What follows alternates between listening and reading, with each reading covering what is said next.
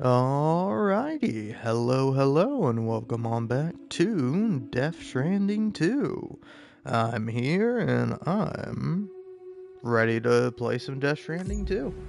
I'll be honest, I kind of forget where I am. Wait, what? Your save data was created from a previous version of the application. Newly created save data will be in a different format, which cannot be loaded by previous versions of the software. Okay? Does that mean anything? Whoa. Okay. Nope, I'm here. I'm here and everything's fine. So, how many more materials I need? I need so many materials, man. I want to build roads, but Jesus, how am I meant to?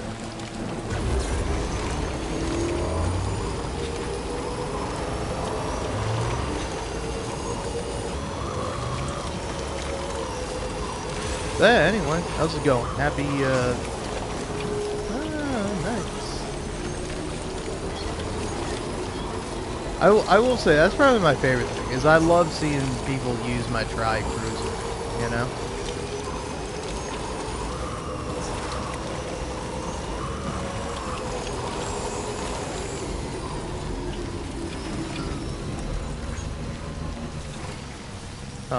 I need to give this guy props. You got lemon in your name and you built this cool bridge? It's definitely going to earn a couple of likes.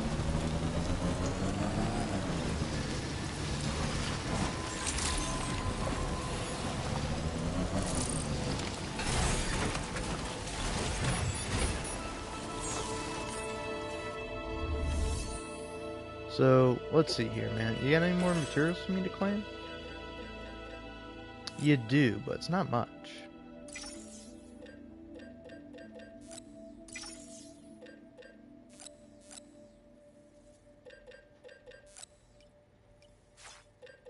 Yeah, so metals, and then... Yeah, are ceramics kind of the other main thing you need? Oh, come on. Give me as much as you can.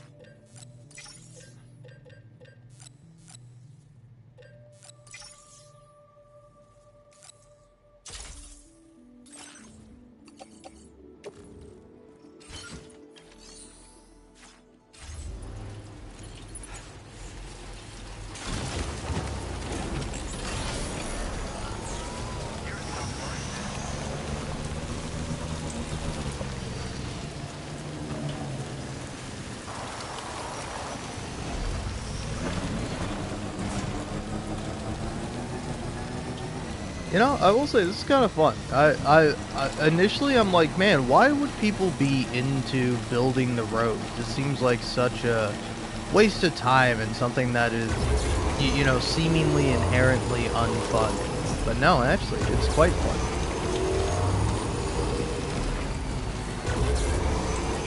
You know, I'm gonna go use that generator.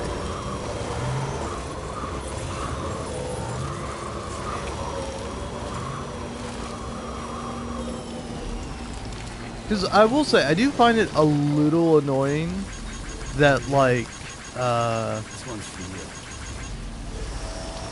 that when you...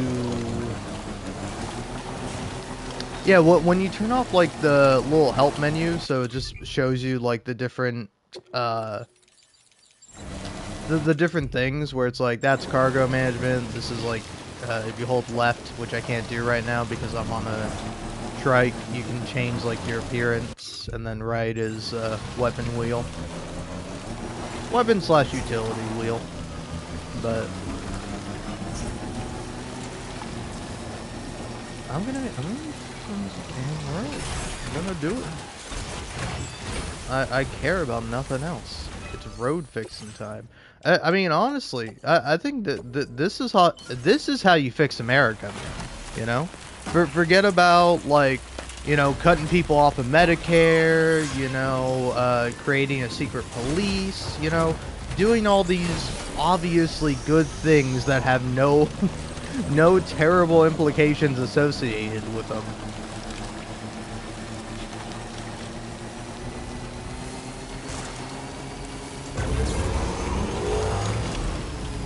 Yeah, who's requesting what over here, huh? Yeah, no, buddy. I mean, listen, maybe if I was done with my own personal road, I'd be like, yeah, sure, I'll throw you some materials. But not before I get mine. Okay, that's another road. Alright. I wanna restore these roads. Like, forget about everything else. I'm getting on my road restoration art.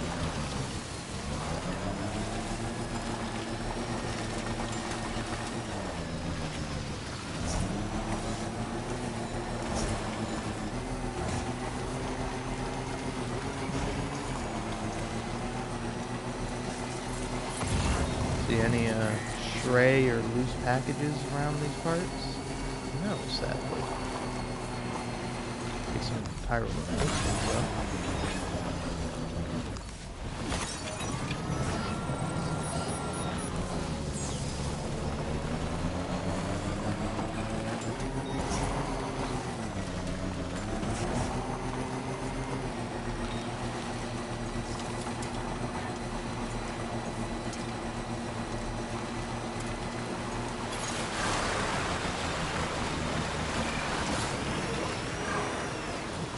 Yep.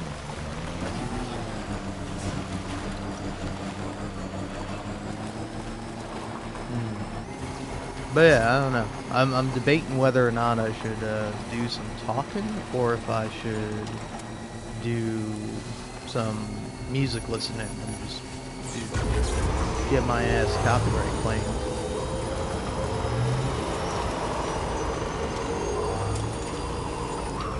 You know, also, I will mention though, I have been having a lot of fun, like,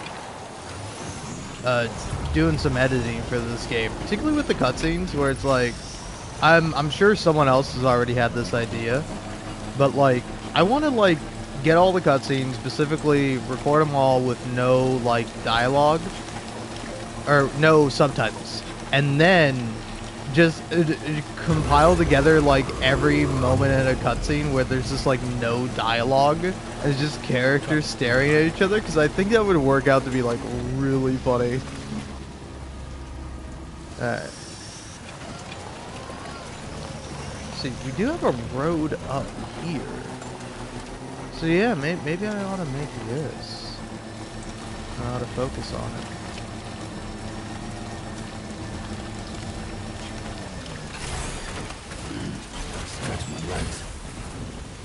So, how much you need, buddy? Oh, you don't need much. Oh, this one's easy for me to do. I can do this. I can crack it.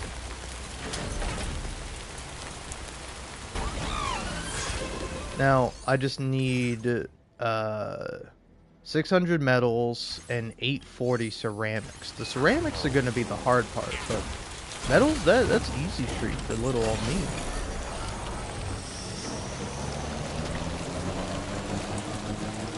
What do you use special alloys for? Is that like good for bridge construction?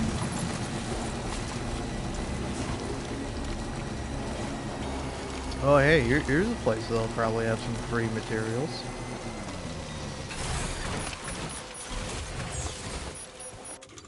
Okay. Oh, okay, I was about to say, I don't have anything that's silenced.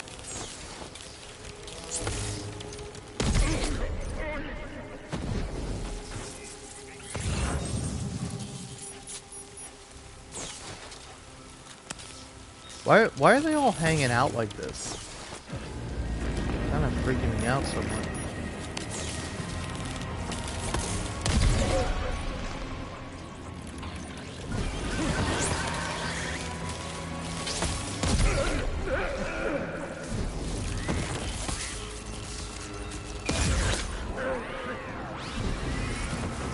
Alright.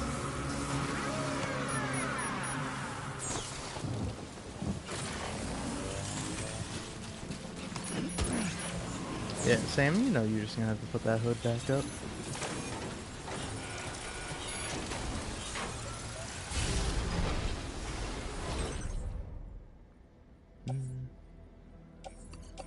Yeah, I suppose you can take all those. Yeah, take the resins.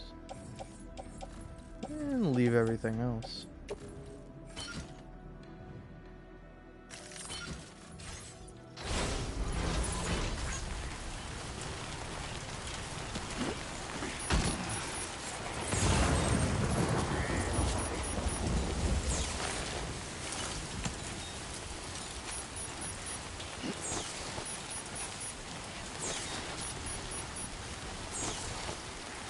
Oh wait, no, I don't need resins, I need ceramics. I don't know what resins are for. I guess I'm taking them.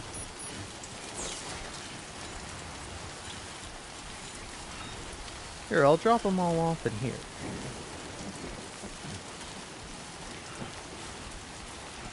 Be like, here, you can have everything that's not metals and ceramics.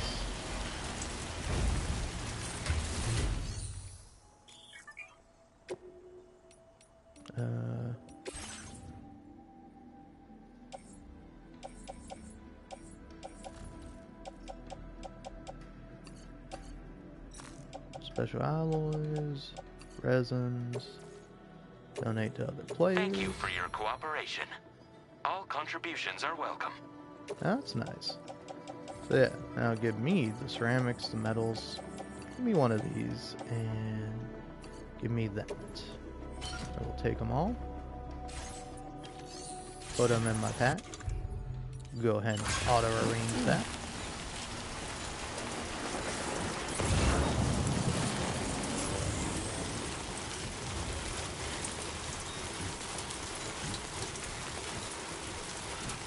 Ah, ceramics. Alright, Sam.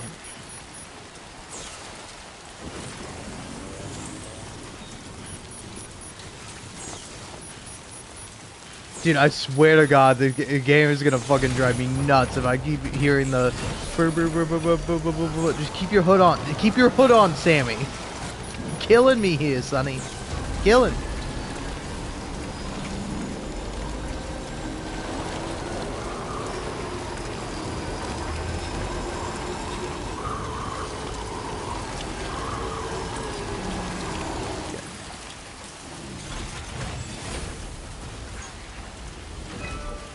Go here.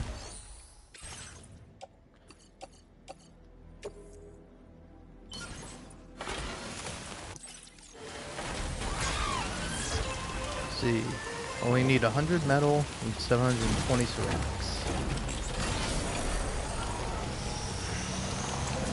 So let's charge you up, and then yeah, I figure why not just build a post box. Like,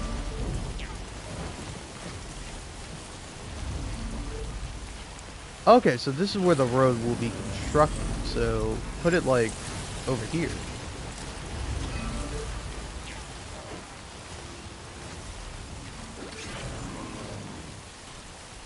Yeah, you know what?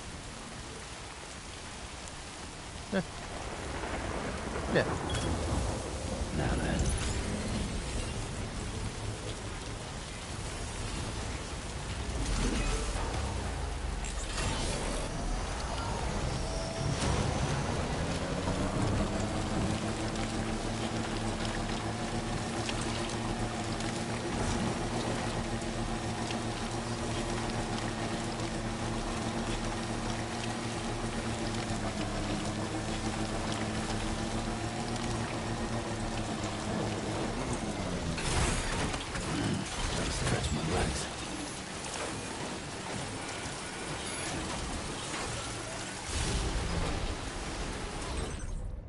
See what do we got in here. Yep. Nothing really to concern myself with. Now, is there something else nearby?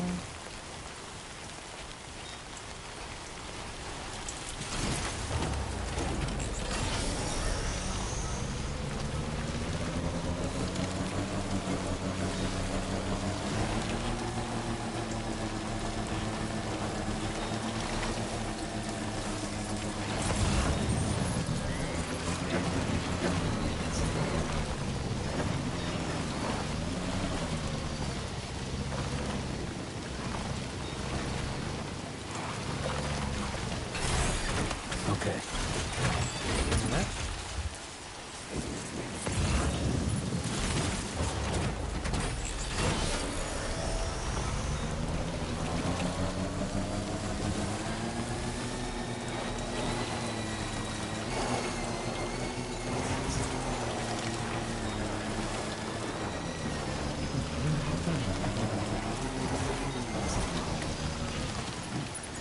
Yeah, I really am just working right now. Ooh, okay. Surprised that I didn't cause any damage.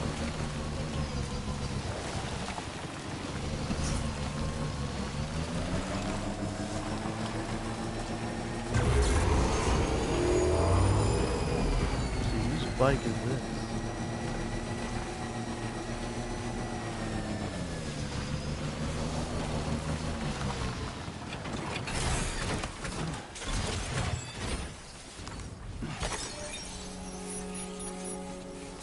Or Bushman.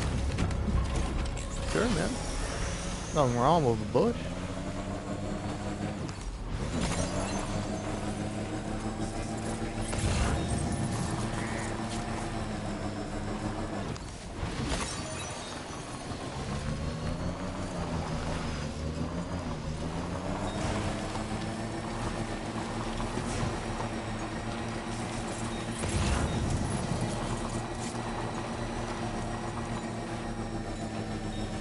Yeah. Right.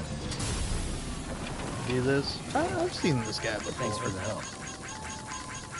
Again, I don't know if it's me just the fact that I played the Guardians of the Galaxy game recently, but I read that as Star-Lord.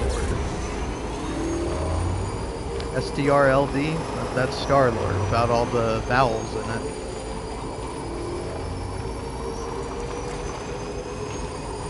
It's like Starfucker, the band.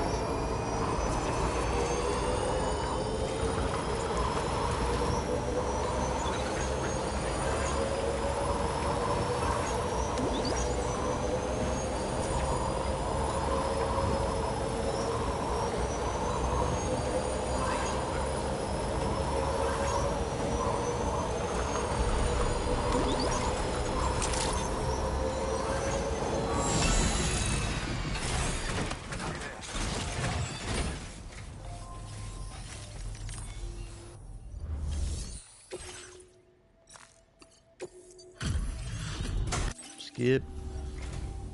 Ba ba ba ba ba ba ba ba ba. I don't know where you found this.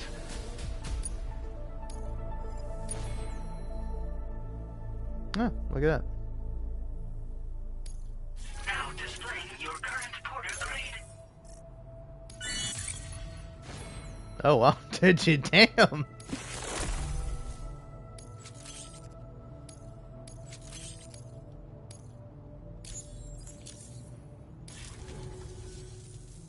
Let's get Shush. at it, huh? Order completed. Well Okay, done. now time for me to claim materials.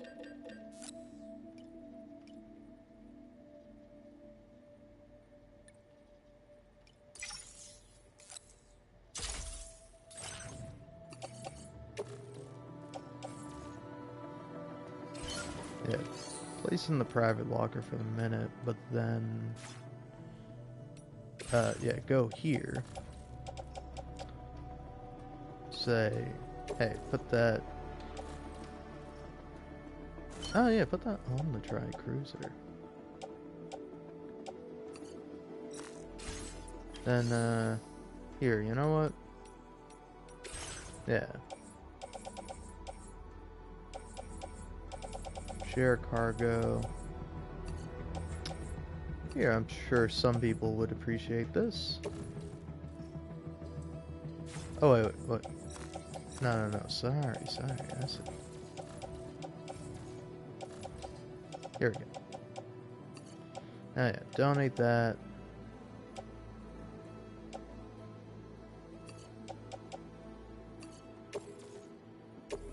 Thank you for your cooperation. All contributions are welcome.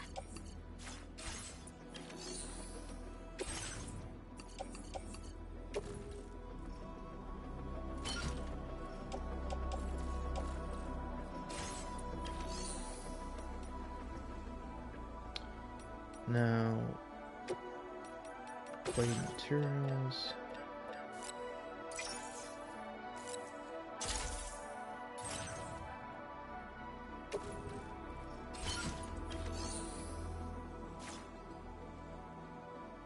Okay. Go ahead and auto arrange.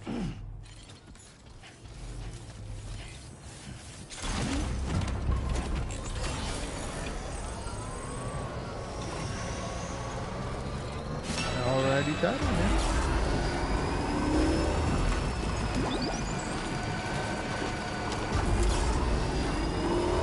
Dude, I'm finally gonna do it. I'm finally going to build a road of my own. Every road that I've used or I've been on or seen has been made by somebody else. But now, finally, I'm the one making the road.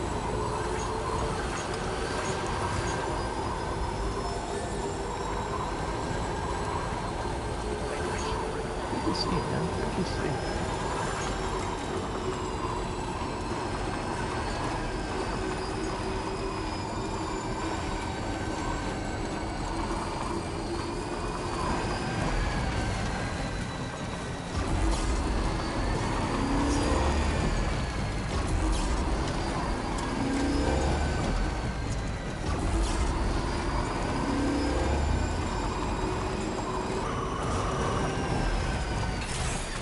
Okay.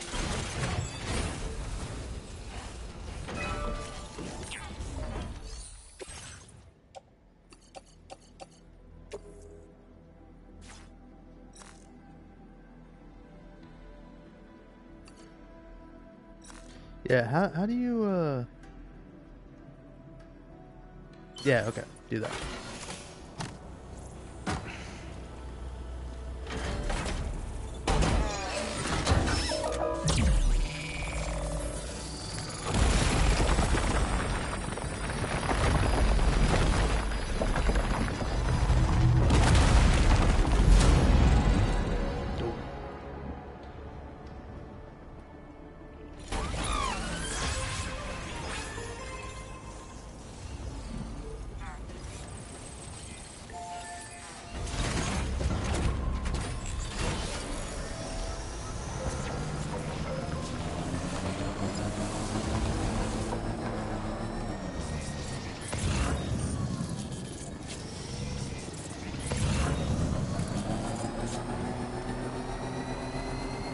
Yeah, does this not count as my road because I didn't restore it? I didn't put up the auto pavers. I don't know, are the auto pavers like there by default? I would have to assume they are, right?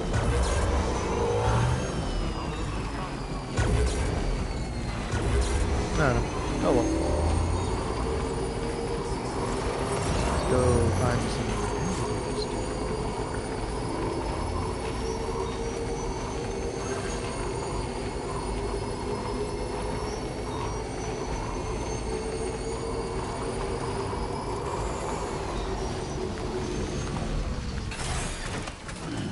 Stretch my legs.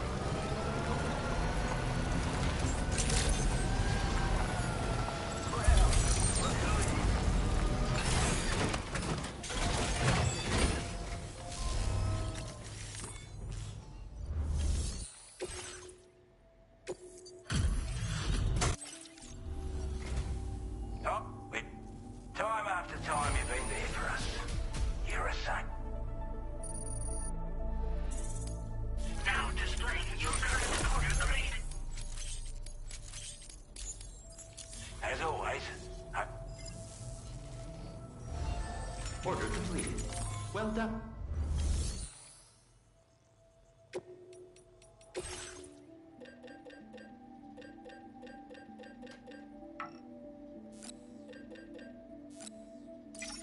Oh, you don't have any ceramics here. Plenty of metals, though.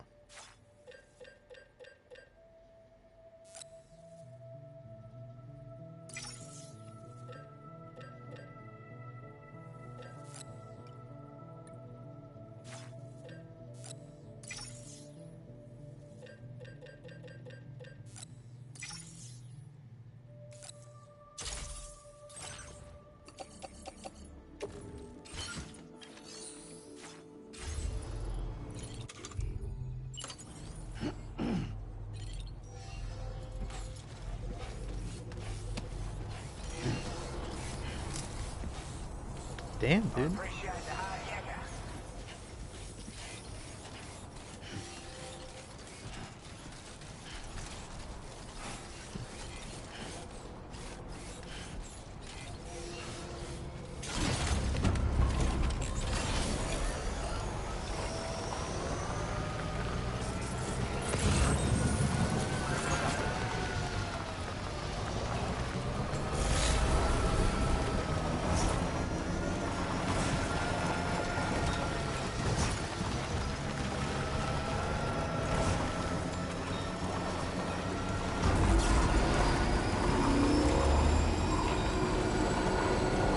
So yeah, I think,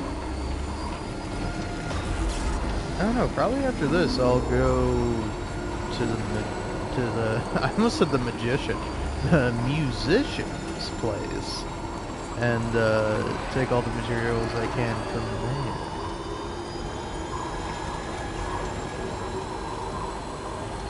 Oh, dude, look at this fucking road.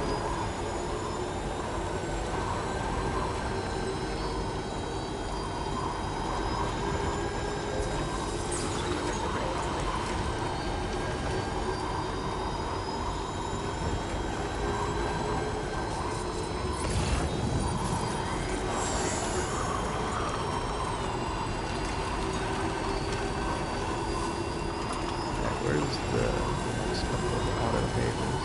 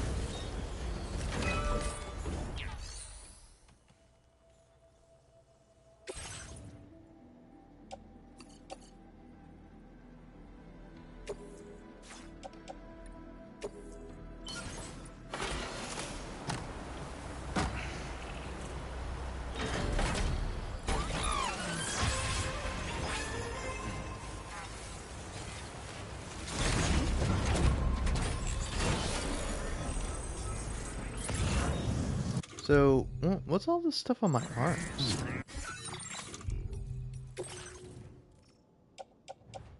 Oh, it's a resin. Ah, okay. So, 130 metal, 940 ceramics. Okay.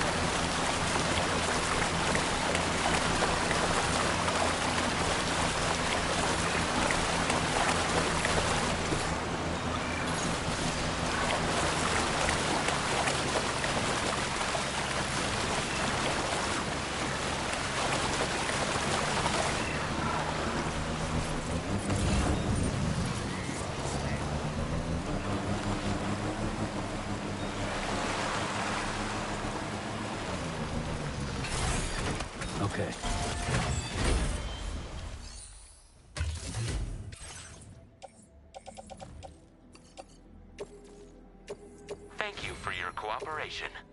All contributions are welcome.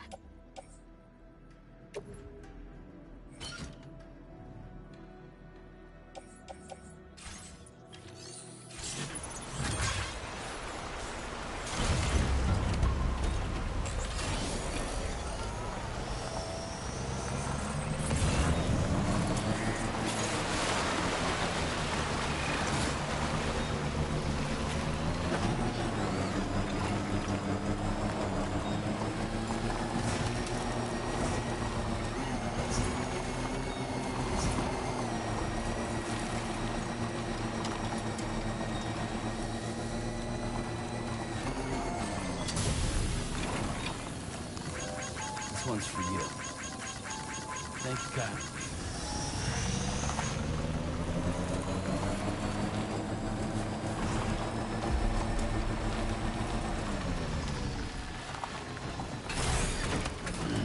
Stretch my legs.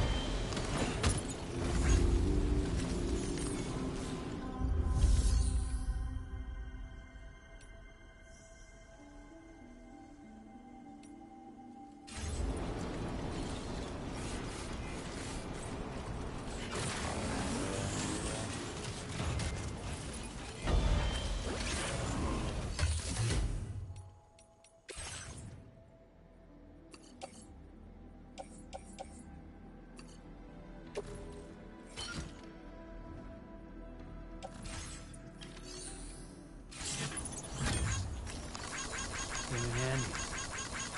Thanks for the help.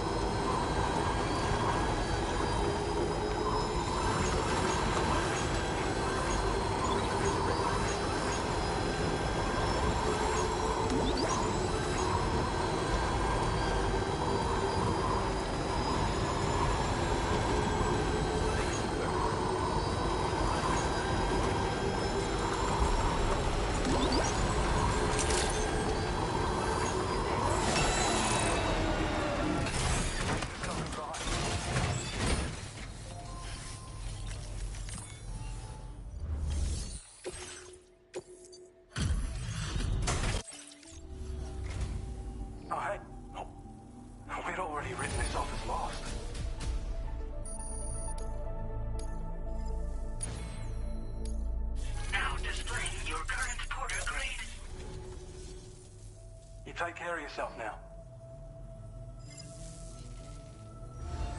Order completed.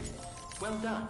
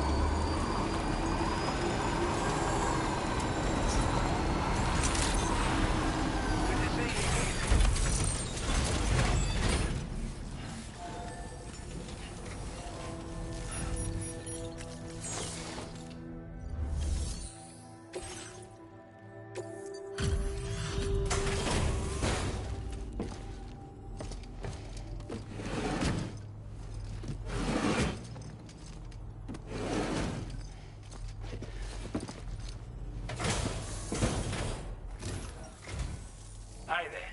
Look, I wasn't expecting you to make this delivery as well. You're a rare breed, mate. You know that? It's only right that I entrust this to you. Your allocation of... Now displaying your current porter grade. What? What? Order completed. Well done.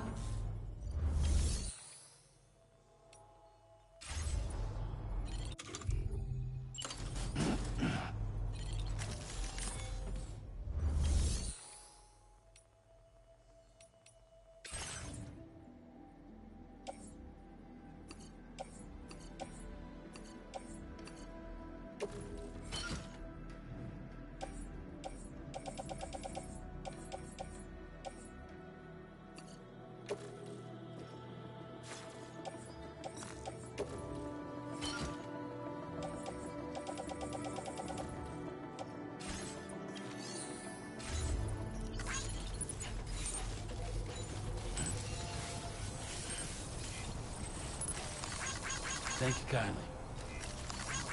Thanks for the help. Thanks for looking after us.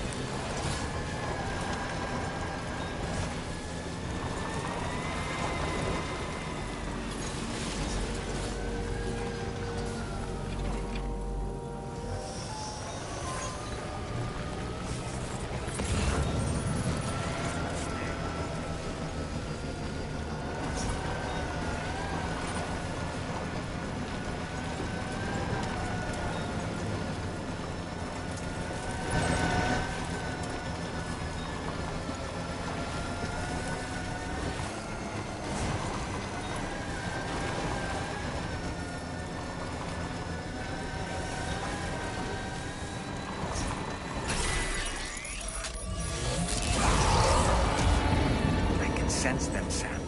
Be on your guard for BTs.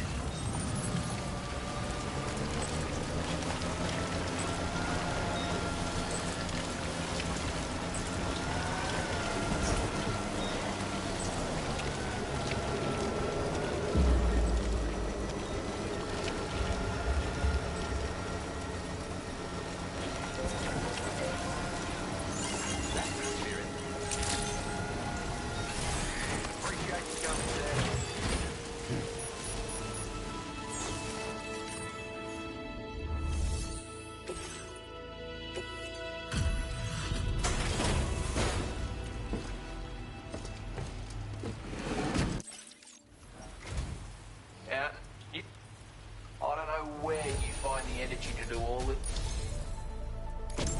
It's only right I reward the hard yakky you put in. Take this data with my compliments. I'm going to increase your...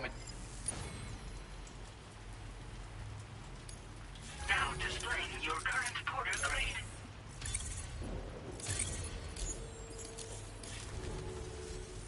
I've succeeded in... and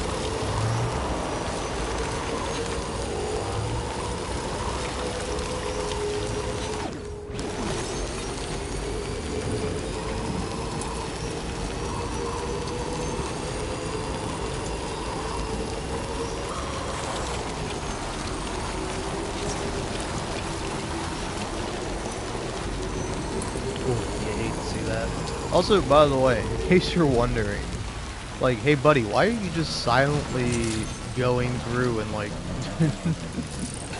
doing all these chores? Well, I'm doing it because it's fun, but I'm also mostly and mainly silent because... Oh, wait, yeah. Hold on, facility storage, or no, claim materials. Give me all those chiral crystals, baby. Yeah, gimme.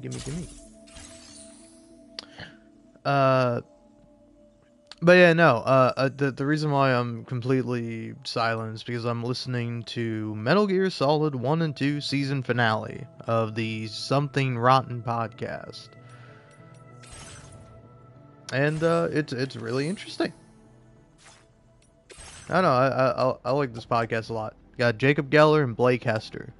Probably know Jacob Geller. You might know Blake Hester. I think he, oh, I'm trying to remember, he used to work for, like, or he might still work there. Like, I think he works for Game Informer or like one of those like gaming websites. I don't know. I can't remember.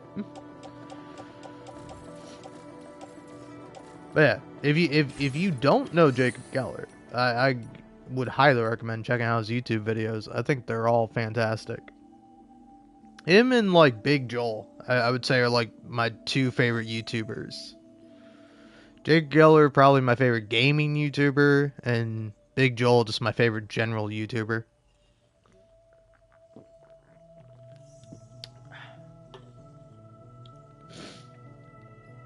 And if you can't get enough of Big Joel, there's also Little Joel too. Still waiting on the awaited day of the medium Joel.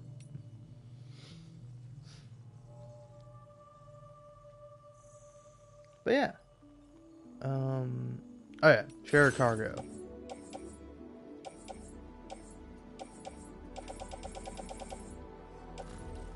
Okay, no materials here, so I'm gonna take more of these materials and kind of run it down mid.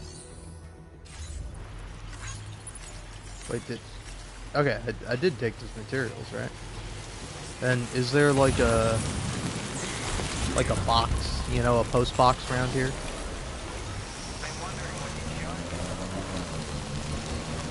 Because like, for now, currently, the main thing I'm doing is I am just running it down mid. I am just like, give me a bunch of materials and stuff for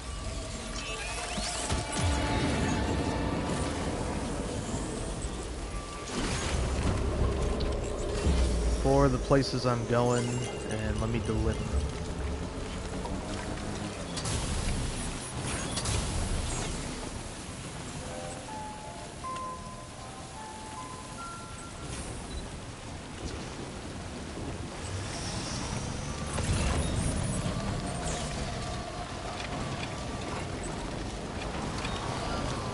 Wait, sorry, do I have a delivery for this guy right now? Whoops a daisy.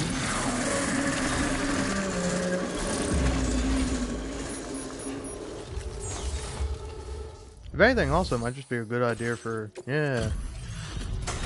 me to do the you get some blood grenades and just kind of kill all the BTs in this area. Because, like, I don't know if that makes a difference. Like, if I kill all the BTs in the area, like, are there going to be less of them? Will they eventually come back? Or will they sort of, like, fuck off forever if I kill them all? I don't know. Let's see. Yeah, make me, like... You gotta make me at least 2 more blood bags. And then, blood grenade... Give me fucking 5 of them, man. I want to go buck wild. Alright, do that so that way I can make all that. And, yep, there we go. Cool. Now, auto-arrange the cargo.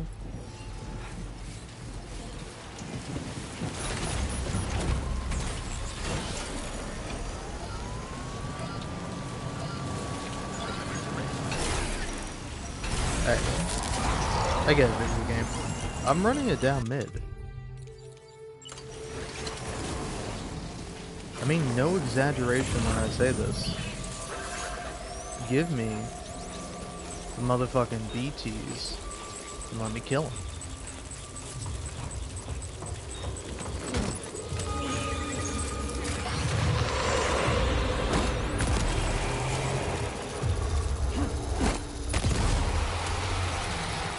You dead, buddy?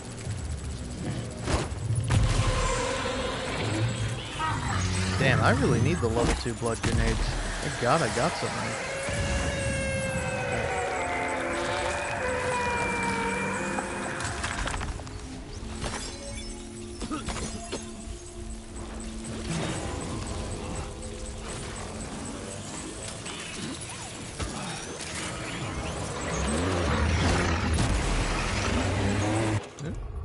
Swap.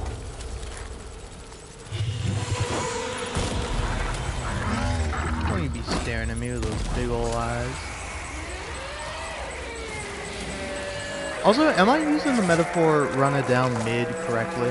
I'm not a big sports head or nothing, but I don't know. To me, it like, even as a guy who does not play or know basically fuck all about sports, like run it down mid just makes sense to me. Wait, is it even a sports thing? Is it a fucking league thing, like a League of Legends thing? It very well might be.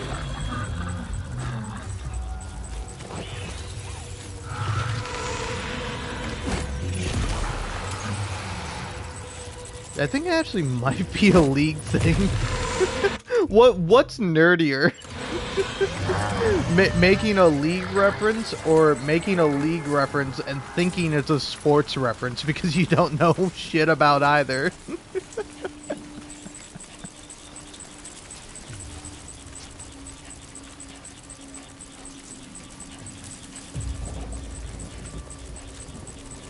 It also might be a CSGO thing. I don't know. I think it's also just like a general term. Like, do you understand what I mean when I say run it down mid? It just means I'm gonna go straight at the problem and I'm gonna deal with it as it comes at me. You know? Like, no doubt, no hesitation, no planning, no, oh, I ought to do this, or oh, I ought to be doing that. Like, no, I'm just fucking, I'm running up to these BTs and I'm fucking throwing blood grenades at them until they die or I die. And to me, in my mind, that's what running it down mid means. You fucking run it down mid. You go down the middle, go straight at the problem, and then you die or it dies. Or they die.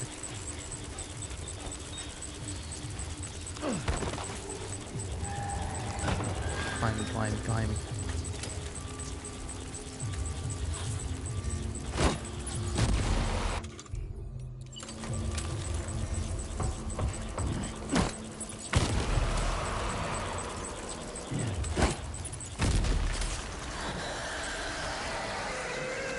Yeah, your ass is grass, buddy.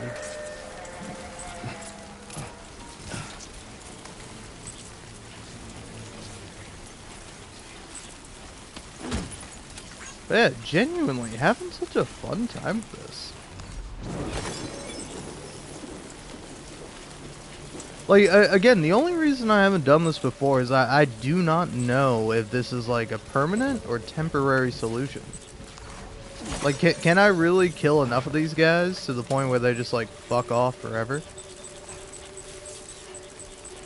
Plus, it's like, I wonder what else is, like, hidden around this map. Secrets do you hold, watchers of yore? Oh, shit. I might be making some grounds for myself. There you go, buddy.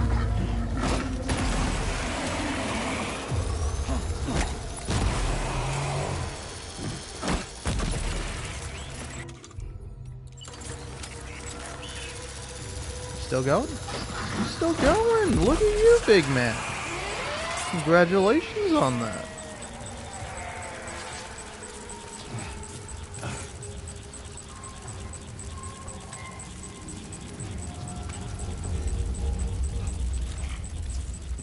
Alright. Chill going down here.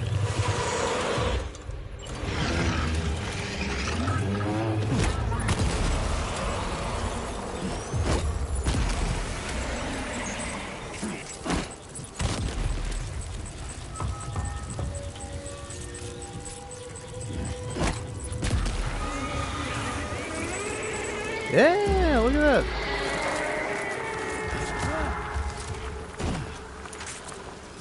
Oh, my footwear is ruined. Oh, intriguing.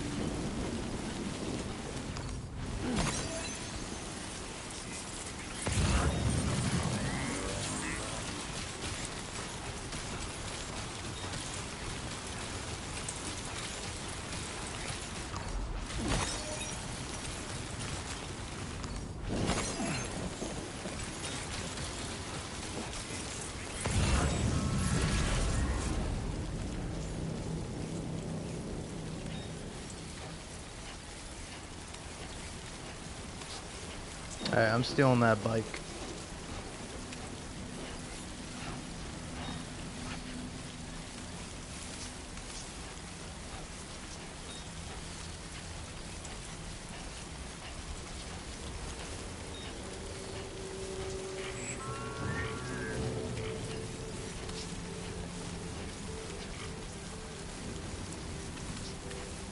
Play Xbox Series. Oh man, what a funny name to have.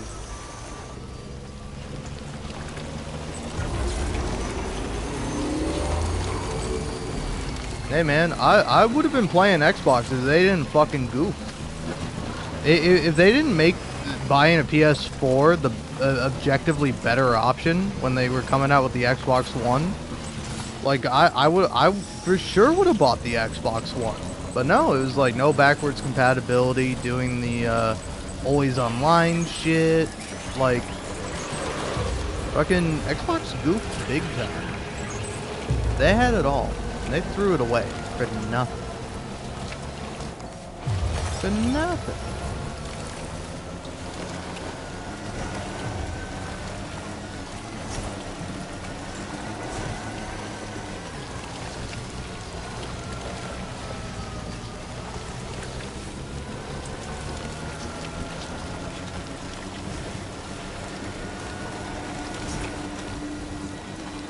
I mean, they should just call that shit the Xbox 720. I don't know what fucking moron dipshit was like, "Whoa, let's call it the Xbox One." That guy fucked him. Whatever asshat came up with that idea, just like fucked him. Oh, almost lost it there. Yeah. Goddamn. Alright. There we go. Do that. Deliver and report. There we go. It's a little something something. Where on earth did you find me? Shush, big man. Shush. Displaying your current porter grade.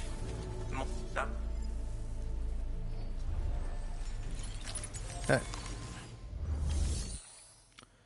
Now, let's do some sharing, man. Yeah, I can take that.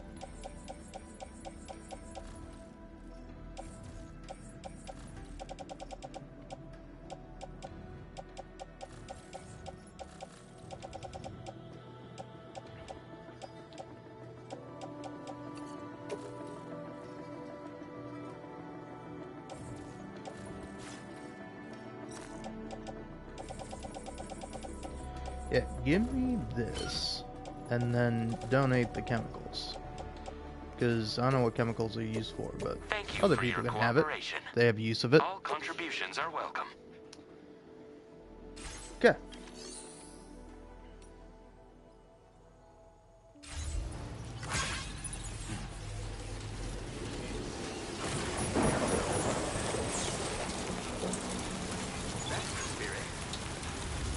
Like, honestly, it's kind of funny. Usually, whatever, like, like the only time that I'm like, oh man, I wish I had an Xbox, or, you know, better yet, just a PC. Because it's like, if you can't afford a PC, there's quite literally no point for you to buy a console. I mean, I guess there is some point to it. Like, it's probably nice. It's like, I don't know. I think there is somewhat of a tangible benefit to buying a PlayStation But like for an Xbox, it's like really, if you can't afford it, just get a PC, and if you can't, just get a PlayStation.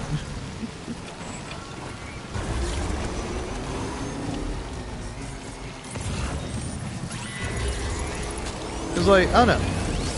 I wouldn't even say I'm necessarily biased. I just think the PlayStation is the better buy. You'll have access to better games that run better than whatever you can get on Xbox, you know? Because usually you can just get the same shit, typically. Like, most games are the same. Like, PlayStation is the one with the good exclusives. Like, there are some exclusives on Xbox that are decent, but there's not, like, a lot. Like, what? Is your punk ass gonna be playing fucking Halo? Honestly, actually, good argument. But again, Halo is also on PC, so... But fuck me, I do miss Halo. Like, Halo is so good. When I was, because I do have, like, a little shitty laptop. Playing Halo on my laptop with a fucking Xbox One controller, oh, that shit fucking rules, man. Dude, the original Halo, that shit's so good. I really wish I played and put more time into Halo 2. Like, both as a kid and when I was replaying it. Because, like, I don't even know if I beat Halo 2. But, like, I don't know, for me, I fucking love Halo 1. Like, that shit holds a special place in my heart.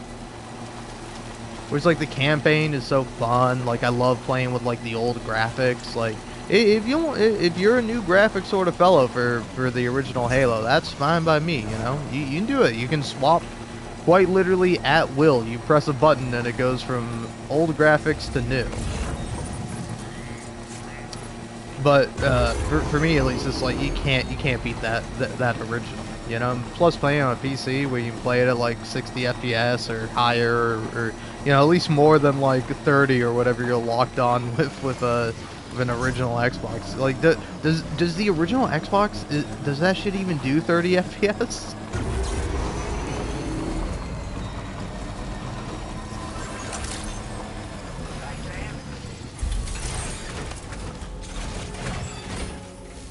I don't know, I think either way, irregardless.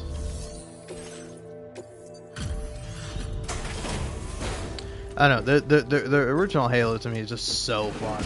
It's genuinely such a fun first-person shooter. Like, I don't know, I played it on, like, on hard, or whatever it is, heroic. Yeah, that's the Halo version of hard. Like, legendary, I don't think that's for me. If you're a legendary sort of guy, I gotta give respect to you and props to you. But me, I'm not gonna be doing that shit, you know? Like, I much greatly prefer, like heroic is, like, that's genuinely such a sweet spot, man. At least for me. It's like, it provides you just enough challenge, but you still feel, like, powerful and strong. It's such fun. Alright, anyway. What we got here? Take that. I will not be taking that. Whole lot of resins, whole lot of metals. I will be taking metals, please and thank you. And then, yeah. Alright.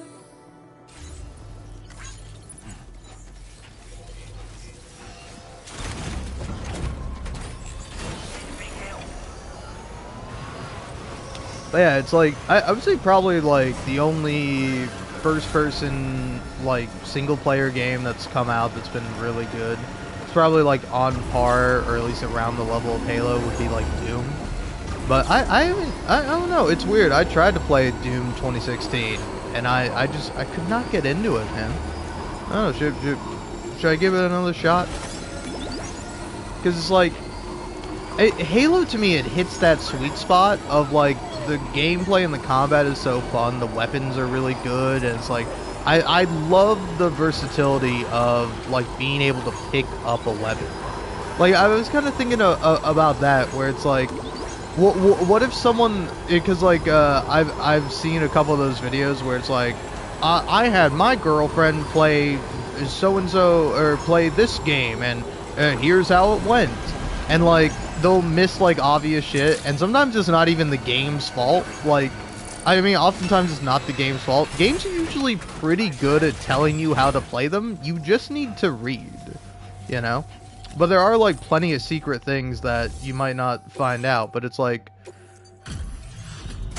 I don't know. Here. I don't know where you found this. Shush. Now displaying your current quarter grid. Gets pretty dark out here. So be sure to watch your step. Fuck off, big man. But yeah, but it's like it's like, I don't know. I'm picturing like someone who like is playing something like Halo and they never learn how to reload. Like, I think the game even does it automatically for you, but like imagine you never learn how to reload, so like every time you empty a magazine you have to go get a new gun. I feel like that could be pretty fun. Like, I don't know, I also just love that idea of picking up a weapon. Like, that to me is quite fun, you know? It's like that's all my like favorite memories playing like Call of Duty, where it's like you're running through the game and you're like doing really well, and you get to the point where like your gun is run out of ammo, or it's running out of ammo, so you kill some guy, you take their gun, and you keep going. Like, that shit is that is a high, man. That is so fucking fun when you're able to do something like that.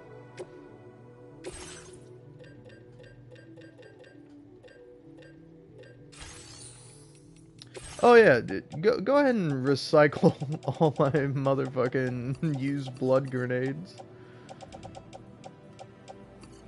Oh yeah, and also fucking I gotta make me some damn shoes. Oh yeah, claim materials.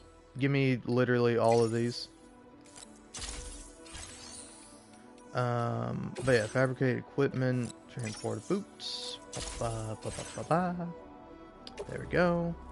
Put on footwear. Beautiful. And now, let's see here. Yeah, see what we got here. Yeah, tar guard, premium shirt. I'll take both of those.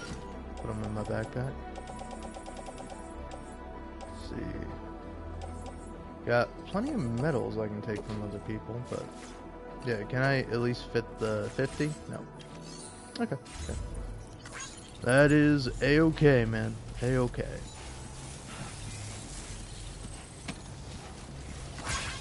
Hey, give me this.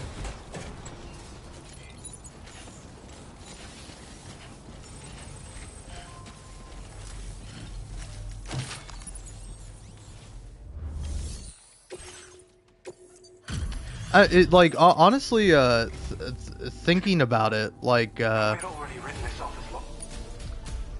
take Metal Gear Solid 5. Like, I like Metal Gear Solid 5 a lot, but it's like, I wish I didn't have this. It's like, I don't know, I wish I never went to fucking school, man, you know? Not because I didn't want to learn, but because, like, getting a bad grade fucking hurts me psychologically. Like, even though it would be way more fun for me to just grab a fucking, like, LMG and a rocket launcher and blast through a base, fucking killing everyone, I don't want to do it because the game's going to be like, no, bad, you shouldn't kill people. And so I'm, like, trying to stealth and fucking use tranquilizers. And, like, that can be fun, too, especially when you have them upgraded. But it's still going to be probably less of a good time than just, like, going wild and wacky on it, man. So, do that, do that.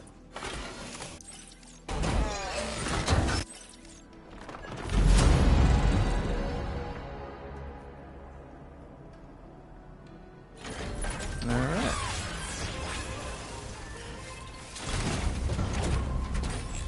As one motherfucking road.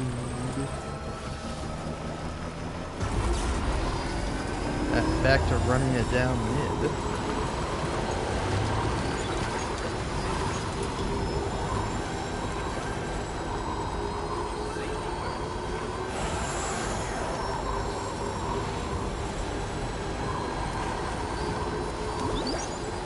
But yeah, it's like I feel oftentimes that it's like I don't know if you give me no grade, it's like I don't know, I usually prefer that unless it is something that is kind of fun to do. Like I don't mind it in like Hotline Miami, like the original Hotline Miami, Hotline Miami 2. Fuck that shit. It's a fucking piece of shit. I don't want to do it, especially with the fucking inverted levels and you can't even fucking. Oh man. And they also took that shit out in like the remastered Hotline Miami thing. Okay. Also, no offense, Yoda. Get this fucking vehicle out of my fucking face. Every time I come up here, some fucking bitch ass vehicle in the way. You know, I understand my vehicle's in the way, but it's like I put it there. I don't mind that it's there. That one though, that one's pissing me the fuck off. Time after time you've been there. Now displaying your current porter grade. Alright. Now, activate terminal. Share cargo.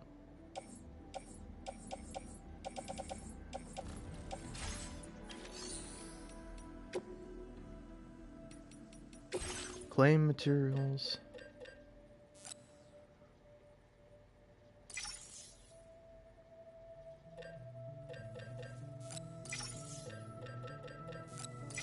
Just give me all the metals, man.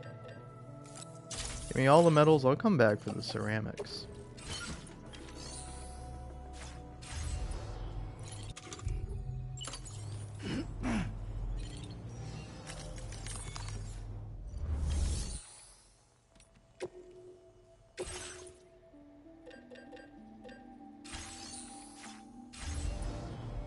Nah.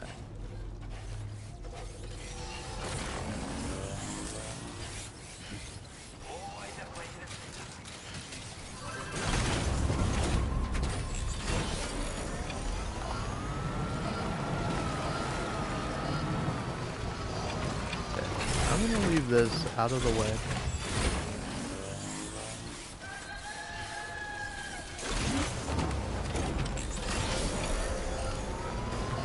If anything, I'm gonna move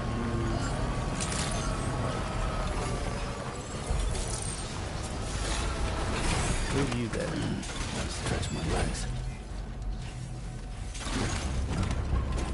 I'll be taking here.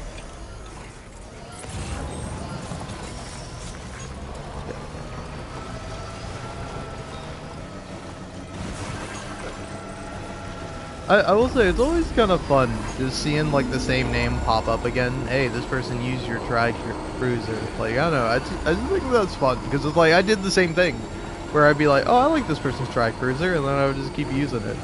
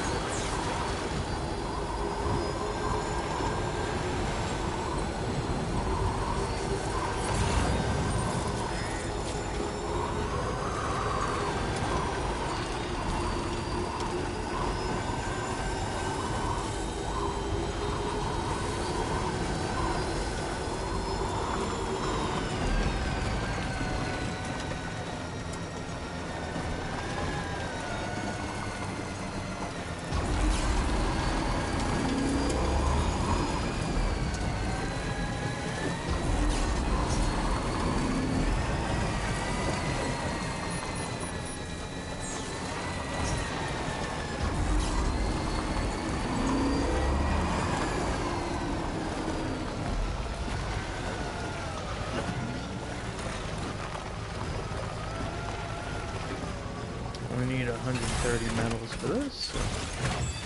Drop these off, and then I can easily come back with the ceramics.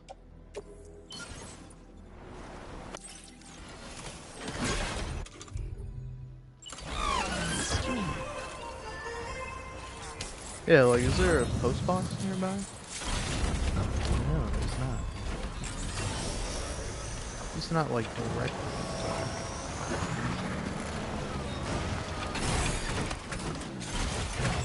So, let's use this guy.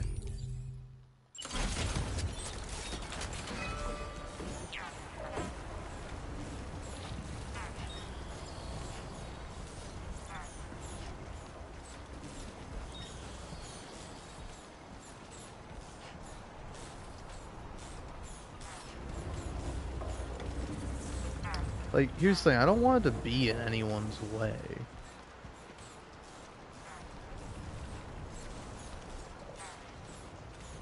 It's all road construction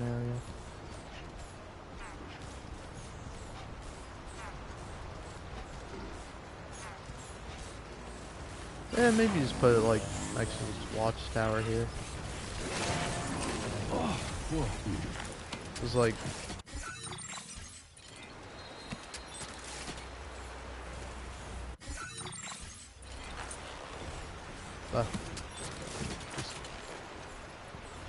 yeah, hold on. Put that away. Yeah, am I not able to destroy the watchtower? Activate terminal. Okay.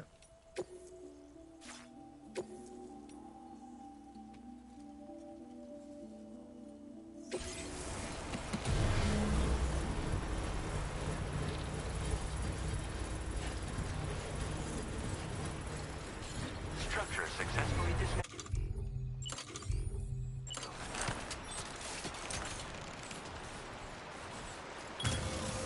Done and done. Because, like, yeah, two things I'm kind of curious about. A, what do you need to upgrade a post box? And then, like, Construction process. yeah, upgrade structure. Yeah, I fucking know how to upgrade structures, man.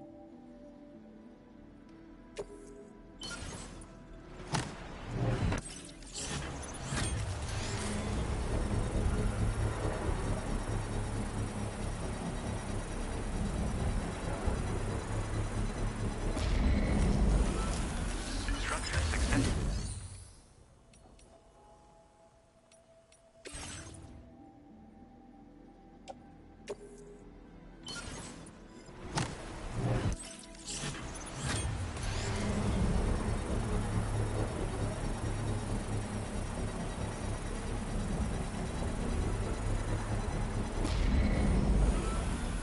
Structure successfully.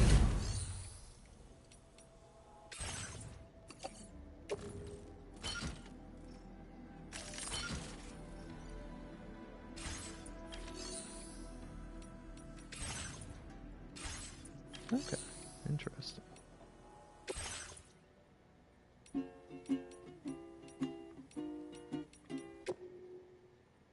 Yeah, if anything, do that.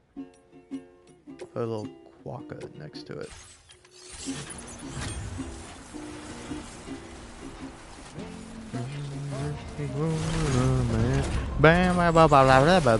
Sorry, I don't want to get copyright claim. You know?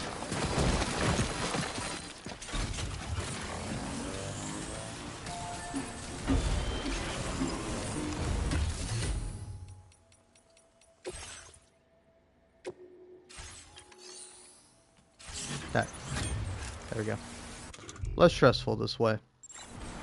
And also, let's see, so this thing, yeah, carry in hands, yeah.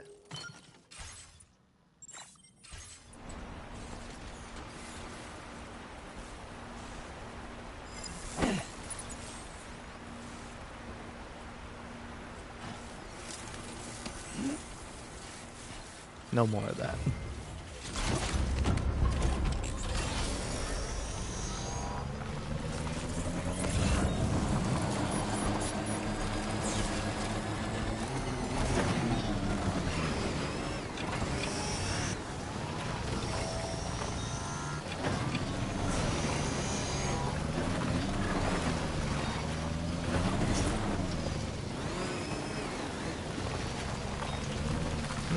Oh well, what are you gonna do?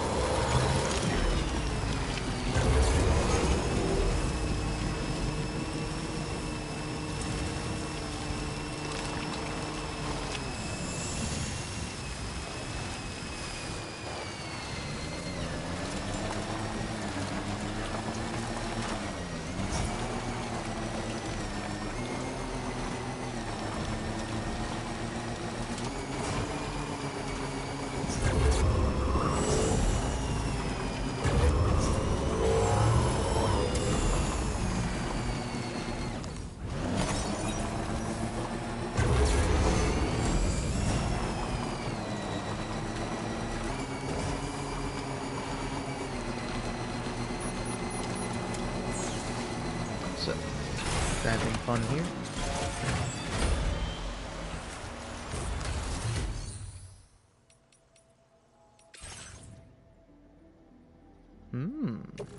Seems pretty big. I'll take that. I'll take that.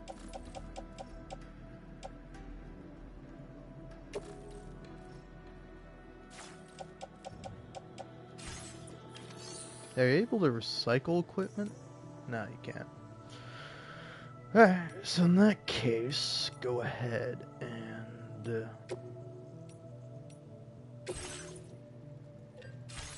no materials to claim. Oh, you can recycle. Okay. Do that. Do that. Do that. And that's good for now. Might as well have one weapon on me.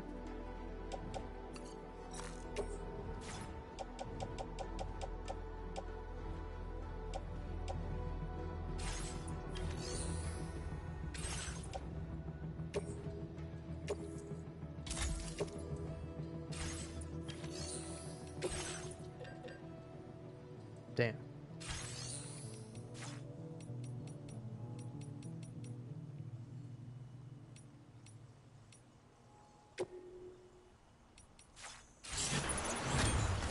Feels good.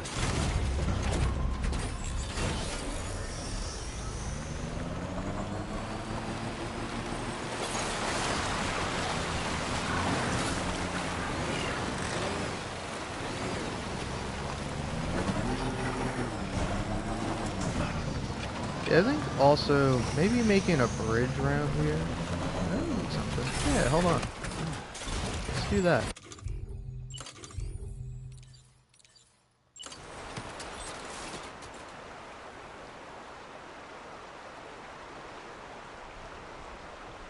Yeah, hold on. Fucking vehicle in my motherfucking way. Okay.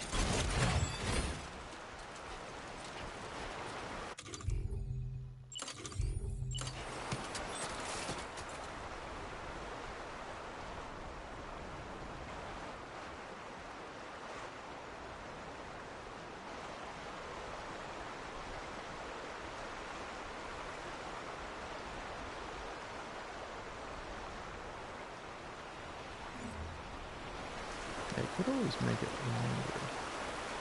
Cause like, yeah, so if you're...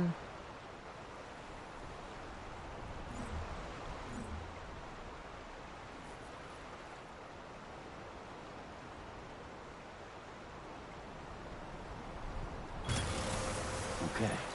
Alright, there we go.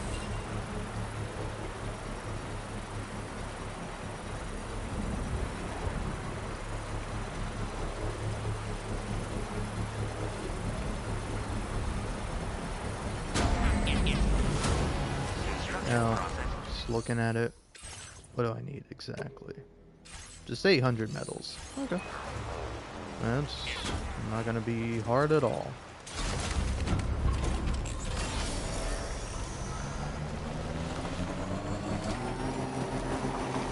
Yeah, I say first item on the agenda, go ahead and do some mining around here.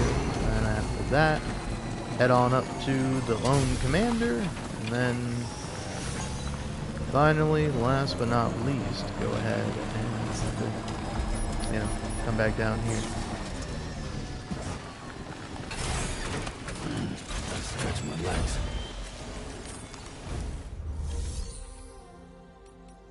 Yeah, what do you need to upgrade this? Special alloys. Okay, that's where that comes in. But for now, you just do this. Give me the ceramics. Okay.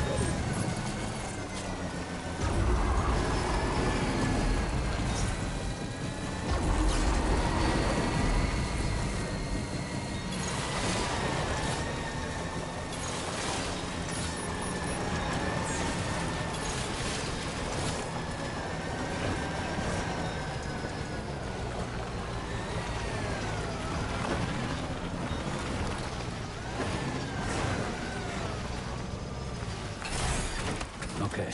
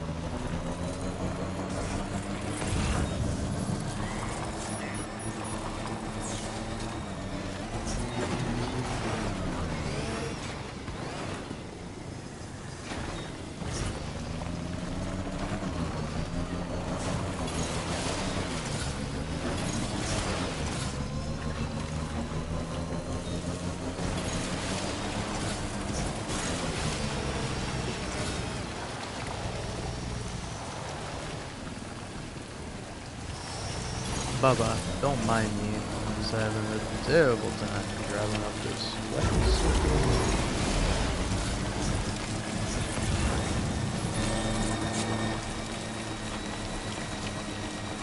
Am I even going the right way?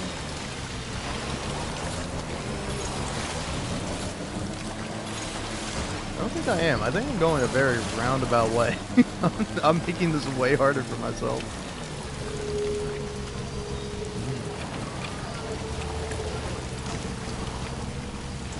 Well, let's see here though. Yeah, I meant to be going this way. But, oh well. I'm already up here. Just carefully, slowly back your way up. There we go.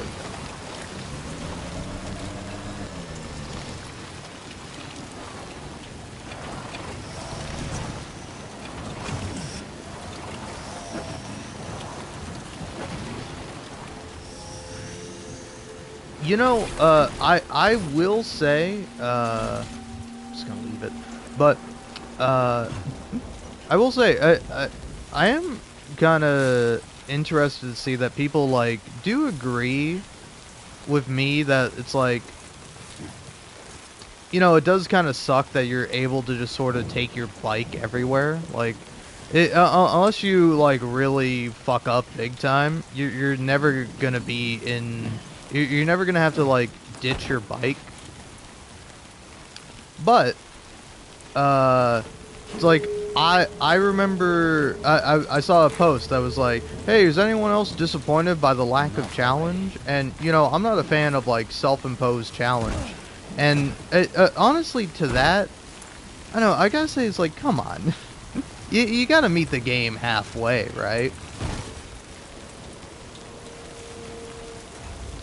Like, I don't know, if you're playing something like Skyrim, or even like Civilization 6 or whatever, or like a game that requires you to spend a lot of time on it and like get familiar with its systems, it's like, it's like, I don't think it's like a negative thing necessarily. That it's like, oh, hey, I can just like drive my bike around the place. Me, that's a positive. That's like, oh, fuck yeah. I love that I can do that. That it's a genuine option and you're able to do it. But if you really don't want to do it, then don't. If you find that, oh man, this is taking all the fun out of the game for me, it's like, okay, well then, you know, try to make the game more fun for yourself. It's like, say for example, you're playing hide and go seek as a kid, and you find a perfect spot where no one else will ever find you, and it's just the best thing ever. It's like, I don't know, is the game hide and go seek bad, or are you playing it bad?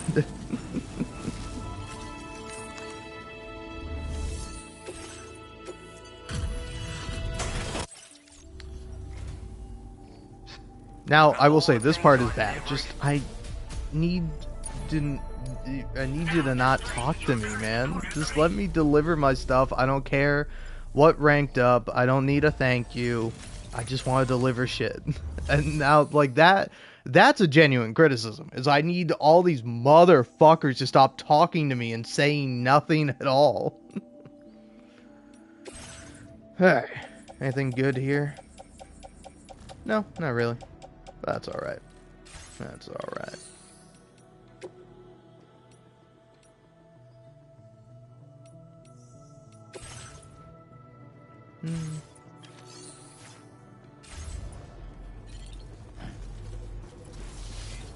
Oh yeah, hold on.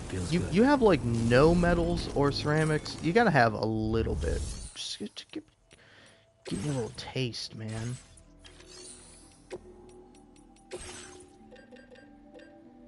Yeah, you got some. You don't have a lot, but you got some.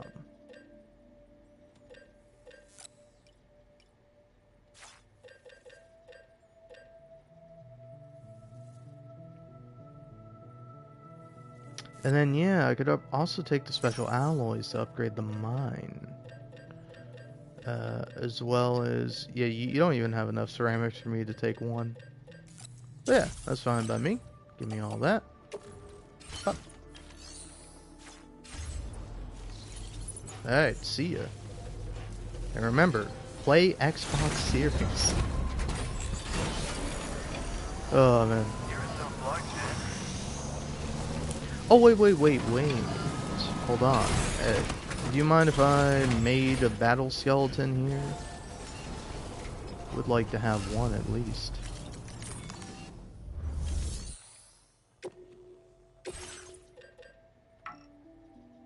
Damn. Ah, it's because of my lack of ceramics. No. But yeah. Anyway, I was gonna mention with this motherfucker on PlayStation named Play Xbox Series. Unless you work for Xbox, like unless you are employed by the Xbox Corporation, although you probably just got laid off, considering They have record profits. We have more players than ever. The company's doing so well. We're gonna fire 9,000 people. Fuck you. Boy howdy, corporations. They sure are great. And they're always looking out for our best interests. But yeah, it's like, unless you're employed and you get, like, some tangible benefit for promoting Xbox, it's like, well, I don't know, what are you doing, man? You know? It's like, if you ask me my opinion about the consoles, I'll give it to you. Sometimes I'll share it, like, willingly, but it's like, I would never go up to a stranger and be like, hey, man, you gotta buy a PlayStation. It's so great, man. You know, unlike Xbox, it actually has exclusives. If you're really stuck in between, do I buy a Xbox or a PlayStation? Probably buy the one that's gonna get you a benefit.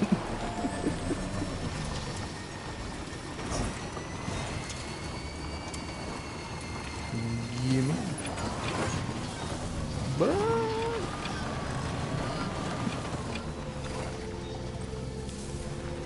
Now let's see.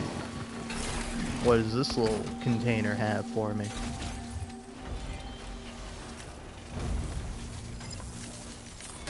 Activate terminal. What do we got here? Got that. I'll take that. No problem. And then, yeah, okay. That's all we got. Eventually I'll be able to make a skeleton. Eventually. Also, poor Sam, he's like sunburned as shit, probably tired. I haven't had him sleep in like 3 days. We're making roads, Sammy boy. Sleep is for the weak, sleep is for those with roads.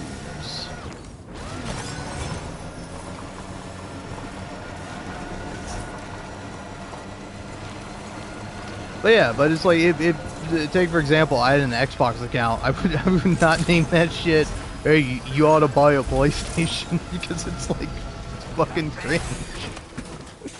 I don't know if there's a more succinct way to put it.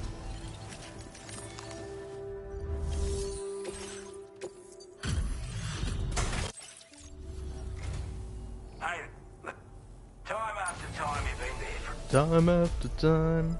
Shut up, old man. I don't Now care. displaying your current order grade. Hey, hey.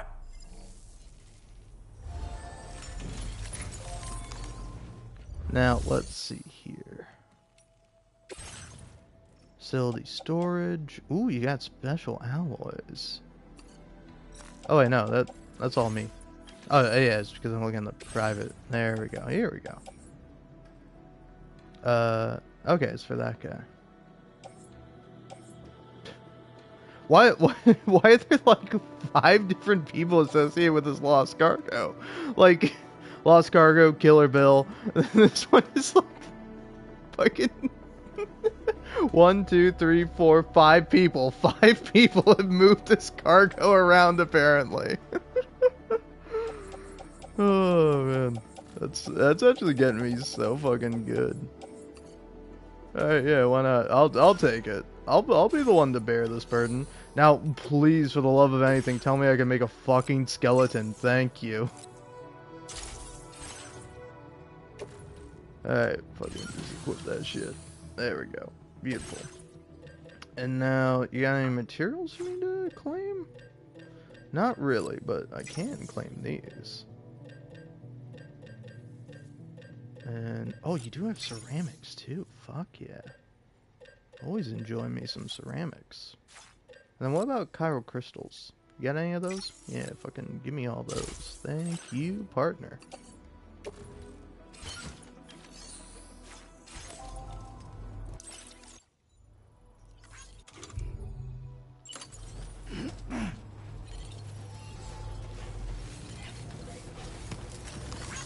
Anyway, in spite of all the shit I've done, you did kind of save my ass. Play Xbox Series. It's also like, not even play Xbox. What's Xbox Series? Oh yeah, I guess it's the new consoles because Xbox still doesn't know how to name their fucking consoles.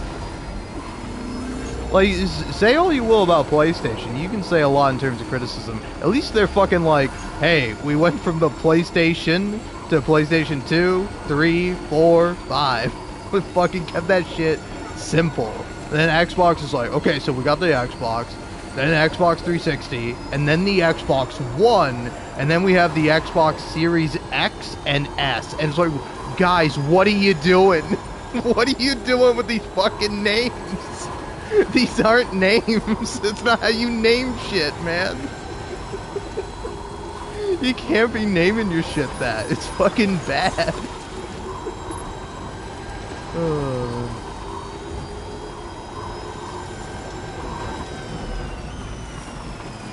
But yeah, again, nothing against Xbox. I mean, both PlayStation and, both Sony and Microsoft, they're both evil companies. You know? It's just like, well, which product do you like more? Pick your poison.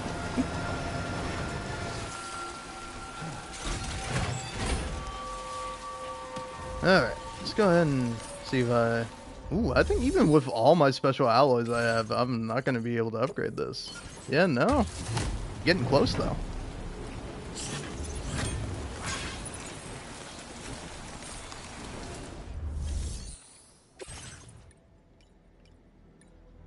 Alright.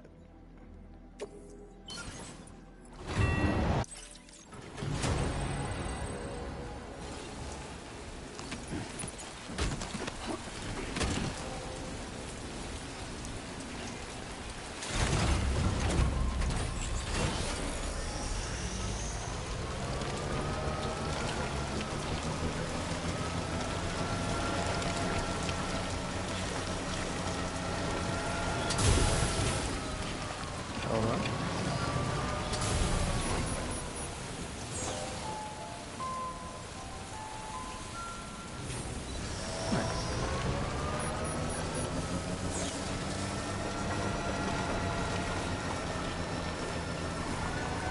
See, do I even have any metals to contribute to this?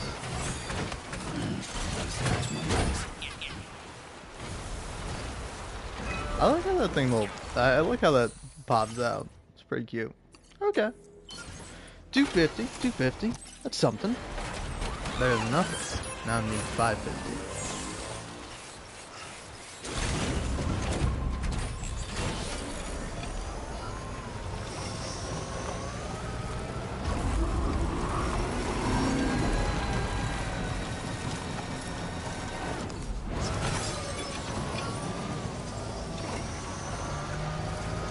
Oh yeah, I can just go back on. I can just go on the road now.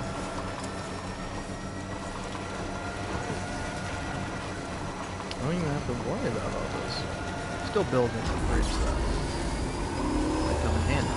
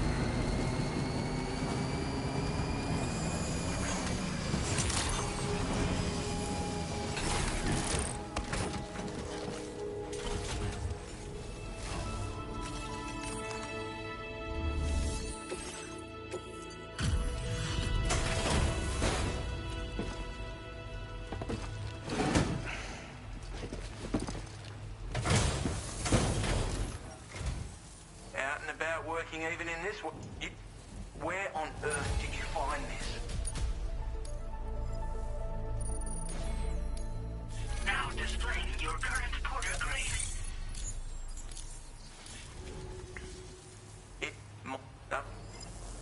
Guys, so much talking. Shut up. Let me deliver packages. Fuck, man. Alright. So claim materials. Yeah, nothing in terms of that. But you have a lot of special alloys. Give me that.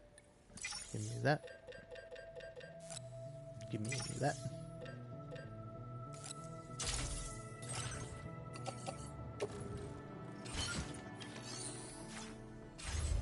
Also, like, at this point I'm just dedicated to doing it anyway, but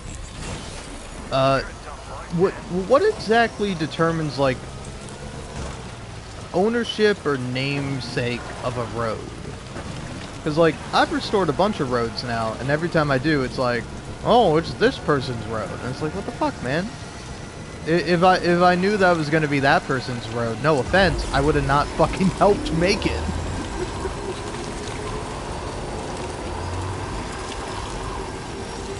Because, like, to be fair with the other roads, it's like I didn't have to contribute all that much. Is it based on who contributes the most, or is it like who contributes first? If somebody comes in and gives like one fucking chiral crystal and then fucks off, is it their road if I provide like 4,000 fucking bits of metal?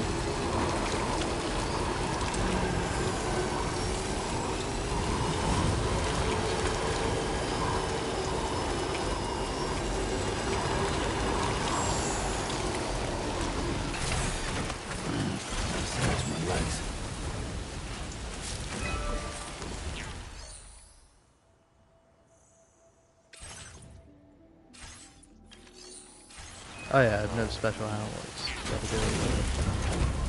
Or I have no metals or ceramics. But take the special alloys to the ceramic mine, upgrade it, get more ceramics, and then fucking restore this shit.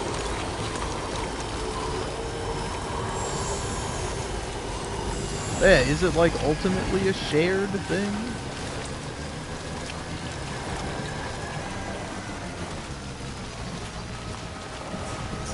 Because, like, this road exists because I came up here and I helped make it.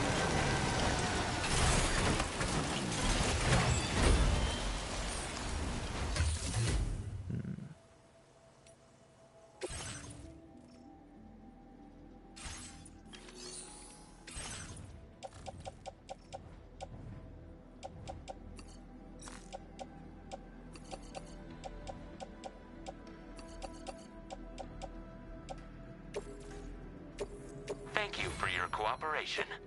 All contributions are welcome.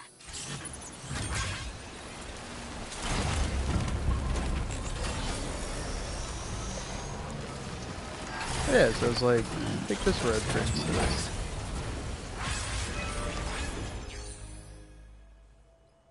You can upgrade the road? Oh, okay, no you can't. But yeah, see? It's like, I contributed. But it's not my fucking name on there. Infidel. Infideli?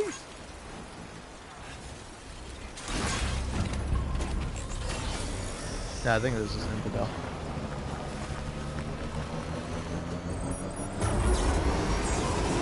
It's like, I don't have a problem inherently with Infidel, you know? But it's like, I fucking wanted to make the road. But yeah, so is the only way to have a road be yours is by contributing more? Or it's like, again, what if you find one that's like, because like I found it already having materials contributed to it. So it's like, is it purely, is it just purely whoever gets there first?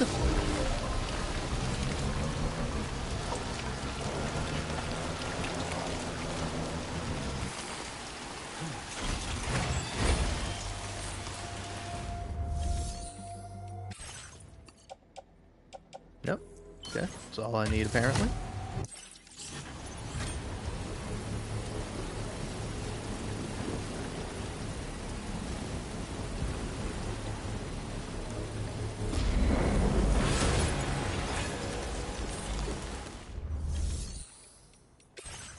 Ah, you can still do more upgrading on it. 1800, damn.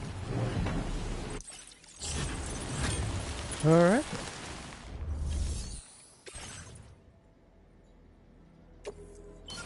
Oh, that's a lot of fucking ceramics.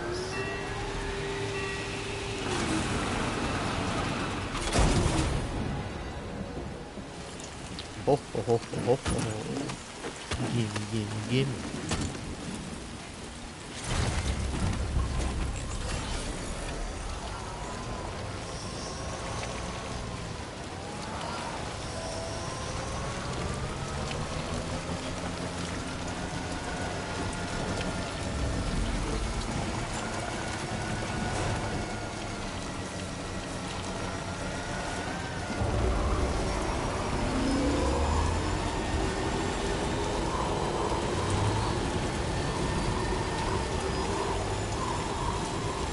Cause like, yeah, I also do wonder how it works. Cause it's like, whenever I started playing the game, which is like when it came out officially, it's like there was plenty of stuff already built. Like I would like do one thing and it'd be like, hey, go ahead and help contribute to this road, and I'm like, I don't want to do that. But then I would come back and it's like, oh, there's a road there now, sweet.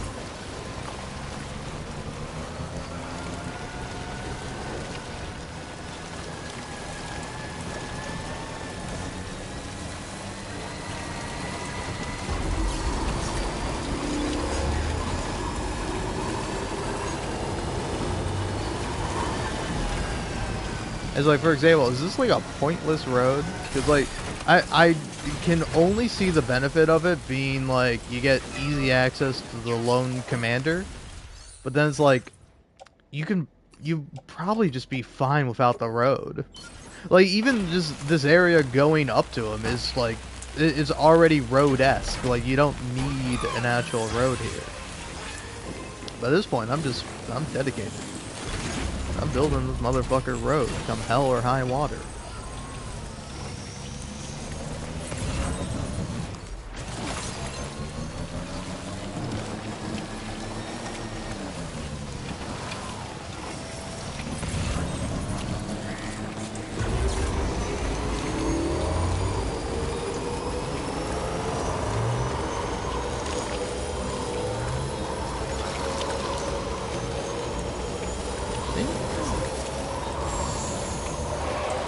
I don't know, may also very well be time to just go to the musician, just so I can get his prayers. Alright, go on, give me this thing that's almost destroyed. And I threw away because it was upsetting me. Seems good.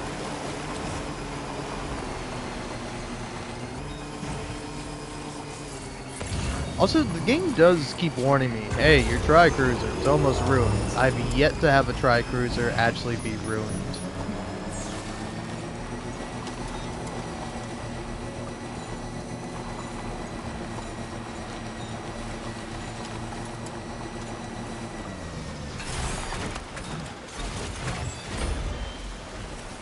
Anything in this post box?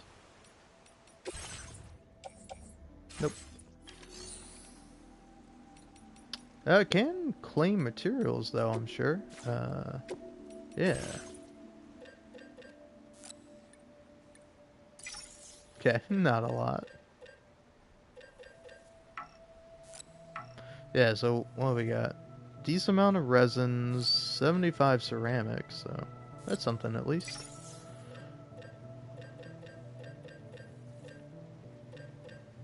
And I'll take those special alloys too.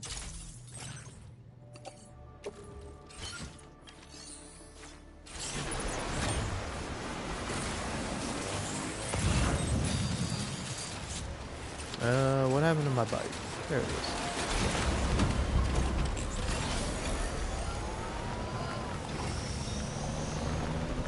Now where are those things? Up there.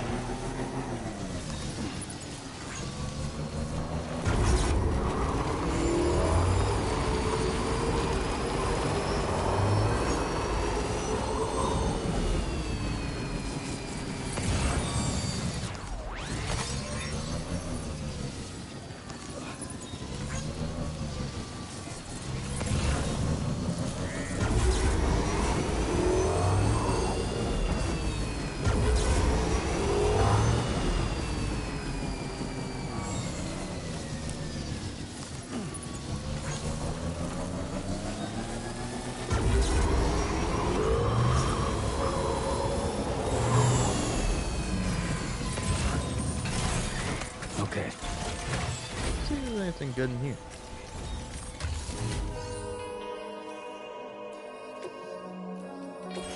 Clean materials.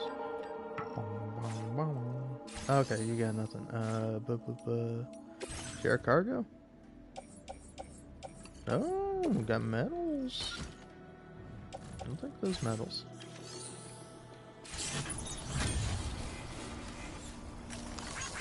Thank you kindly. This one's for you.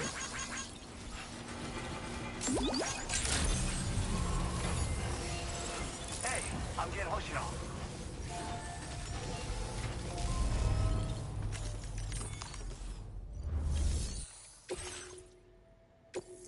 %91 damage.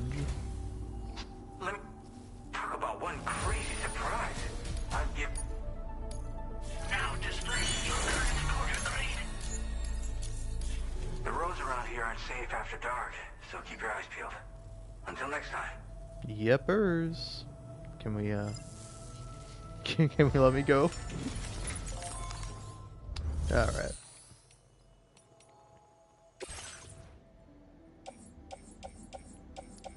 Lot of stuff here. Yeah, ceramics and special alloys. I'll be taking both of those. And then... yeah, claim materials. I think, really, I just need 100 metals. Then... yeah, just give me all the special alloys.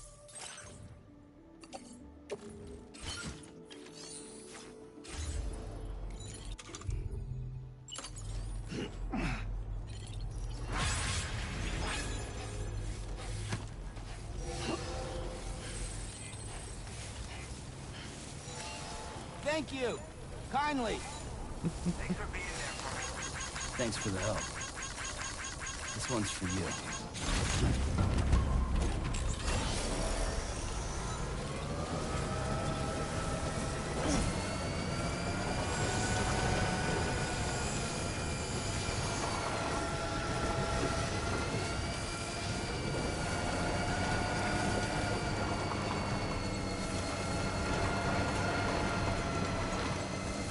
Probably about time I gave Sam a rest.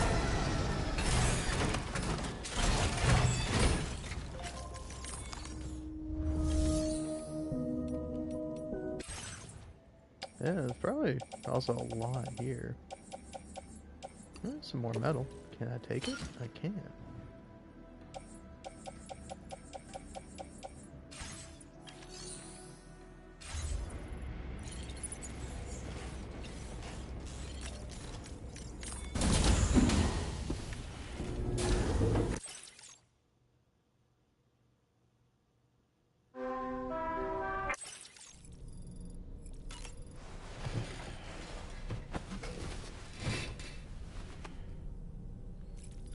Poor Sam is fucked up. Feeling well rested after some quality shut-eye? Sam, I really think it's time you took a nice shower, don't you? Sam, the brigands object to virtually all forms of change, which begs the question of how they managed to get their hands on that disruptor device, or chiral jammer, doesn't it? Sam, is that Horizon Dreamer I spy in your music collection? That's one of Daiichi Miura's best songs. I'd love to hear it again, to listen and remember my family. Come to think of it, apparently you can create your own custom playlist for the music player. If you have any recommendations, I'm all ears, Sam. I don't really have anything else to say right now. Alright.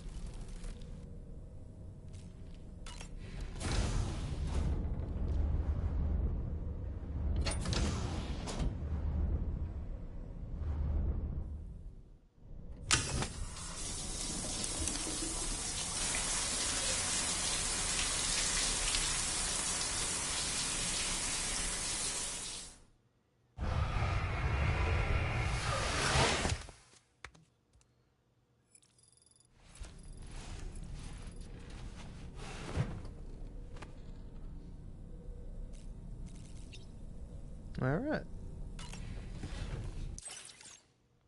Well, back to it.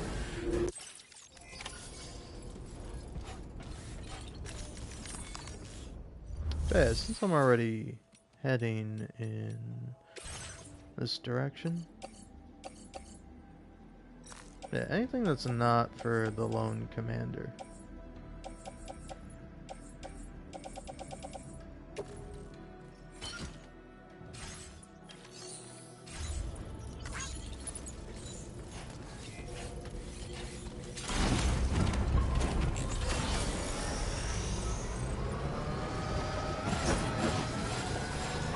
Yep.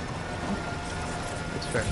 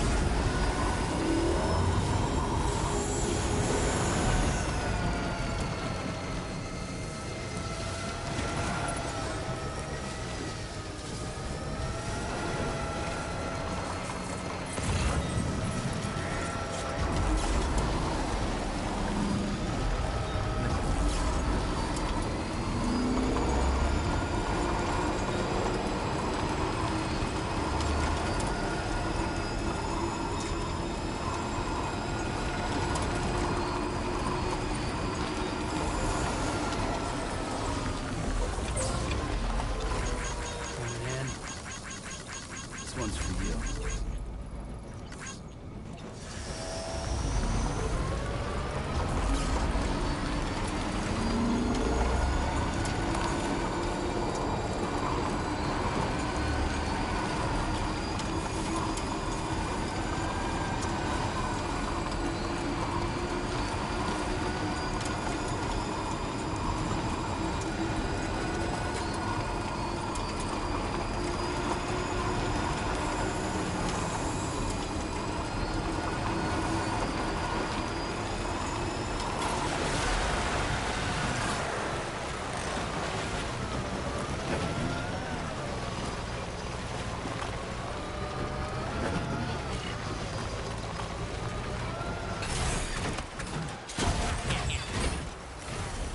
I know, I will say, I do think the challenge of this thing is, like, really interesting.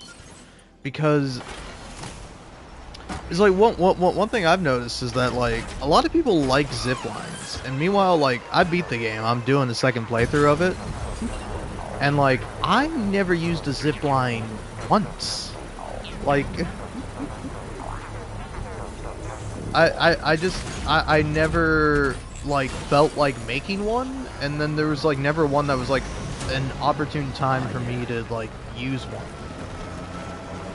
So it's like, I've yet to actually use a zip line, but instead I just use my bike everywhere I went, and it's like, it's like the zip line is nice, but it's just like, it allows you to basically skip the whole game if you really want to. Stretch my legs. Okay.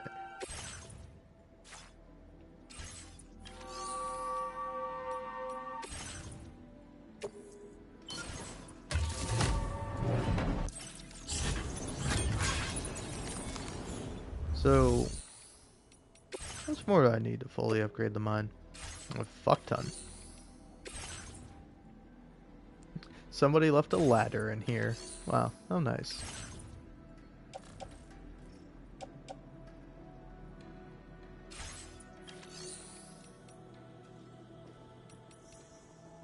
Mine.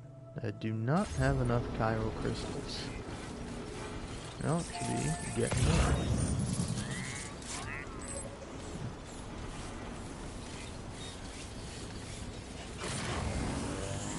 Now, let's see if there's anything good in here.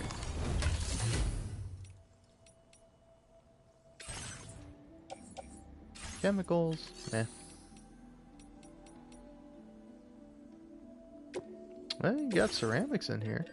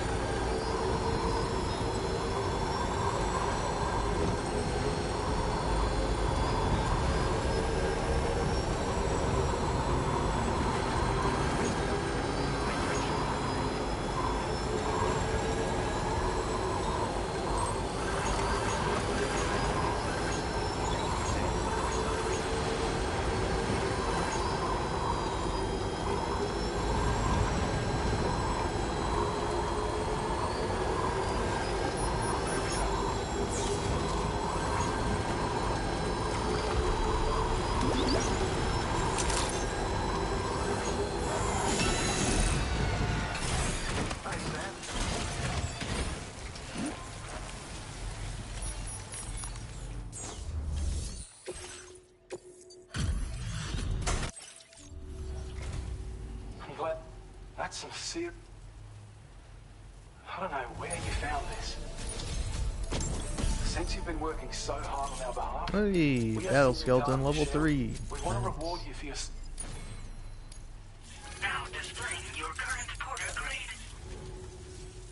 Your efforts... What? Your... okay, best... Don't care. Order completed. Well done.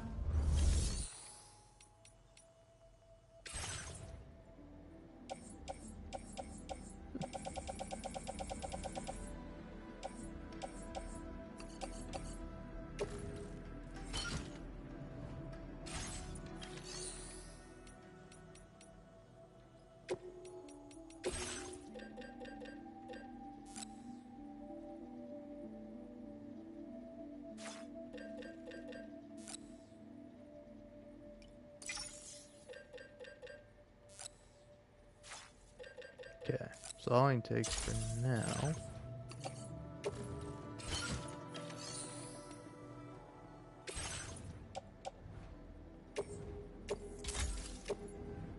Go ahead and recycle that, and then make me a level 3 one. Yeah, it'll be alright.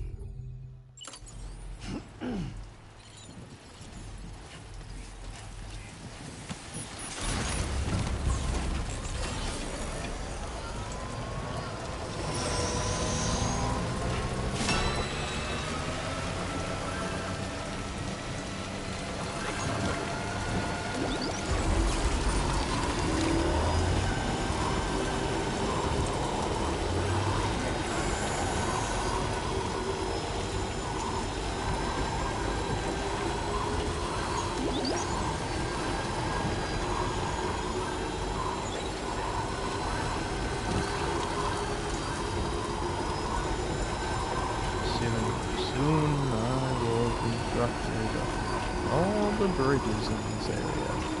And then I'll really be Sam Porter Bridges. Oh, that's why his name is Bridges. Oh, and then also Bridge is a metaphor. Oh. Good to see you.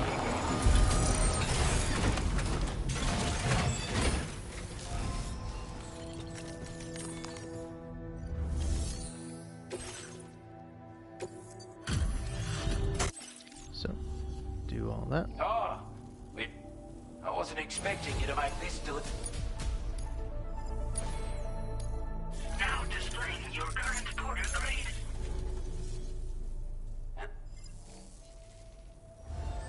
Order completed. Well done. So, let's see, anything here of importance? Oh wait. Lost cargo, weapons, materials. Yeah, no. No. Yeah. Claiming materials though. Wow, 0. You have some metal. Then yeah, no. Oh, you got decent amount of special alloys though.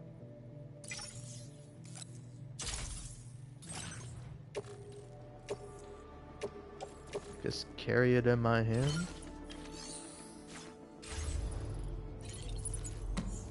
So I figure out what to offload in favor.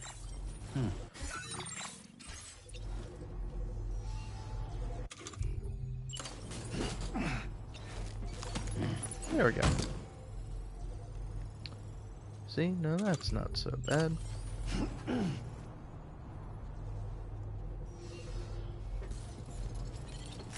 I've almost reached the weight limit, but the cargo capacity, though, that's different.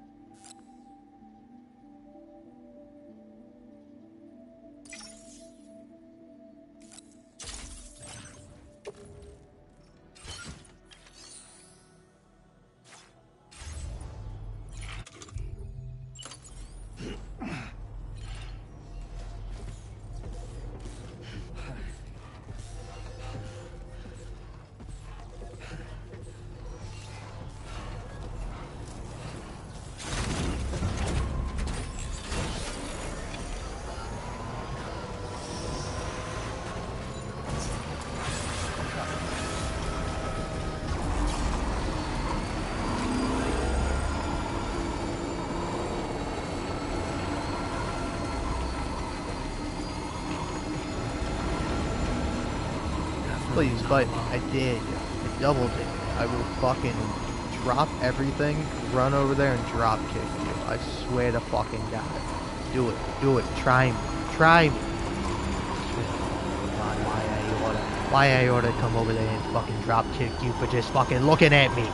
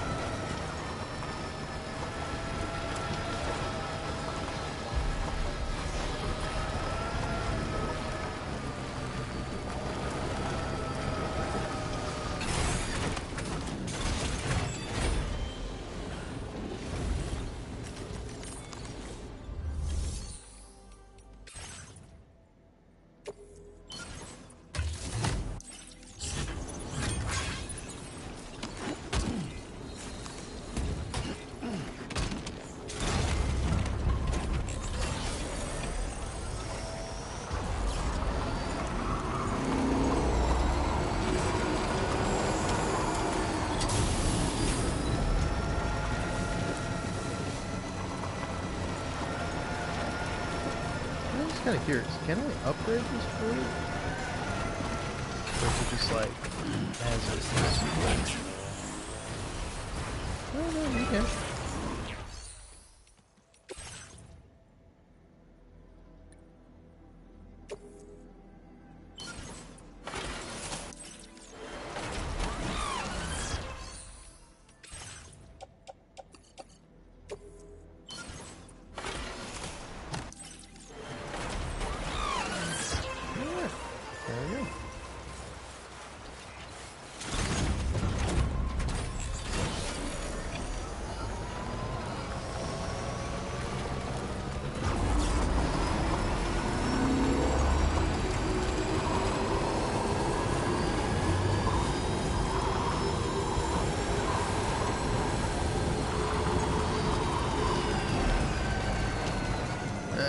let's go deposit the ceramics.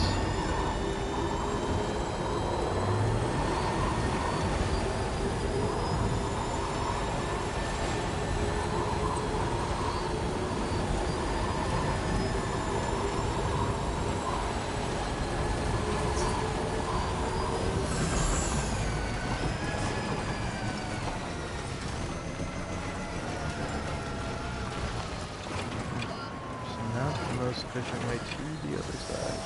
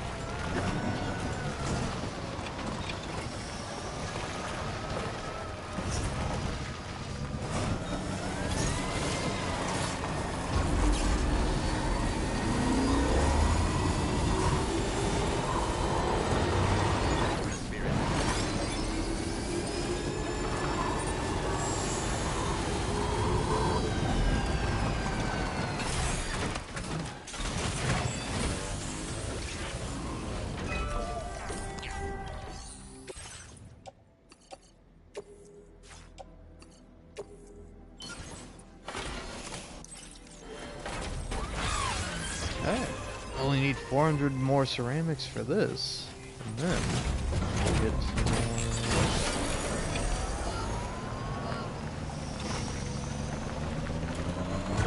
I gotta get the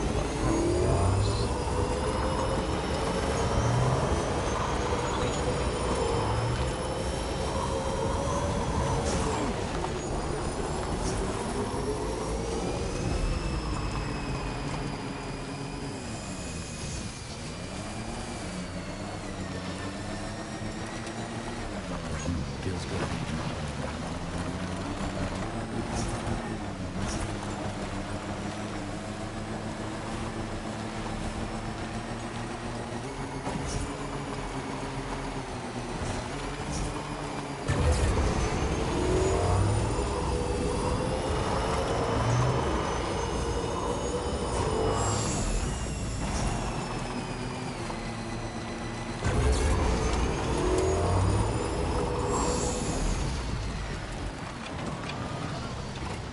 Yeah, what are the other like icons? Smiley, angel, heart.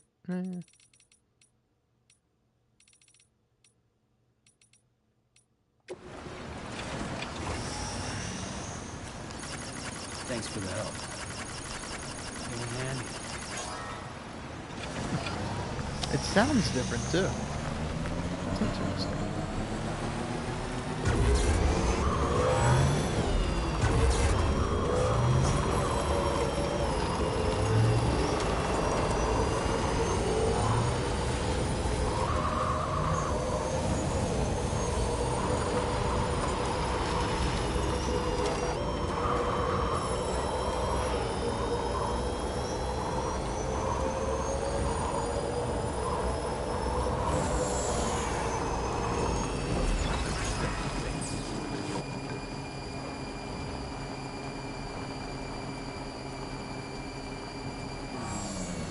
I say right here is where I'll put my sign. And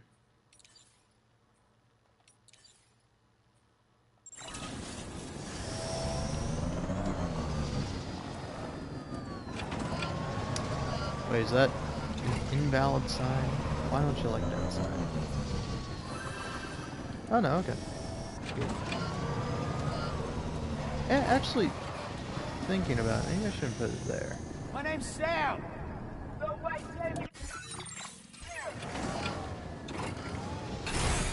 Why is this suspended?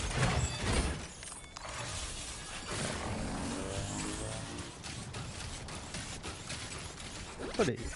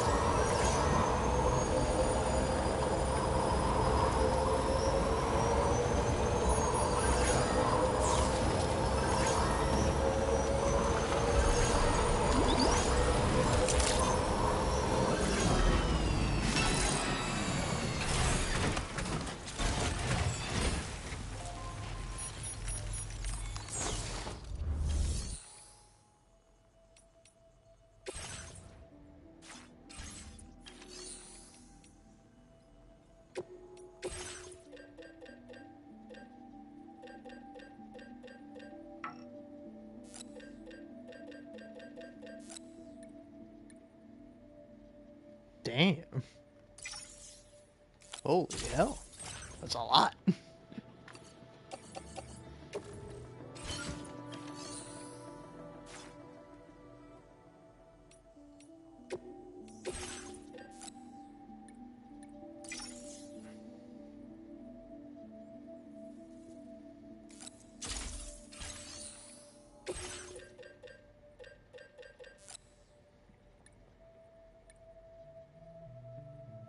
Wow.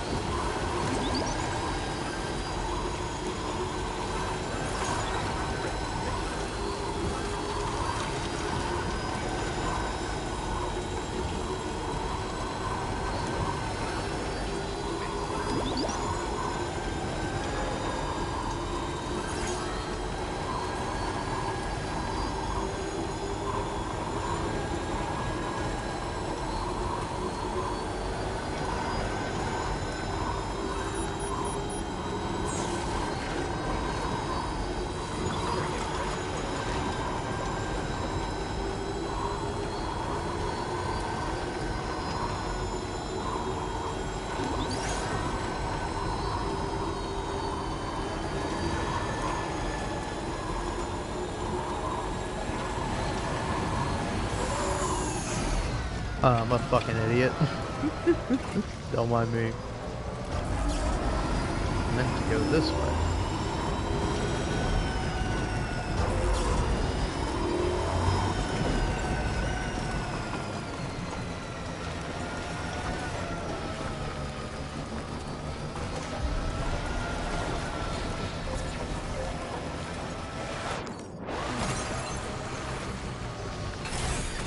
Okay.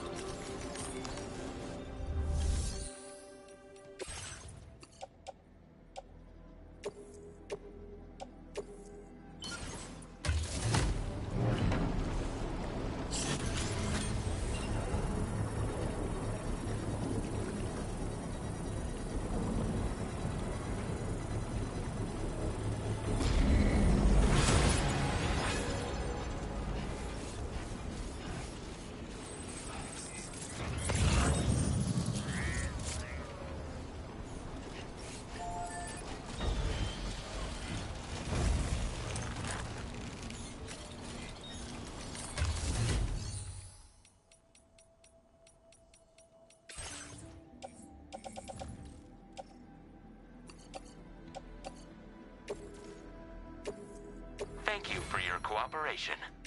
All contributions are welcome.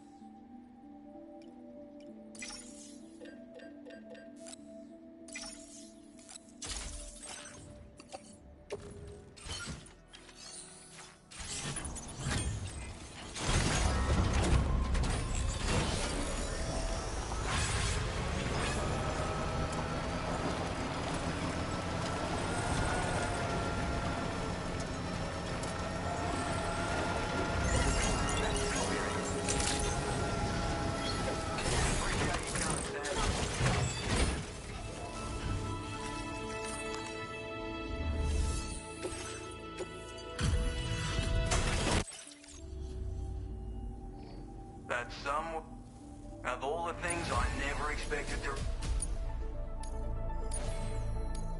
Now displaying your current order grade. It's Order completed. Well done.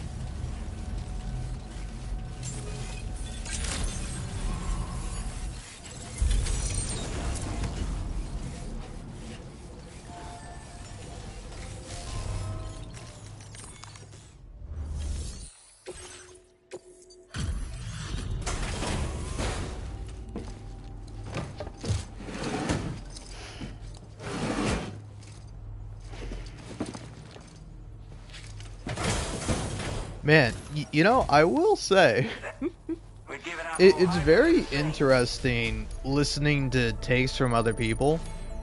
Because, like, just recently, the YouTube channel, if you want to check it out, I would highly recommend it. But I watched a kind of like review / analysis of Red Dead Redemption 2 by this channel called Word for Word. Okay, no one's here, so I can just be like fully open.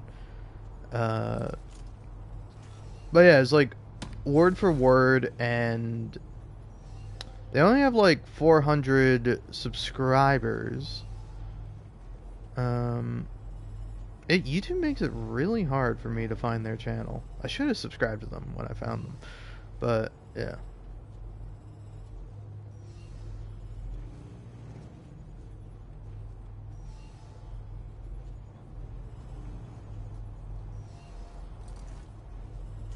Dude, you really are fucking with me, YouTube. You enjoy it. I mean, hey, that's great, man, but yeah. Okay, it's Word for Word Nerd. That's their full channel name. But yeah, the video title is RDR2 is a tragedy, and it should have been a better one. And, like, I can't help but disagree with it, because, like, the main issue that she had with the game is that she never liked Dutch. She immediately distrusted him. Well, not like immediately, but like during chapter 2 and chapter 3, she didn't like Dutch. She didn't believe he had any actual plan and all this various stuff. And like, I found that to be really interesting, because it's like, at least for me, going into the game knowing, like having played Red Dead Redemption 1, you kind of know that Dutch is going to have his fall from grace. You know that he's ultimately not a good person, but he is a big talker and he has interesting ideas. So to me, that's the thing that makes Dutch van der Linde compelling. And like, she just did not like him. And so because of that, she couldn't like fully relate to Arthur Morgan. And like, honestly, I find that to be a really interesting thing, because like, I can't help but like vehemently disagree. Where, at some point during the video, she brings up The Last of Us Part 2 and talks about how, you know, it's very easy to connect with Ellie, even when she does things you disagree with, versus, like, it's much harder to connect with Abby, who you don't know, who ostensibly has sort of the same thing going with Ellie. Like, Abby and Ellie are parallels of each other in The Last of Us Part 2.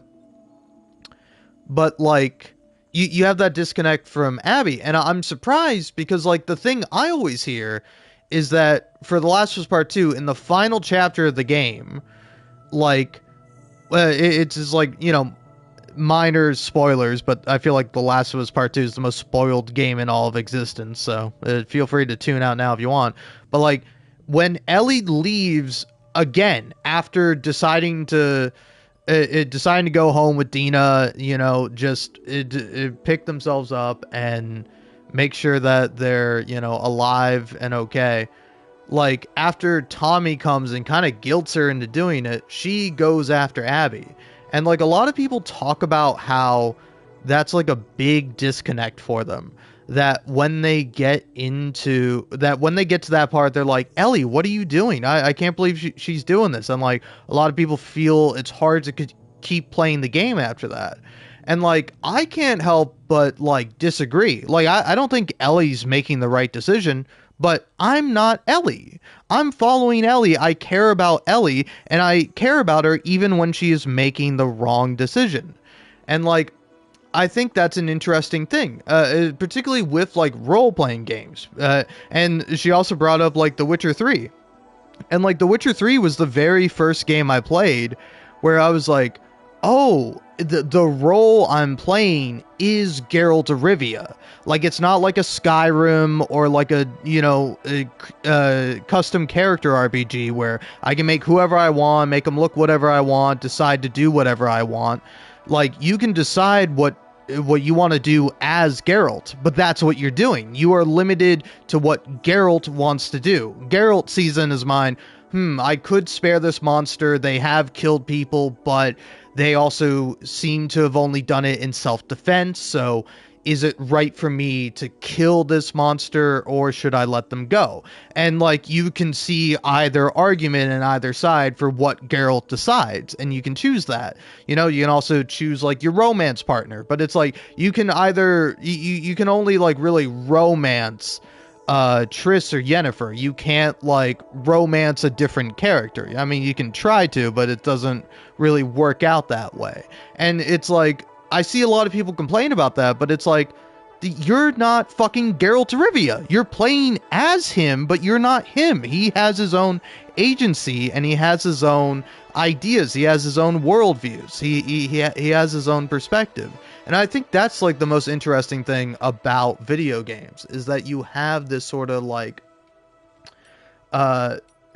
dynamic sort of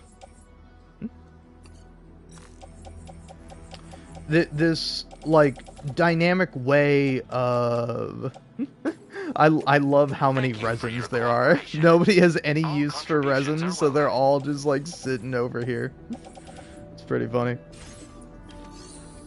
But yeah, but it's like, I find it to be such an intriguing kind of bit of discourse, where it's like, it's like, I don't know, even if you don't like Dutch van der Linde, I don't think that's as big of a problem as you're making it out to be, because you're not supposed to like Dutch van der Linde. Like, Dutch van der Linde is a contradictory bad person. He is a bad man, even though he claims to be virtuous and good.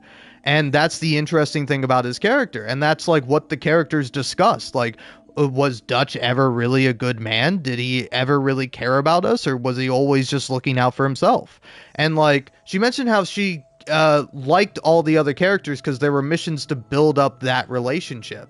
And it's like, I think, yeah, that's cool, but you do realize that you only have that opportunity. Arthur only has this opportunity to build these relationships, to have this family, because of Dutch. Dutch is the leader. Dutch is the father of the gang, essentially.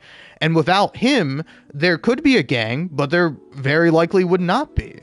So you have to, like, sort of sit there and examine the character. And, like, I don't know, she was comparing to, like, various tragedies like Hamlet or other Shakespeare works. There's a few others, but I'm not a literary guy, so I can't think of them off the top of my head. Again, go watch her video. I think it's a really good video, even if I do disagree with some parts of it.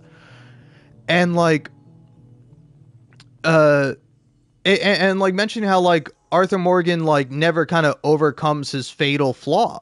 And it's like, yeah, that's the tragedy of it, you know? Just because, like, some tragedies end with the protagonist, crying out for repentance or wanting forgiveness or trying to do right in the end.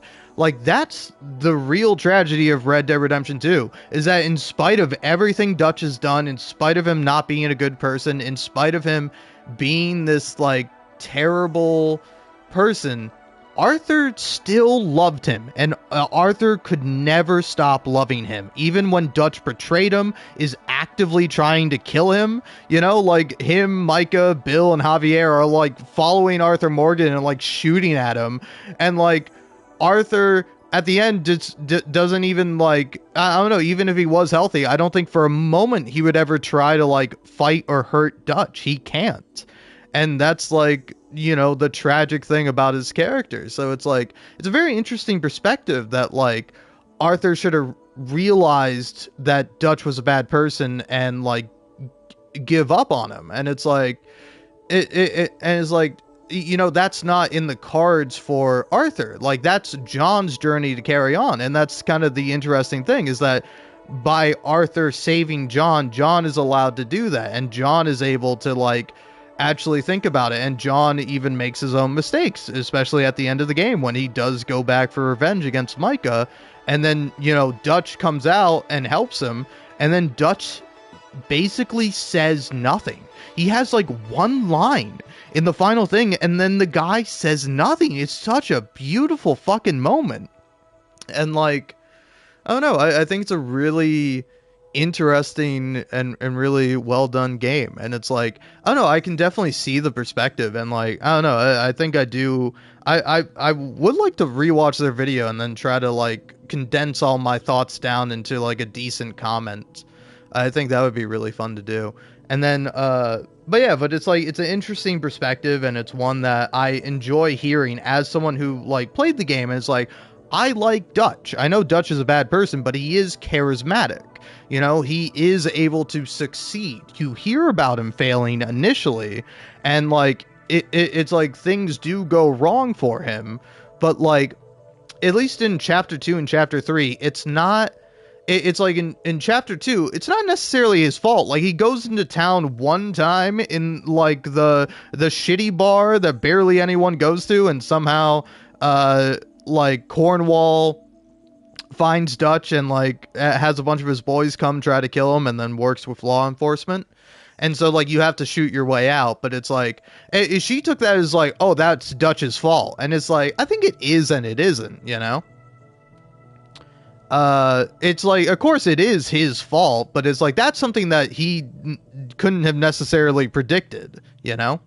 And like, that's also part of the reason why he's staying out of the missions, is he's staying at camp because he's trying to keep low, because he's like the leader of the Vanderlyn gang. Like, he is famous to a certain extent. And so it's like, I don't know. And then it's like, take for example, in the beginning of chapter 3, like, everything looks good, and it's not until you get towards the end of it where Arthur's like, wait, we're really playing both sides of this? Don't you think this is going to cause problems? Don't you think things are going to go wrong? And Dutch is like, nah, trust me, it'll be fine. And then things do go wrong, and then that's really where you begin to start doubting Dutch. Like, kind of chapter 4 is like the last little bit of hope you have, where it's like, okay, maybe if we can just pull off this heist in Saint Denis, we can go and we can leave. And then Gorma happens, and then chapter 6 is just like a misery fest. And so like, I think it is a really interesting kind of perspective, and it's like, I wonder how much of my perspective and my analysis and my feelings about the game are informed by me being a general gamer, because like, she mentions how like, I've talked to a lot of friends that find the missions boring and don't really engage with it. I'm like, I think that's really interesting, because it's like, for me as a gamer, it's like, I like doing boring shit. Like, take for example right now, where I'm going around in between places and fucking delivering packages. I'm like, this shit is fun, I'm having a good time.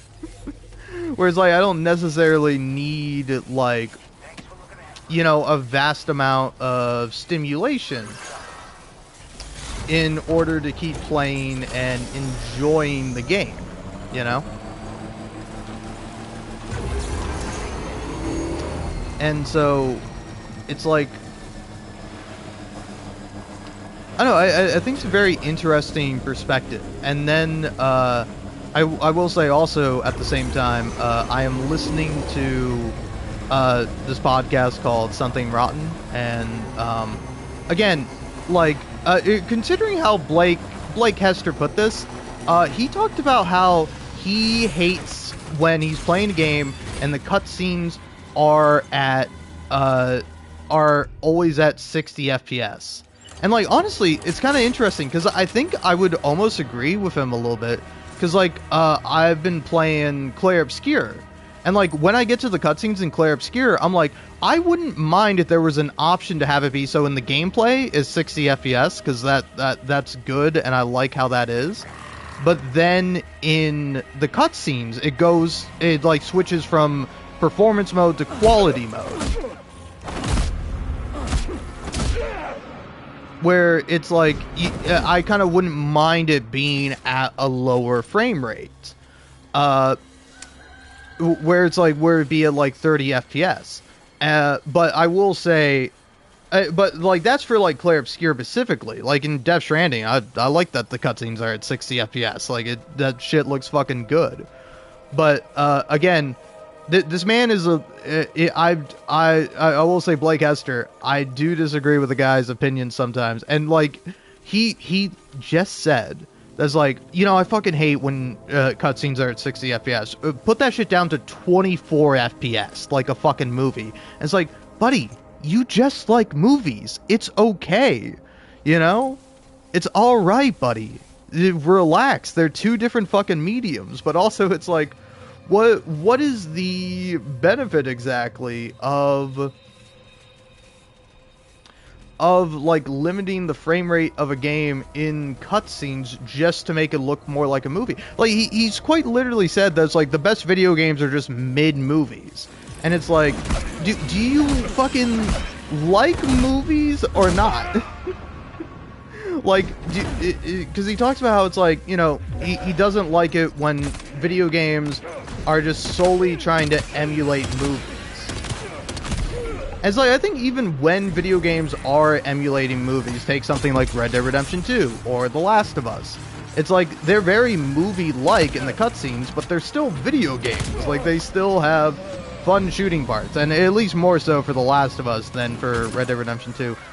The Last of Us is fucking fun. It is a fun video game to play, where it's like, it's a little treat that you get to do stealth sections and combat sections after you get through certain parts of the game. But yeah, it's very funny because like Jacob Keller's like, I think I'm gonna have to disagree with you on that one, Blake. And his response was, hey, it's okay to be wrong.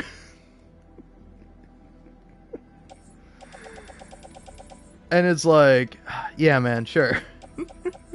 You know, honestly, I agree. It's okay to be wrong sometimes. Video games should not be locked to 24 FPS in cutscenes just to make them look more quote-unquote cinematic. That is the dumbest shit I've ever heard in my entire fucking life.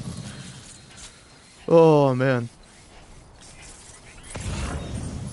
Because, like, again, really, it's like, I often find myself thinking about this or dealing with it, where it's like, you know, a game will be at, like, 60 FPS.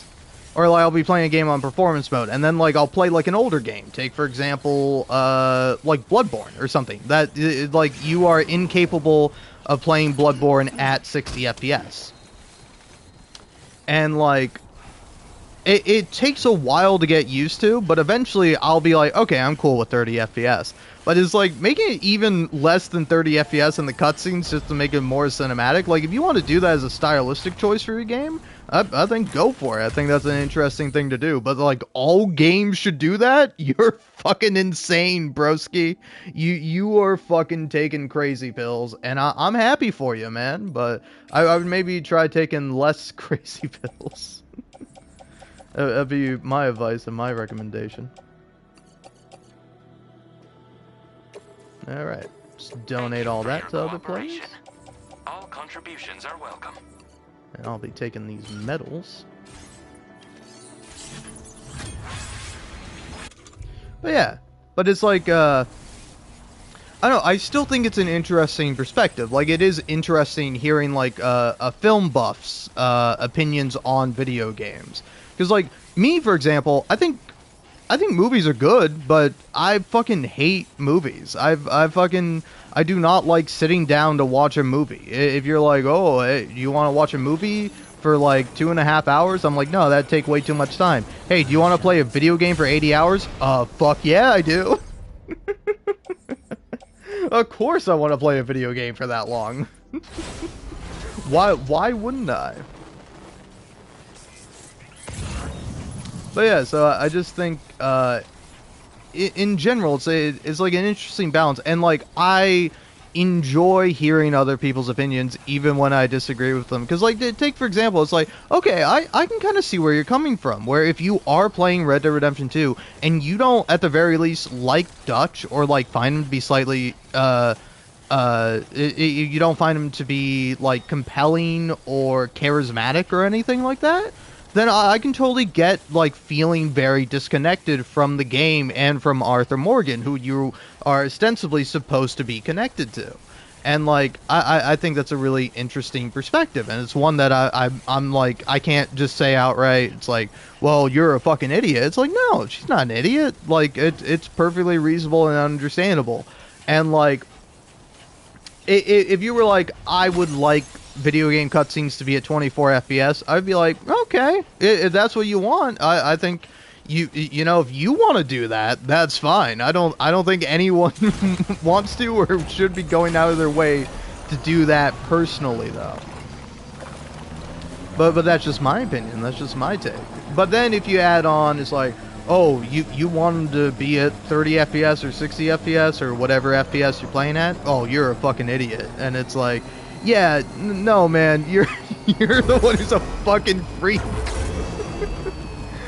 You know, just full offense. Like, you can have your freak opinions, but you have to, like, recognize that in the sane world of most people, people aren't gonna fucking agree with that. What do you mean?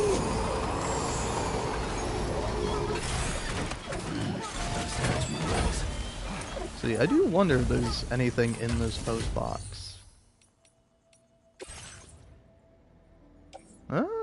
People put some shotguns in here. That's nice.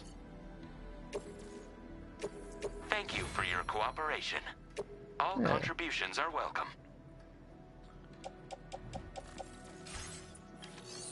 But yeah, it's like, I don't know. I think in general there is room for, like, nuance and, like, conversations to be had about, like, because again, it's like, it's playing something like Clair Obscur, I'm like, I wouldn't mind the cutscene switching to, like, quality mode over performance mode during the cutscenes, because, like, the cutscenes even, like, they have, like, black bars that appear, and, like, they're very stylized, so it's like, oh, I wouldn't mind that, but it's like, I don't really want to be playing the main game in 30 FPS.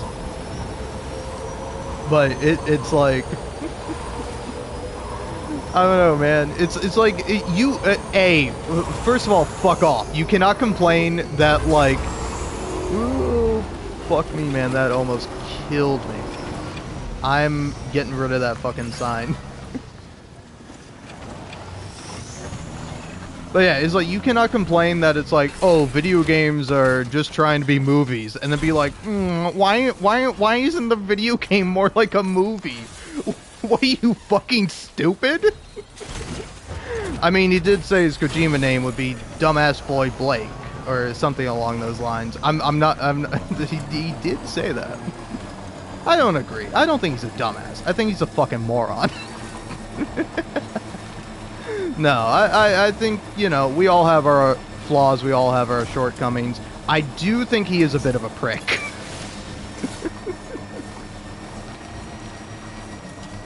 But hey, so am I, so, you know. Who am I to really say anything at all? Oh, yeah. And, I mean, donate the ceramics and stuff I have now.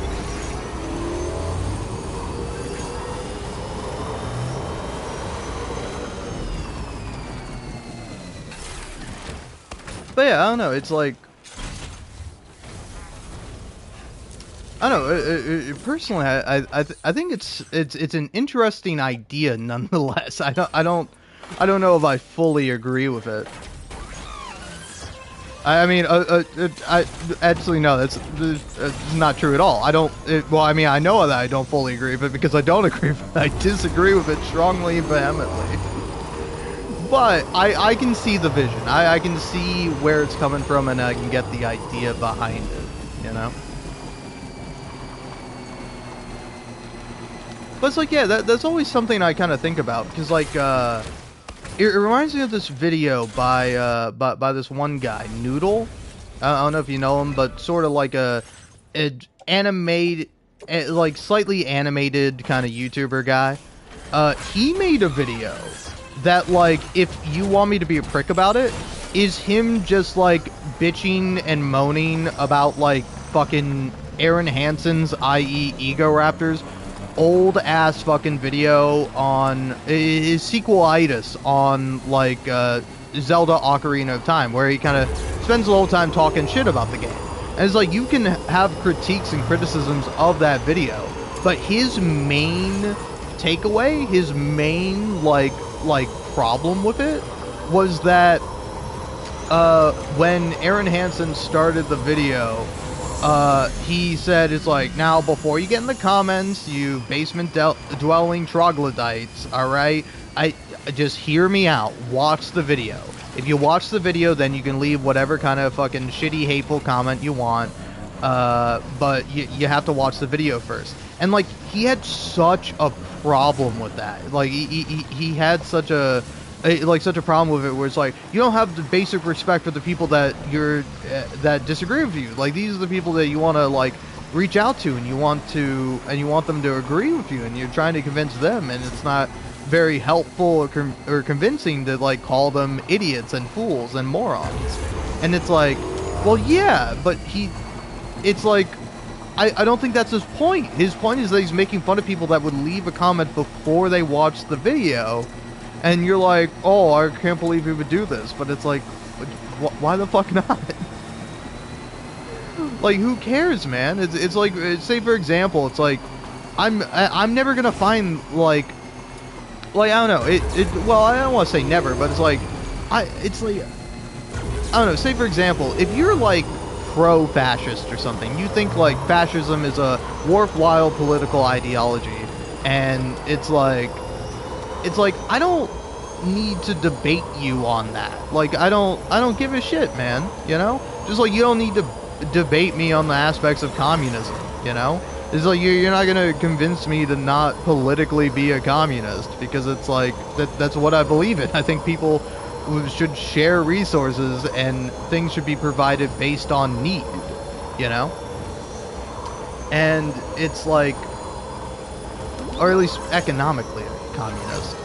But like, it's like, we can talk about other things, we can still converse, we can still talk as people do to each other, but like,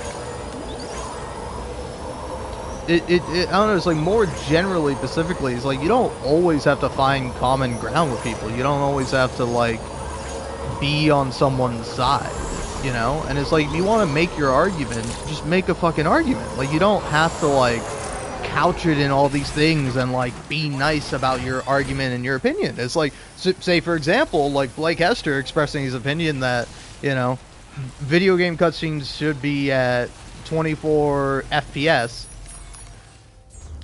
and that, you know, it's okay for Jacob Geller to be wrong for even slightly disagreeing with him.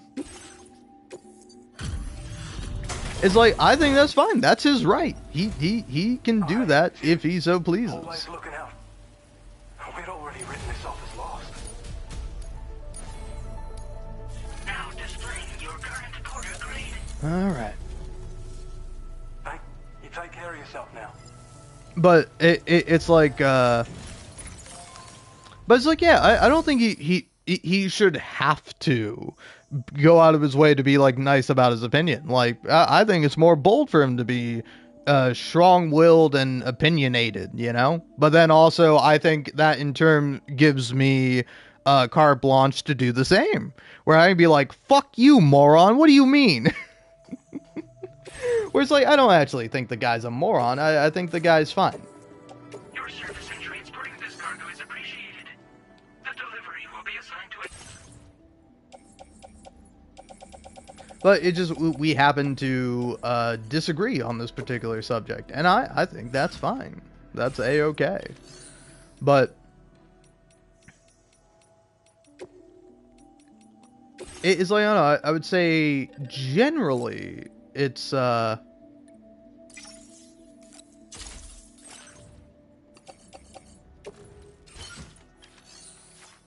I don't know, it like, generally it's better to be like nicer and more understanding with your argument.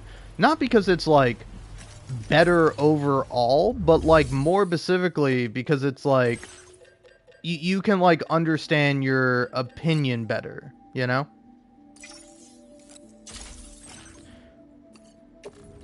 Whereas like, here, like, take for example, it's like me kind of conceding the point of like, oh, I can see that if somebody specifically, like, they wanted to have like a movie in their game, like they wanted to like have it be specifically cinematic, and they're going out of their way to have like the cutscenes be at 24 FPS, it's probably going to be jarring, but I think that could work as a very interesting aesthetic choice, and would be like interesting to see.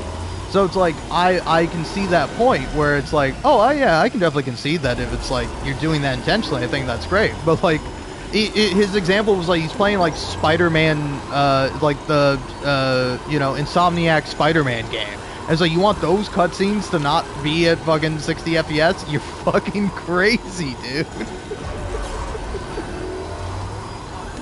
But hey, it's all right. You have every right to be wrong and a fool. You know. Don't let me stop you. Don't stop on my account.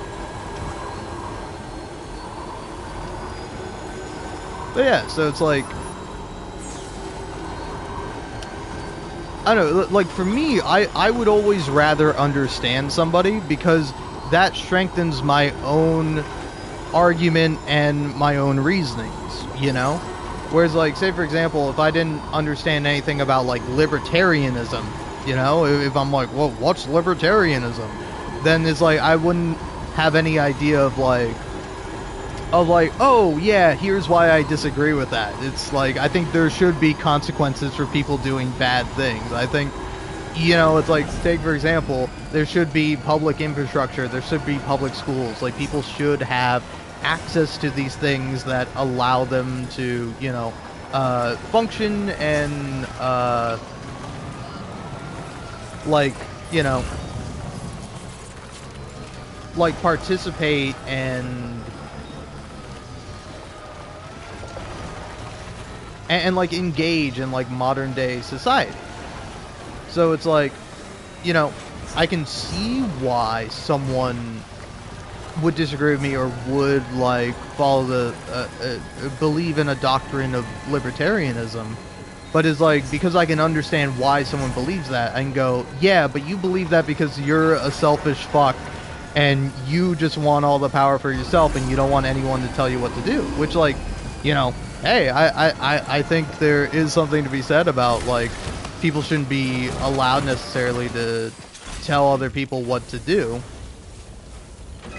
But it's like, I think there's a limit on that, you know? It's like, I fully believe in free speech, but I also don't think you should be allowed to go around threatening people, you know? It's like, I can believe in both.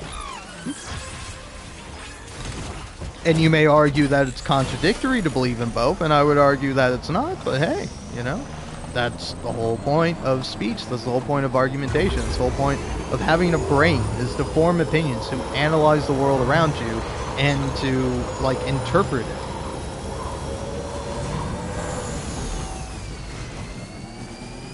Because it's like, again, I always think arguments on the internet are fun when, like, talking about anything, particularly, like, talking about art.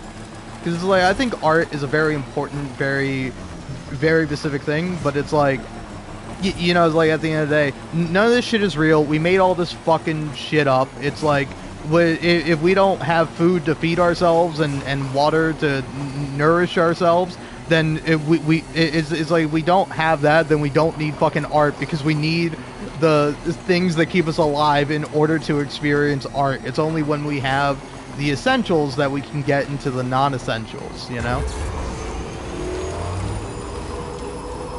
So it's always like, yeah, I think art is a very interesting thing and like a fun thing to talk about, but it's like, ultimately at the end of the day, it's like, fuck art, man. It's not real. Who the fuck cares?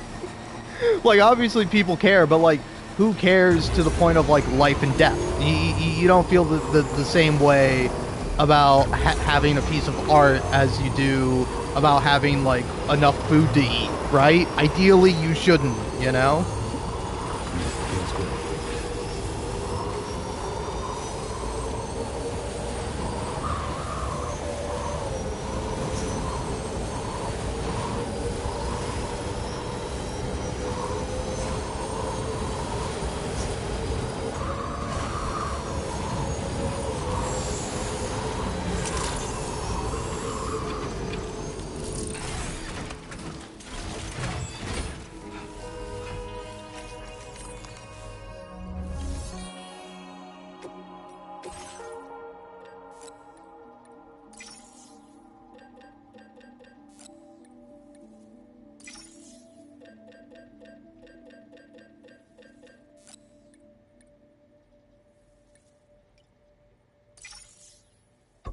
Yeah, hold on. Do that. Do the ceramics.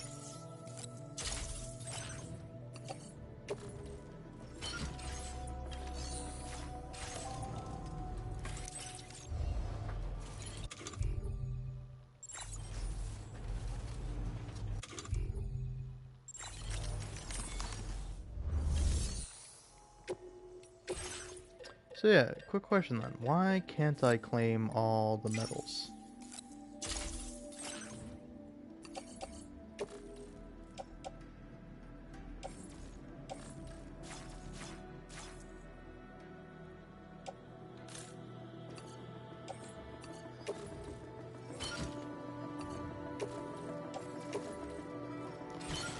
Let's carry this in my left hand.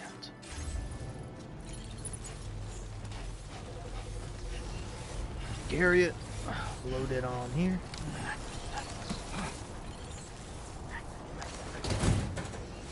I will say that's so cool. I did not know about that until I heard like I think I even heard specifically Jacob Geller talking about it on a different podcast.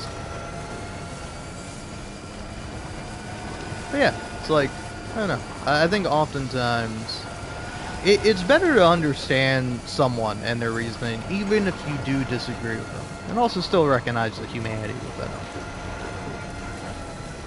Like, again, I like Blake Hester most of the time. Sometimes I just think he's a bit of a prick. And it's like, I don't know. Honestly, the little mean thing I would say to him is like, buddy, we're both losers. You're not better than me because you fucking jack off and watch movies, and I very and I vibrate myself as I play video games. Like, you know, we're both humans. It's fine. Ah, great. Dude, that's the first time that's happened in a very long time. Yes. Anyway, sorry. I just got a message on my... Or I got a text on my phone that's from the person who had my old number, you know? Whereas, like, at some point I got a new number because I used to have a Florida number because I lived in Florida, but then because Florida fucking sucks ass, I couldn't, like, have my phone insured because I had a fucking Florida number. So I got a new number, and the new number I got, like, I can see why this asshole got rid of his fucking numbers because he had a bunch of fucking, like, scams and people texting him. So occasionally I get a, hi, so-and-so, ba ba ba ba ba ba ba, and it's like, fuck off, that's not me. And even if it was me, fuck off. If anyone texts me is like, hi, Liam, fuck you. You're getting sent to the fucking shadow realm, buddy. And by that, I'm gonna block Nothing like you. a warm shower after a hard day's labor. Am I right, Sam? Oh, yeah.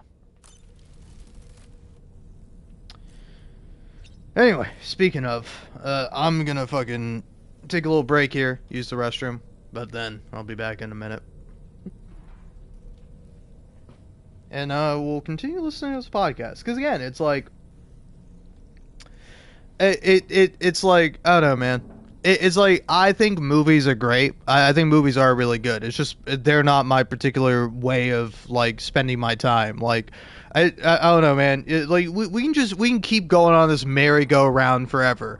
Oh, you shouldn't be fucking watching TV shows. You should be watching movies. Oh, you shouldn't be watching movies. You should be playing video games. Oh, you shouldn't be playing video games. You should be reading a fucking book. Oh, you shouldn't be reading a book. You should be out there in the world talking to a real person. And it's like, we can keep doing this forever and ever and ever and ever. And it's like, it's all worthless fucking shit, you know? Like, if it makes you feel good and you like it, great. If you want to criticize it and critique it, cool. Like, it's all fine. It's all in the realm. I think it's hard to say what is objectively better, you know? Because I think a lot of people would just inherently go, well, of all the ways to consume media, reading a book is objectively better. That's the smartest way to do it.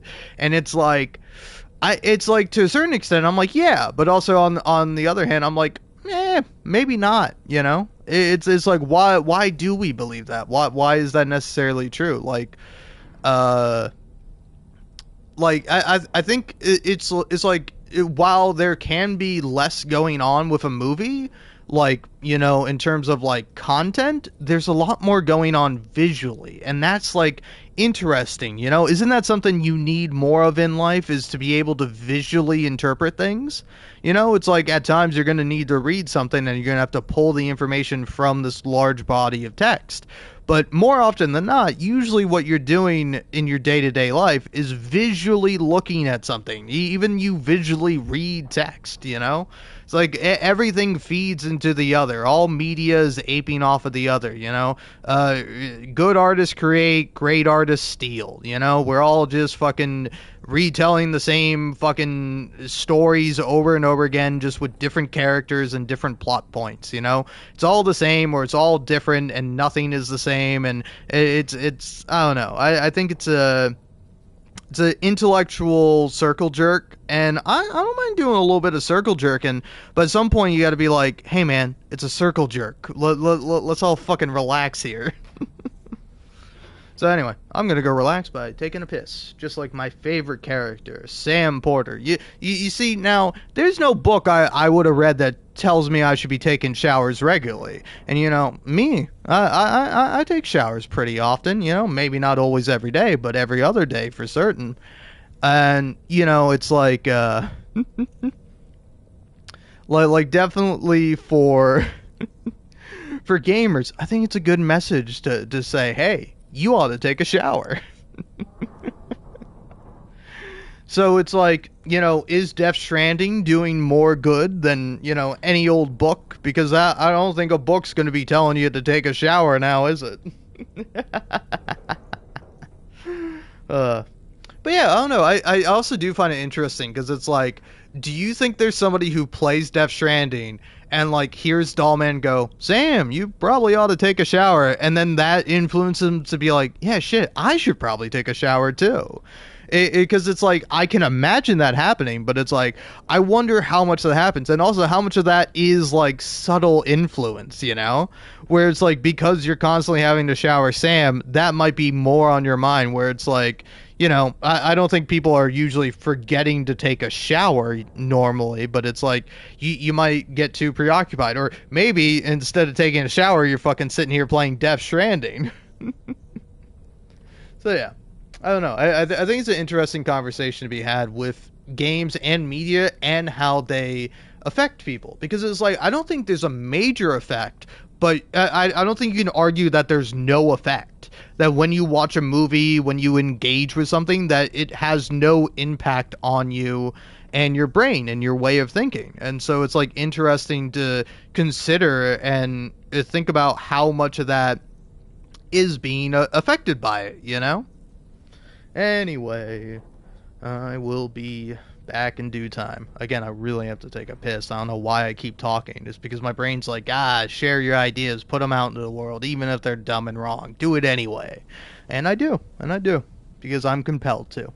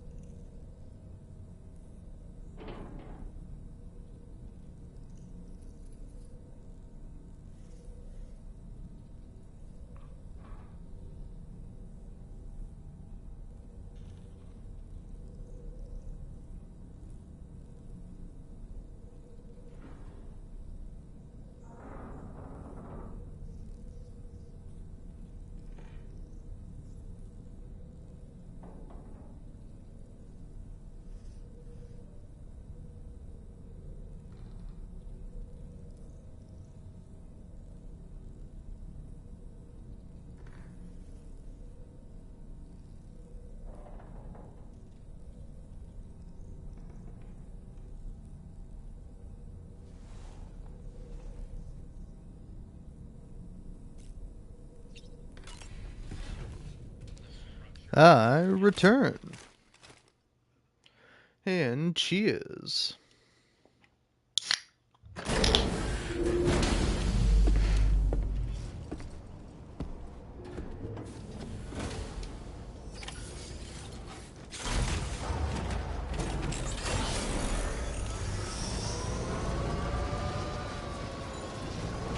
Feels good.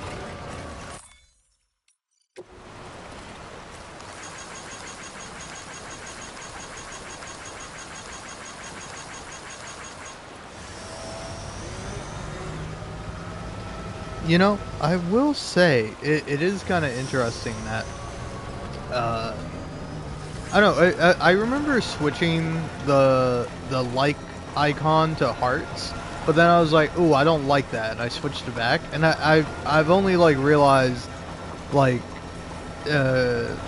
like doing it this time. It's like, oh, the noise changes. It's a different noise when you're doing the heart. And so it's like I wonder I wonder what's like the difference, because like to me the standard like, that's a very satisfying sound, but let's change it to this, for example. Does it sound different? This one's for you. Yeah, it does. Thanks for the help. And like I don't know. I wonder what's the most like satisfying noise. Thank you, guys. I think it's the like, man. I think the like is the one that has the best sort of noise with it, because it's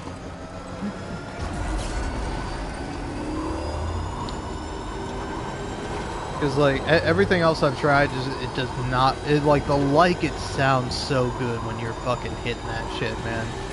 It is really great.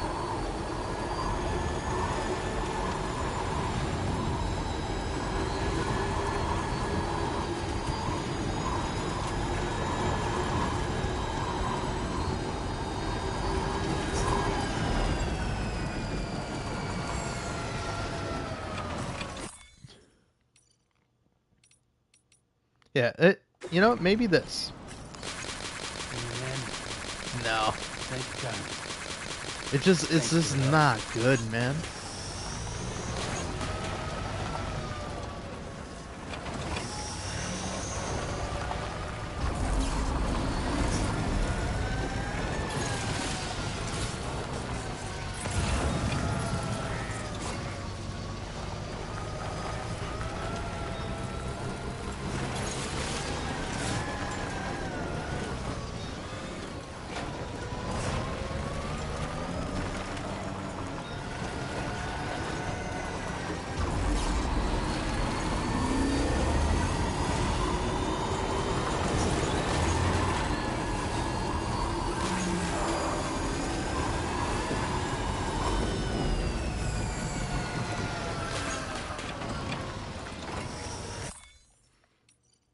Let's see. What about this? God, it's terrible, man. I can't believe it really is that bad.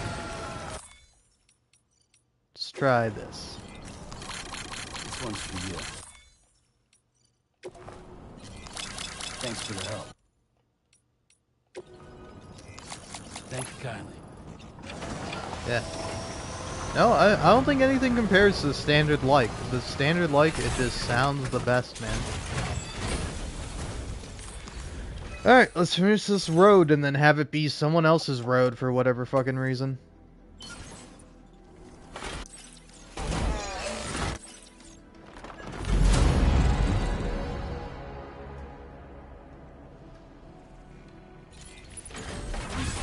Yeah, see? Someone else's road, it's not mine. But I contributed the most.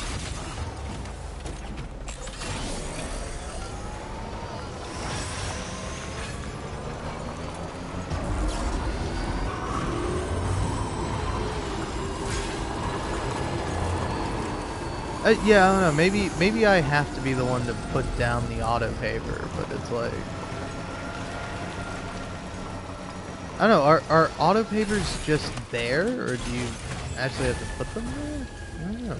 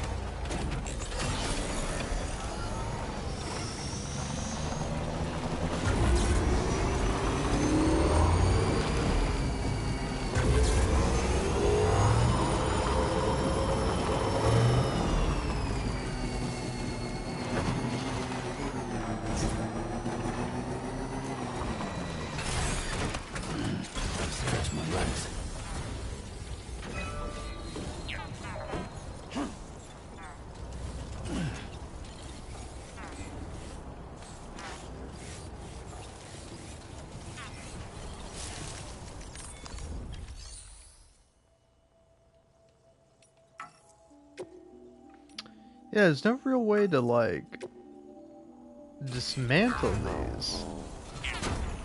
I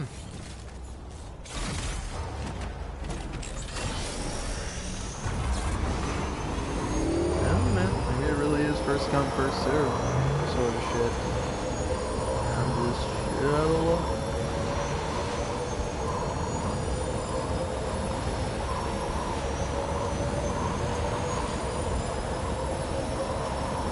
We'll say on the bright side though, now that I've like fucking fully built this road, I can go out of my way to just fucking get all the like the lone commander requests, and then I can just bring them all to like easy peasy. So hey, even if I might not get any likes for it, I mean I got likes for building it, but I won't get any likes. I won't get any, this person used your road. It's like, none of these are my fucking road, man. That shit sucks. It makes me feel bad on the inside.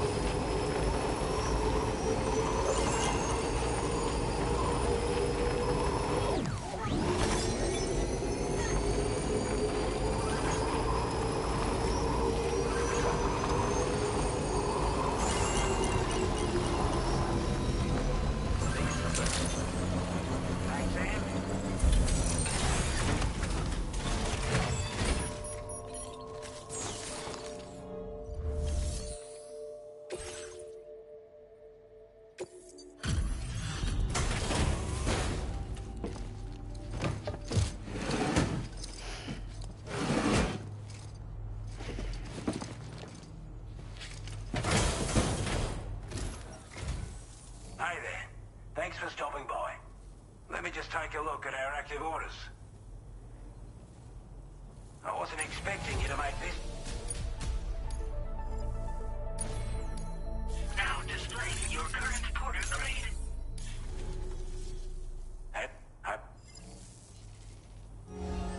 Order completed. Well done.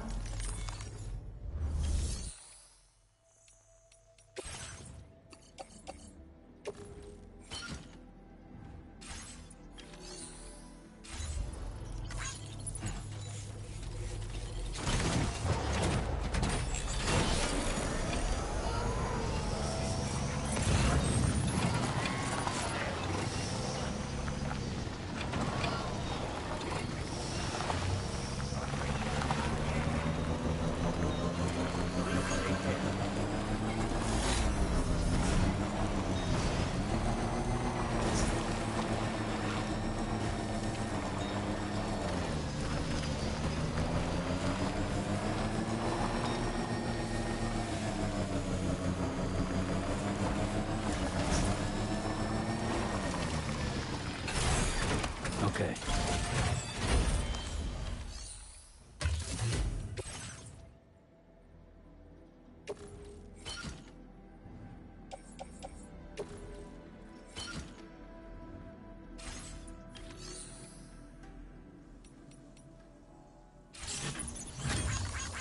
Thanks for the help. This one's for you. Thanks for the help.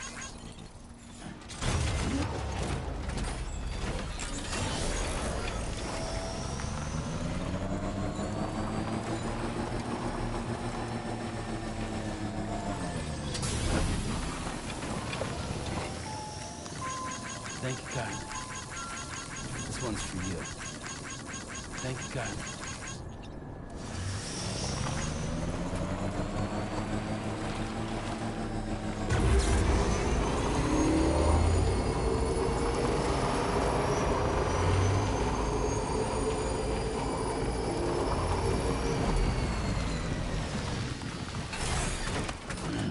Stretch my legs.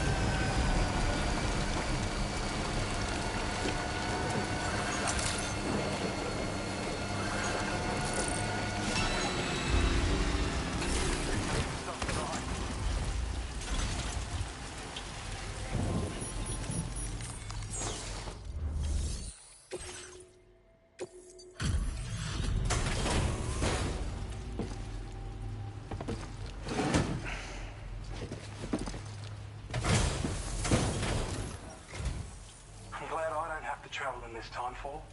That's some serious dedication. I don't know where you found this. Now displaying your current quarters. Try not to get too wet out there. Order completed. Well done.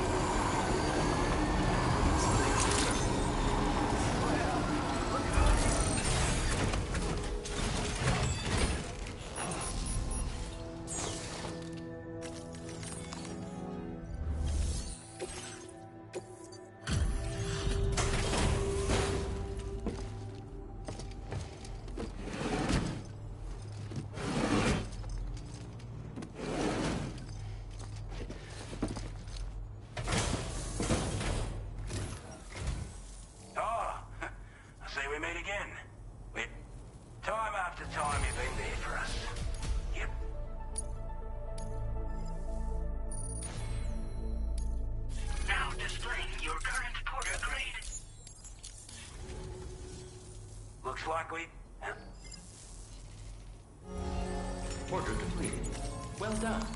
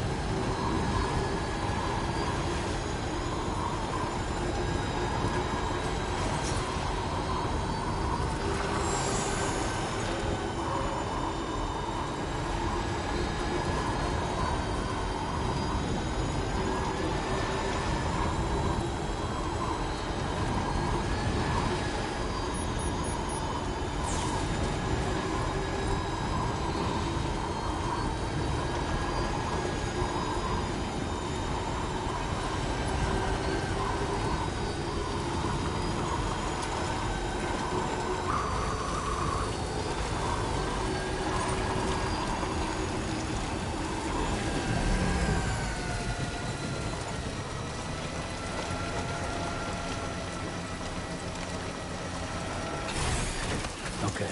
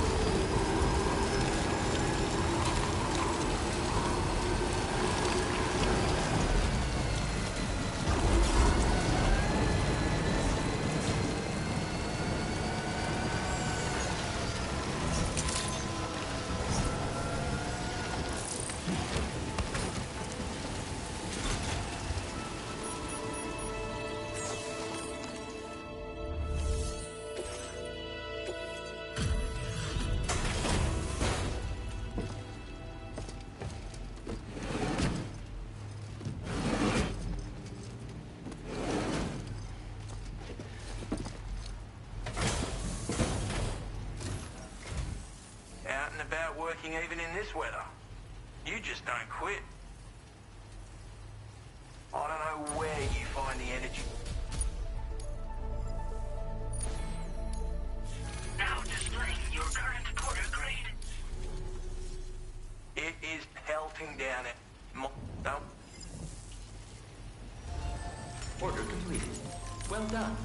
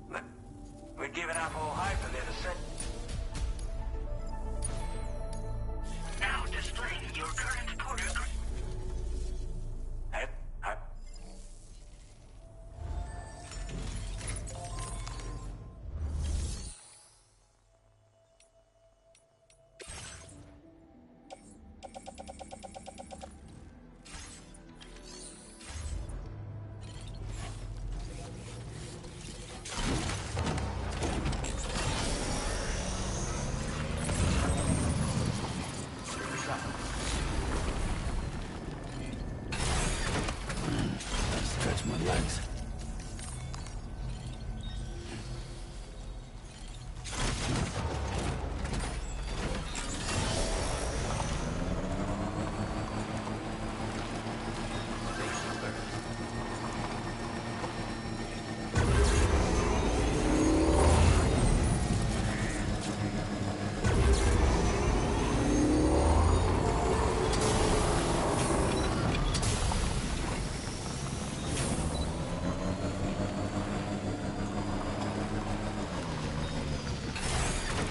Okay.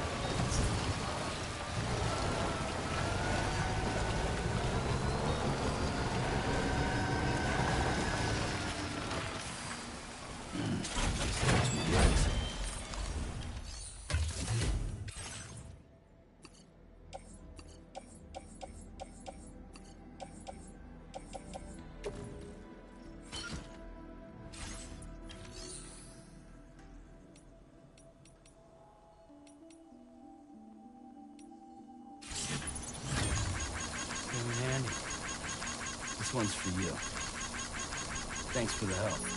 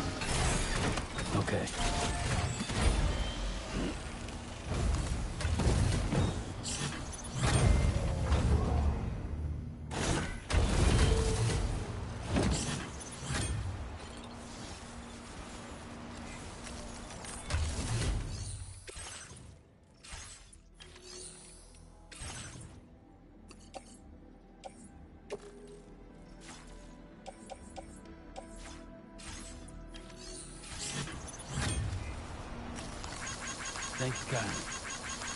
This one's for you. Thank you kindly.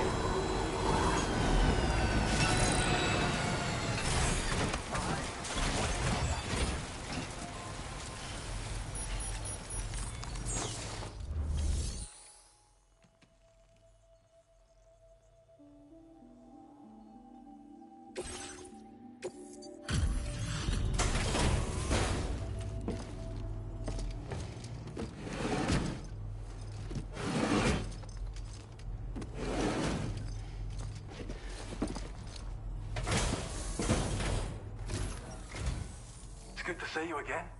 I'm guessing you've got orders I need to check? We'd already written this off as lost. Now displaying your current porter grade.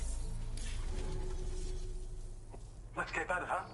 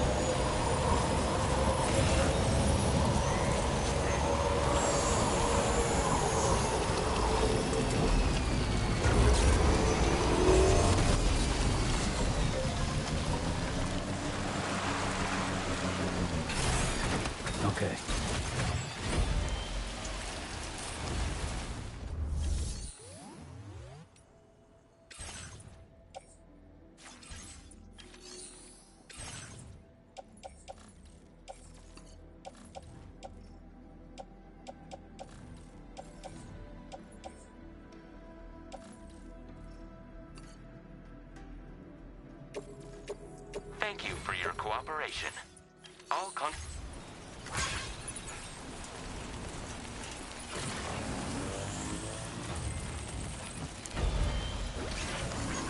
This one's for you. Thanks for the help. This one's for you.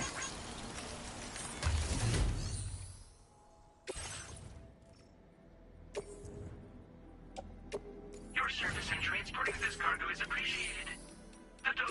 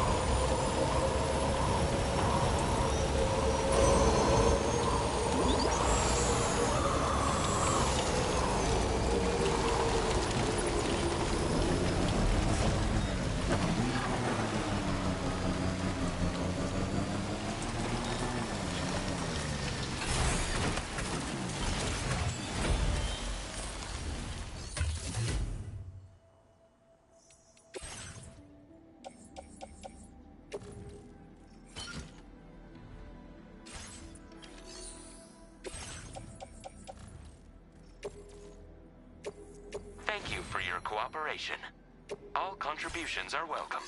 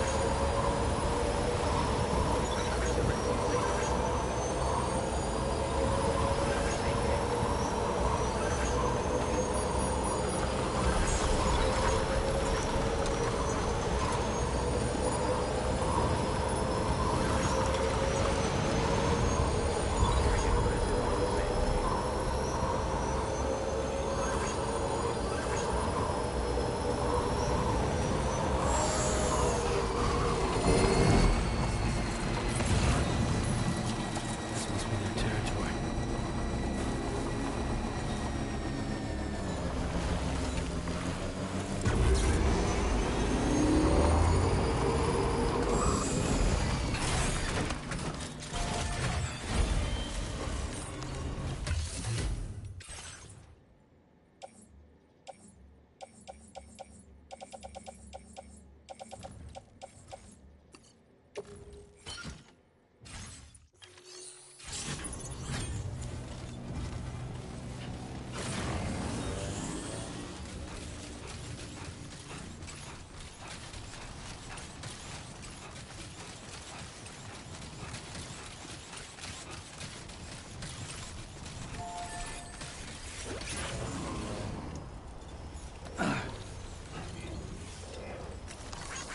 Came in handy.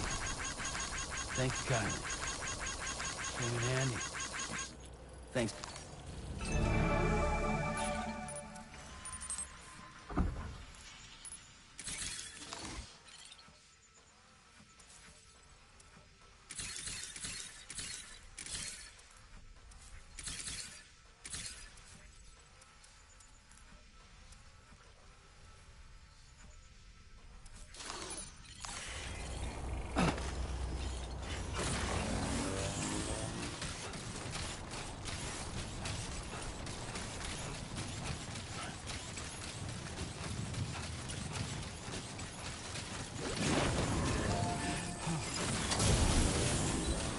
Who calls for comfort?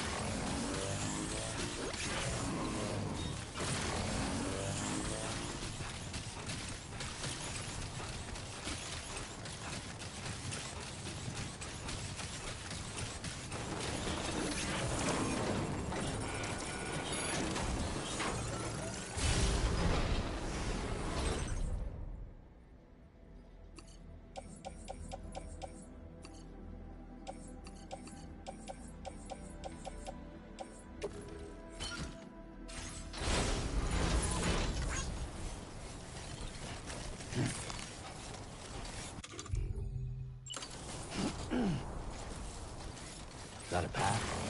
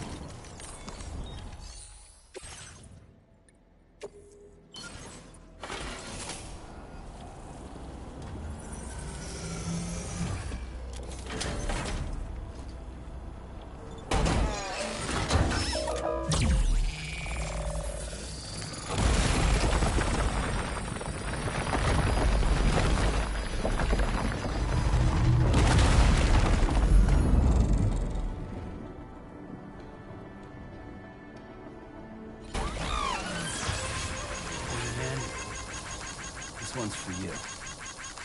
Thanks for the help.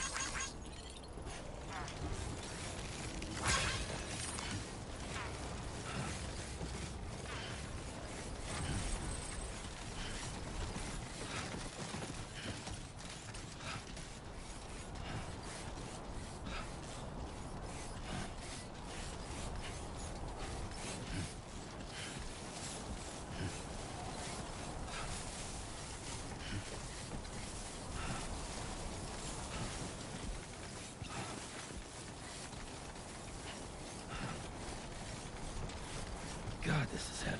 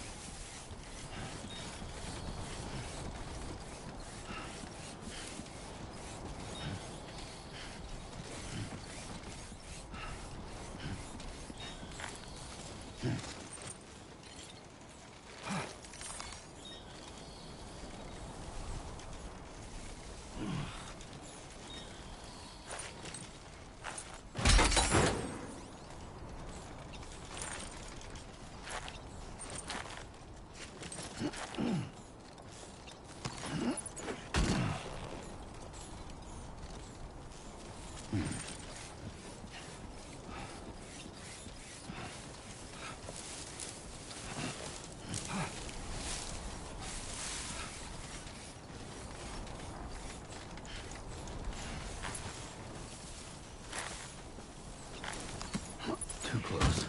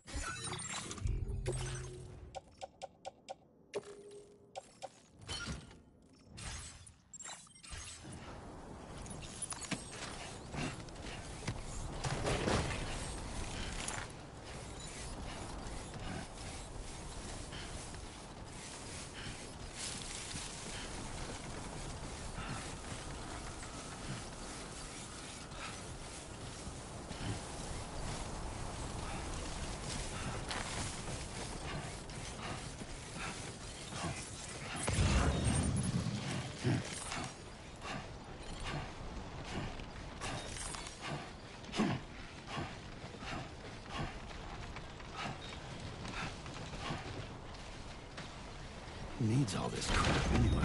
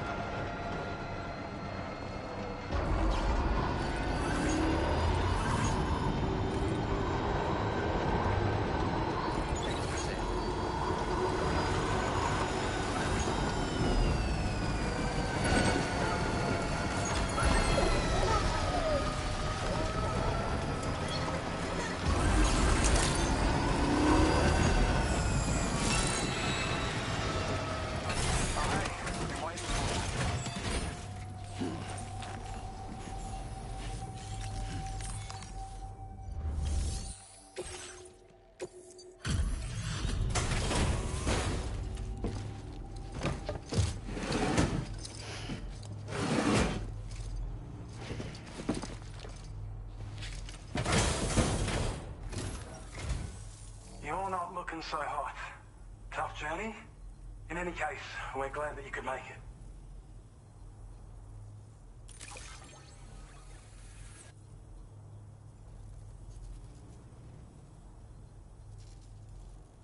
I don't know where you found this. I'm sure glad you did.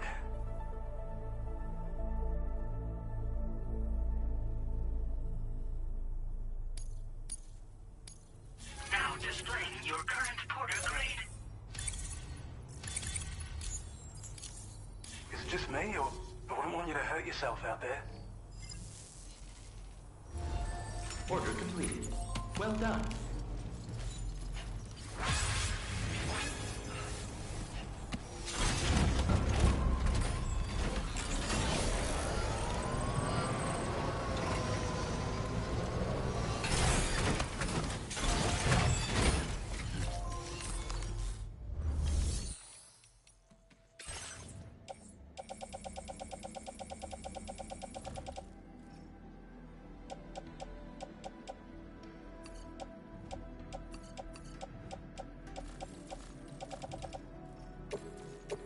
Thank you for your cooperation.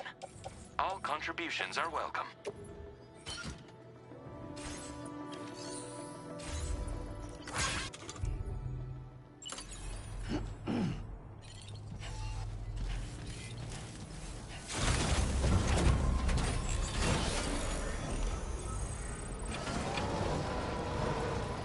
You're one hell of a porter.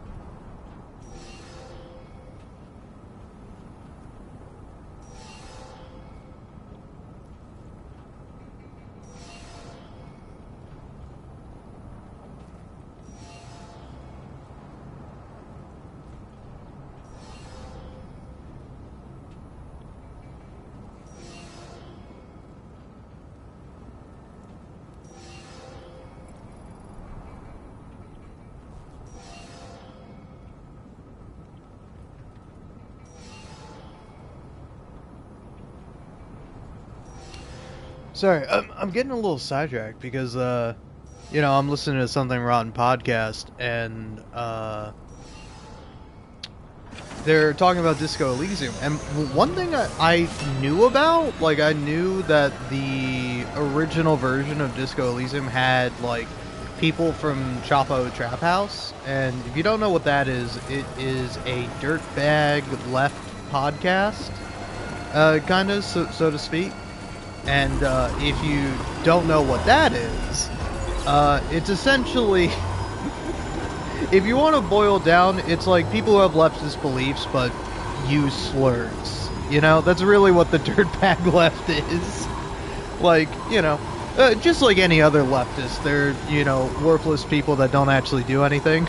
No offense to leftists, I say this as a guy who's left-leaning, but there are actual leftists who fucking do shit. I am just not one of them, you know.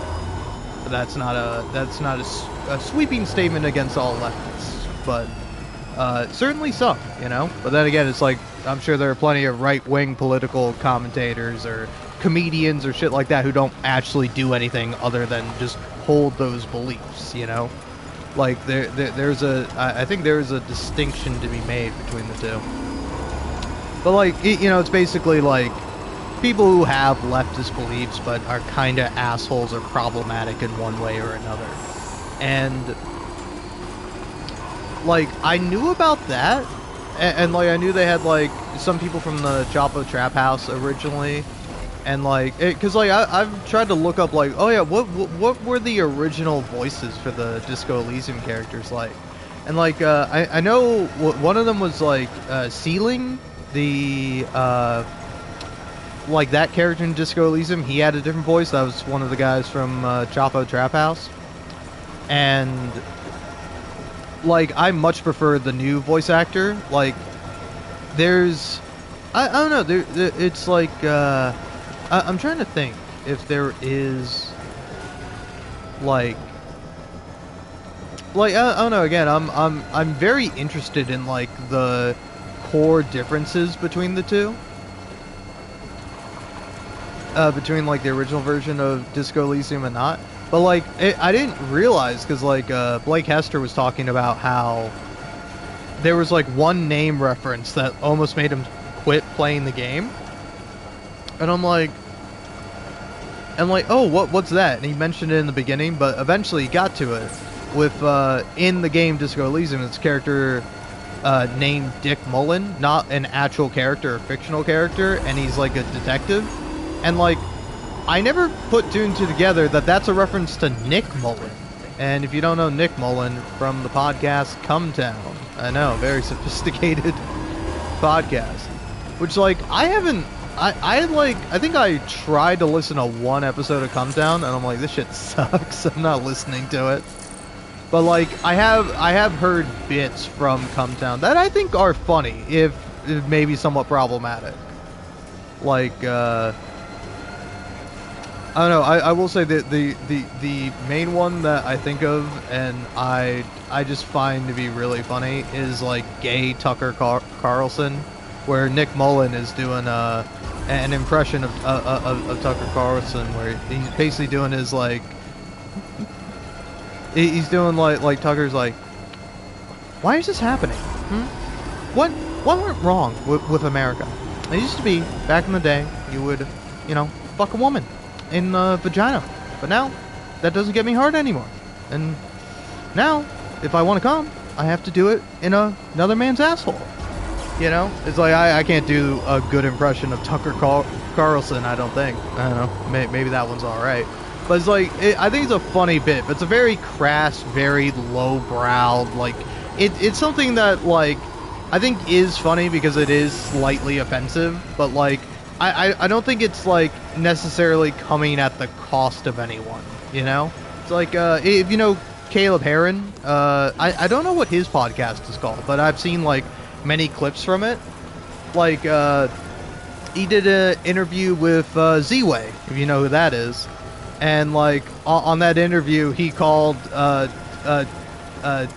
Tucker Carlson the F slur, or like specifically short version of the F slur, Y, and it like specifically like the bow ties, and like again it's like Caleb Heron, if you don't know, is a gay man, so it's like it's like when you call Tucker Carlson gay, or like you make fun of him for acting like queer in a certain sense, it's like the joke isn't necessarily on like queer people. It's not like, oh, he's acting queer, that's real weird. It's more so like buddy, you claim to hate all these people, yet what makes you so different from all these people that you hold this bigotry against, as like if you want like a good podcast that is funny and political, I would highly recommend Knowledge Fight, because like it's a very interesting show where it is specifically two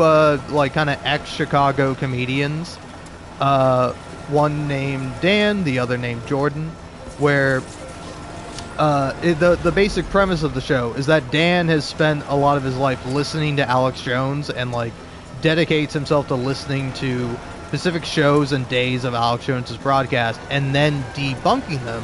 And Jordan, at least initially at the beginning of the podcast, knew next to nothing about Alex Jones. And so, they play clips from the show, and then they break down exactly what Alex Jones is saying, why it's wrong, where he's getting his information from, why that source is incorrect or false, and then kind of like reacting to it and giving like their opinions on it.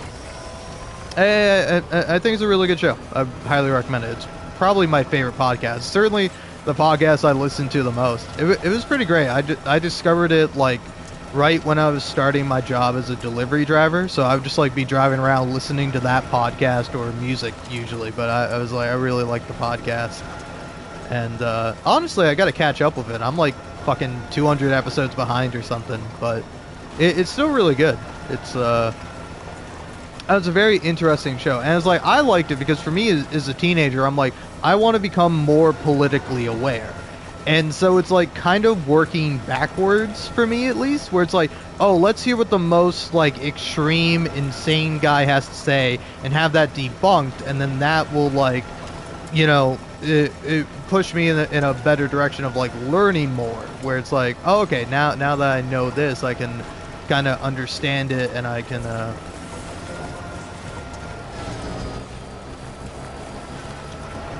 and like it's like working backwards. Instead of learning all the right things, learn all the wrong things, you know. Because it's not just like, oh, it's like if I just listen to Alex Jones, it's like I wouldn't learn shit. But because I'm listening to Knowledge Fight, it's like I do end up gaining, you know, information from it. But again, I also think it's just a good show, you know. Like it's very entertaining. Jordan is fun. Dan is like, he's like very intelligent and like thorough, and I don't know. It's just a great show. I couldn't recommend it enough. But yeah, it's like I don't know. I didn't realize all this stuff with like with Disco Elysium. Like I kind of knew about that association, and then they kind of like dropped him for the final cut, where they got like actual different people. Where it's like I'm sure half of it is like just a matter of like practicality, but then also like, maybe we shouldn't have some of these people in our game. But yeah, I never put two and two together to like to that like Dick Mullen in Disco Elysium is a reference to Nick Mullen, because like you hear the name Dick Mullen, and if you don't know Nick Mullen, or even if you know him in passing like I do, like Dick Mullen just sounds like a detective name. That just I assumed it was like, because I'm almost sure there is a detective named Mullen or something like that, or Mulligan, you know. It's like it sounds like a detective ass name. And then like Dick is another term for detective, so like that just makes sense. But I never realized it's like, oh yeah, that is probably a direct reference to Nick Mullen. But yeah, it's being brought up, and like I don't know, I find it to be like a really interesting thing that they're like discussing and talking about.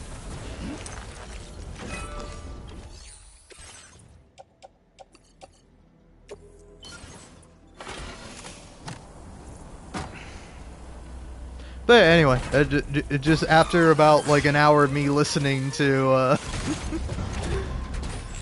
to this first episode of the podcast covering Disco Elysium, those are just my general thoughts.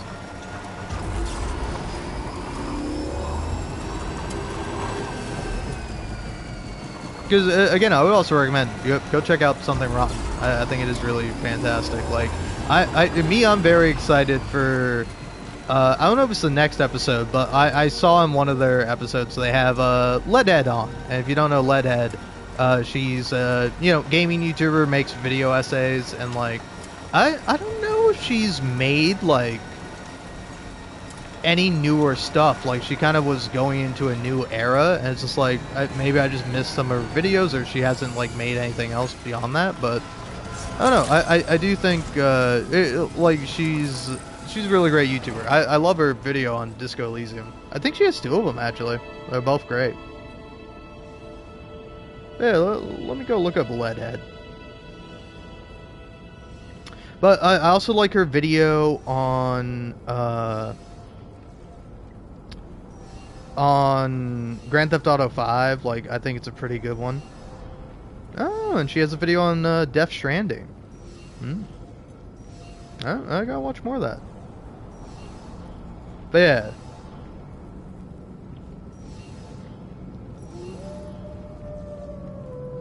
Yeah, her newest video was 3 weeks ago, and then before that was like 6 months was her last video. But yeah, a long video about Tyler the Creator and trauma. Pretty interesting. But yeah, I do know if I want to look at her Death Stranding video. But yeah, it's her second most popular video. Does Grand Theft Auto 5 have a good story? And like honestly, I think it's a really interesting video, and I like it a lot. Then our third most popular video is Portal 2, The Moron Theory, and it's like I think it's not a bad video, but it's certainly not my favorite. Got a video about Firewatch. Where's the Disco Elysium stuff? I thought it'd be way more popular.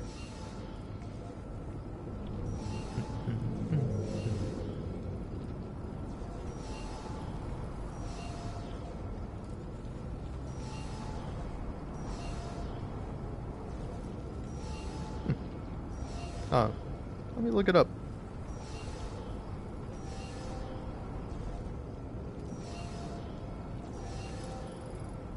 Yeah, she has 2 videos on it. What Disco Elysium means to me, and then the game that defined me. The what Disco Elysium means to me is 5 years old, and then the game that defined me is 1 year old. But yeah, interesting.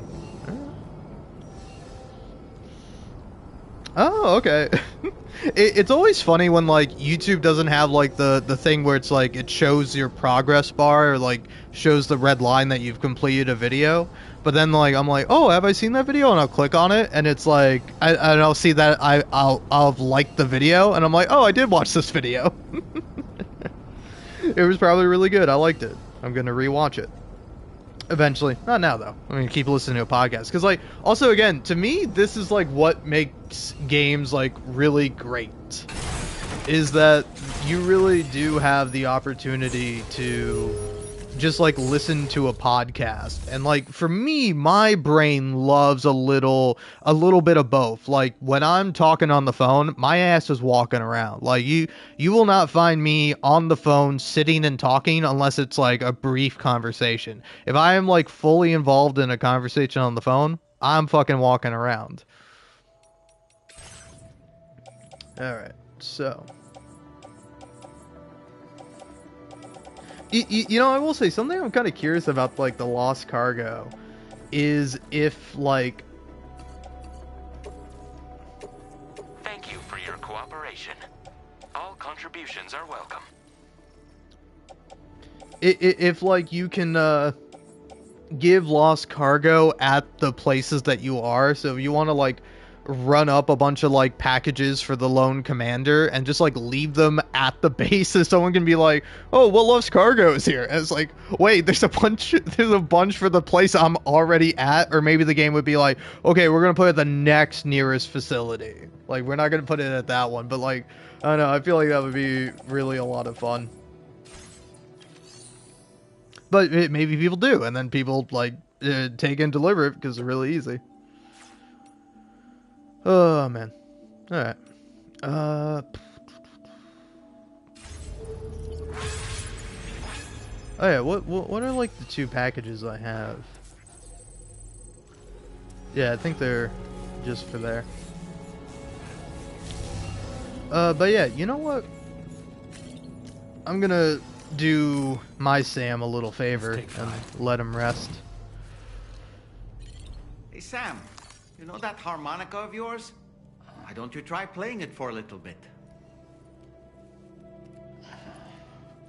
Maybe in a minute, doll man.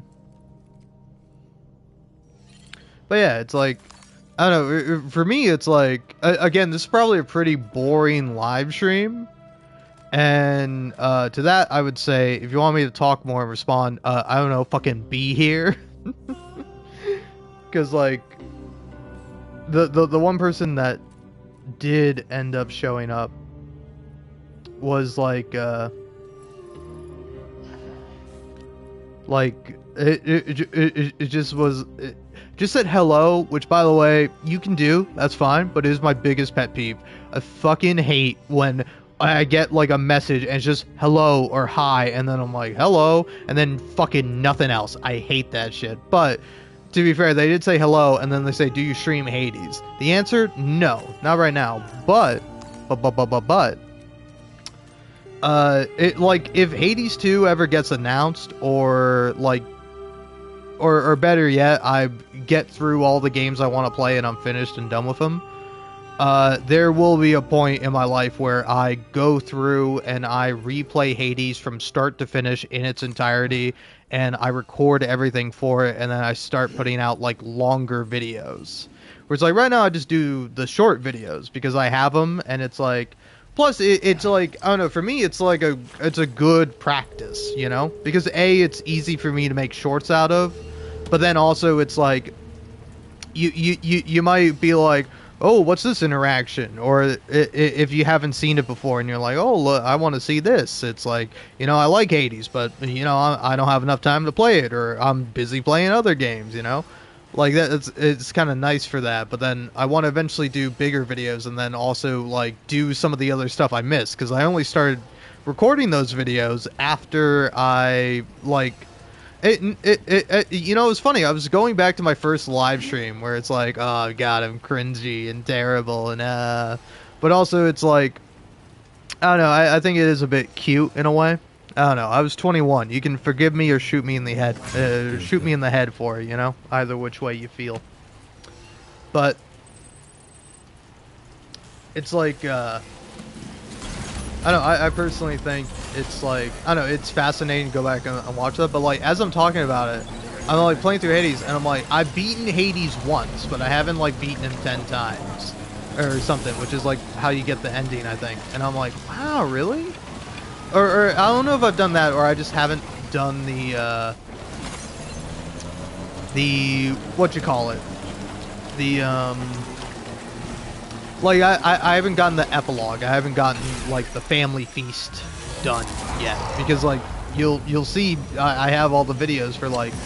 It actually pissed me off. I fucked up. I fucked up on one of them. Where, like, Bleh.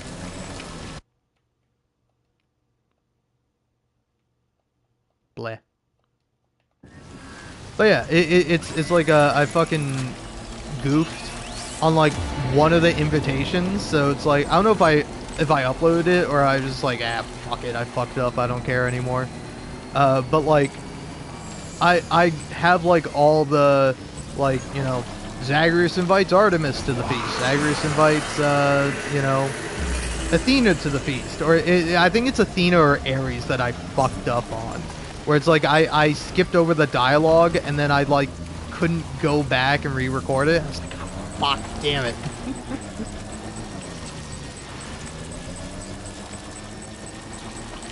So yeah, look forward to that at some point, sometime in the near future. But yeah, I will be streaming Hades eventually. Probably not anytime soon. I don't know. It's like, I want to finish up Death Stranding 2 again. I just want to do like another run through. But then eventually after that,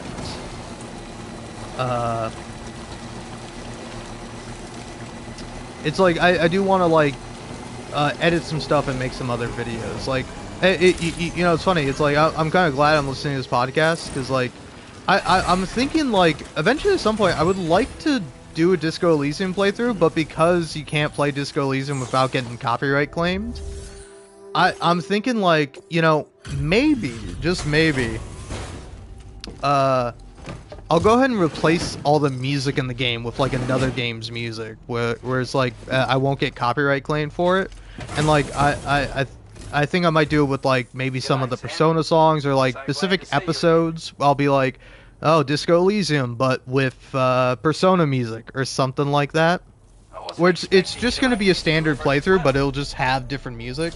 And like, honestly, right now, a pretty strong contender is oh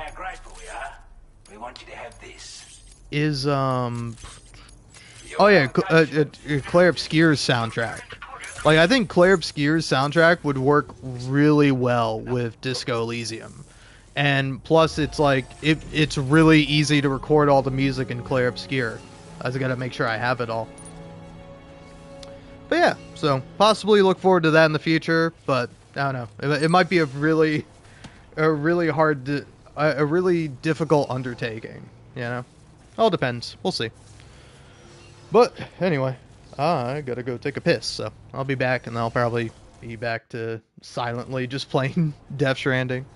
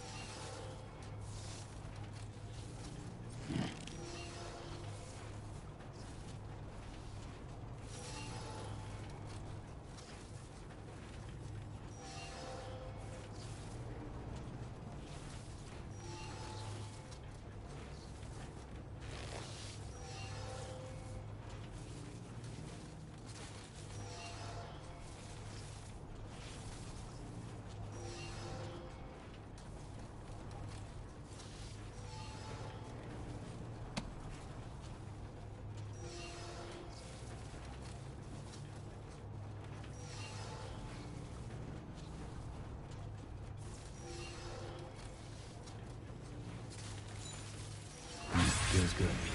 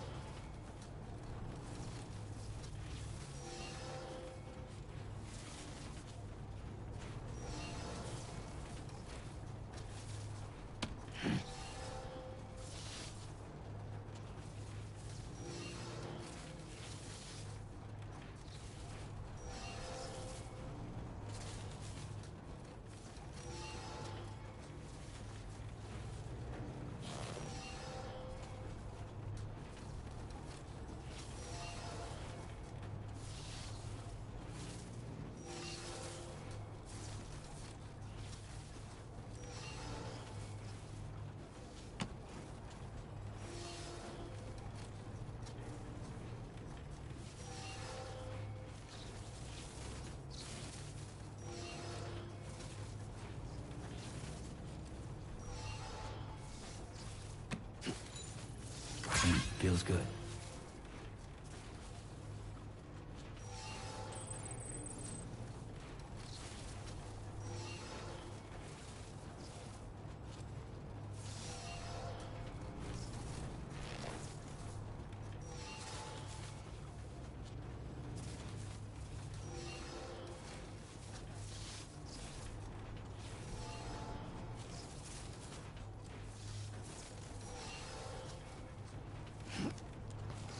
Oh, hello, hello. No one's here. Lovely to see. Oh, oh man, oh man.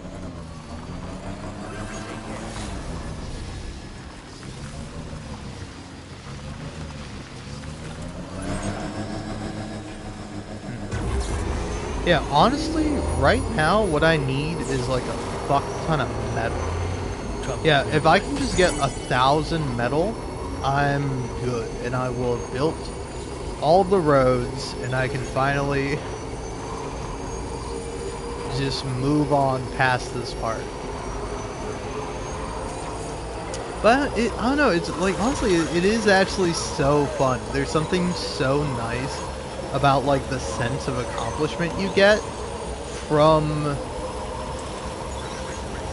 like from completing everything, you know? I like going, it's like, ooh, that's all there now. But yeah, it's like, I would really love to like max out everyone here, because I maxed out the governor. I haven't maxed out this yet, but I feel like at some point eventually I'm gonna get it. Oh, hey, look at that. Well, hey, what do you know?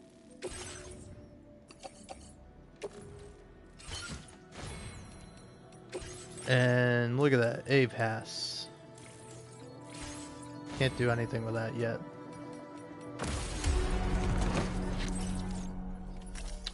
Now, before I go. Yeah, so facility storage, yeah, you don't have much metal. But you do have that and that, so I'll be taking that. And then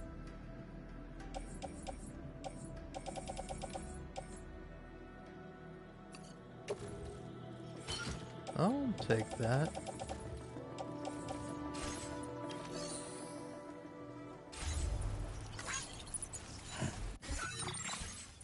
Yeah, what's the cargo management one? It's not left, is it up? It is up. So you can do that. But then you can also go in here and go, hey, let me wear this.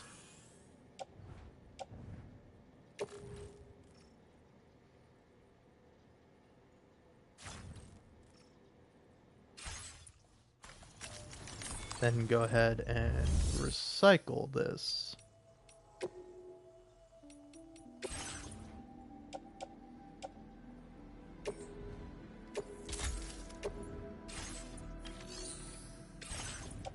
Yeah, recycle the shotgun too.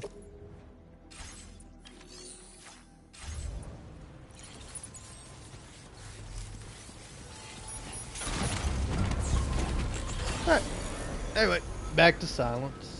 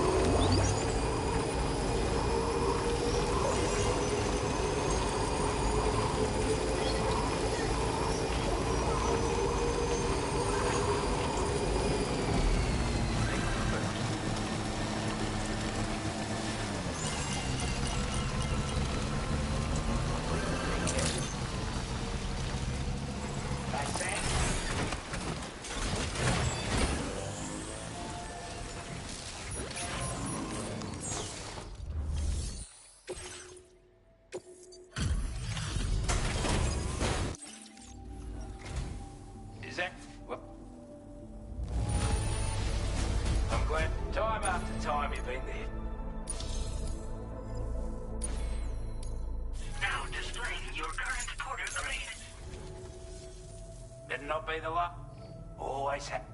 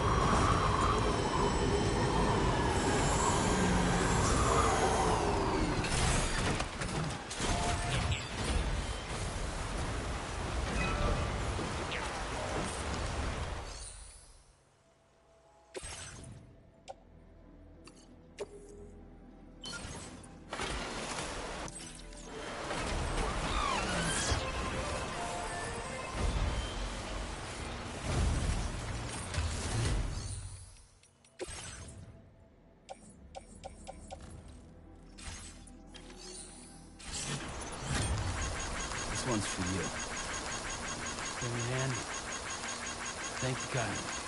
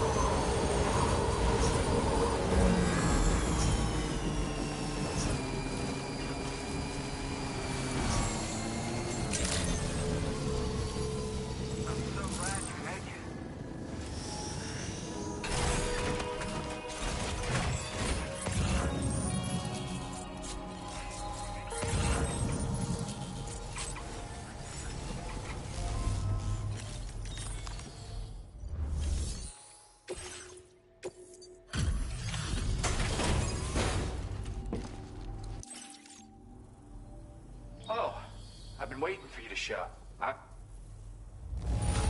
Oh, wow. Sam, you really are incredible. But you need a gift.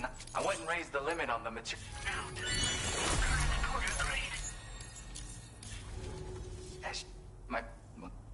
I don't... Just...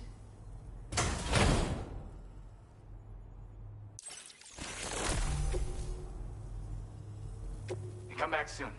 I'll be waiting.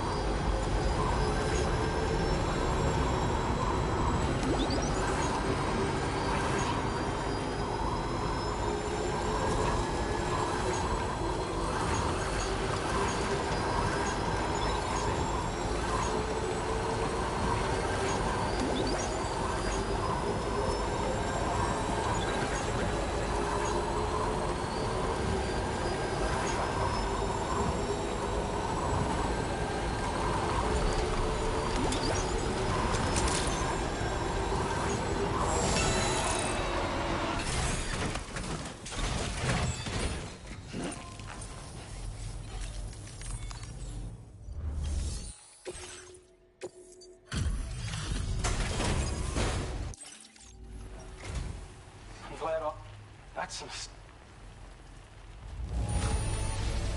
Damn near perfect. We'd already written this off as lost. You've made...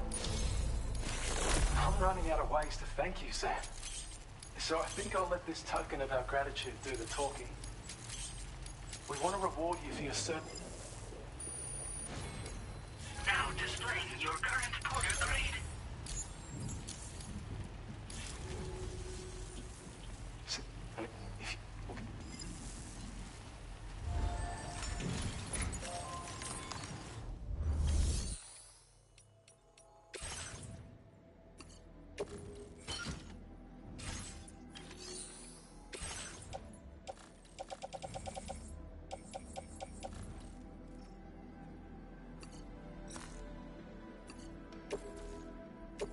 Thank you for your cooperation.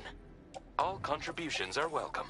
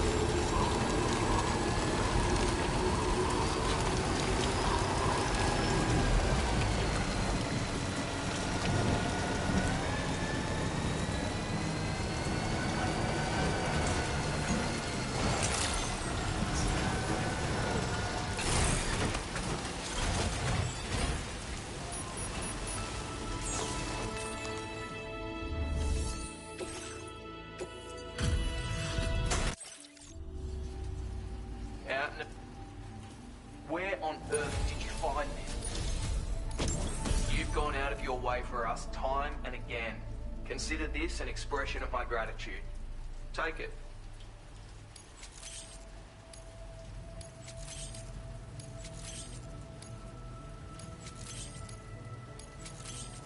I'm going to increase your material allocation, just so you know. Take whatever you need, mate.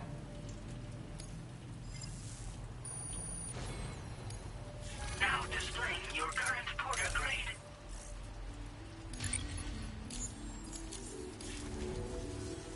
Can't tell you how grateful I am for your visits. coming out time and again just for me. I thought I'd grown accustomed to living on my own, and all of a sudden I found myself looking forward to your next delivery. You're a man of many talents, and I dare say you've already achieved more than I ever did. I look forward to seeing what great things you'll accomplish in the future. And if you ever happen to be passing through, feel free to stop here and rest your weary bones for a spell. You'll always be welcome, Sam. I mean it.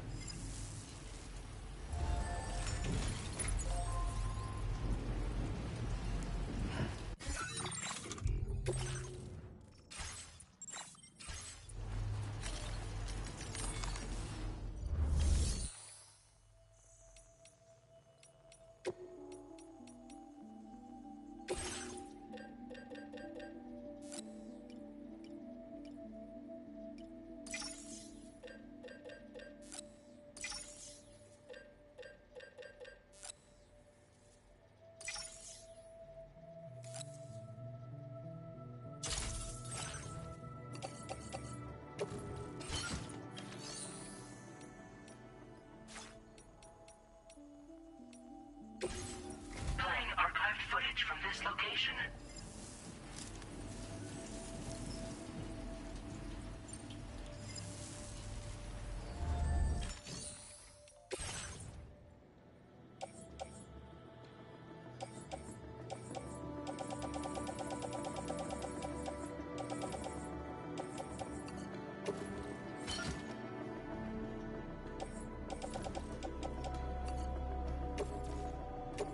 Thank you for your cooperation. All contributions are welcome.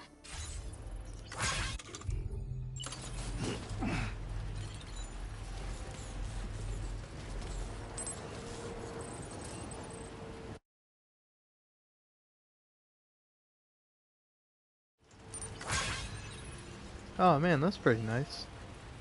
I've finally got this done. Got the sight of the sniper rifle. That's fucking awesome.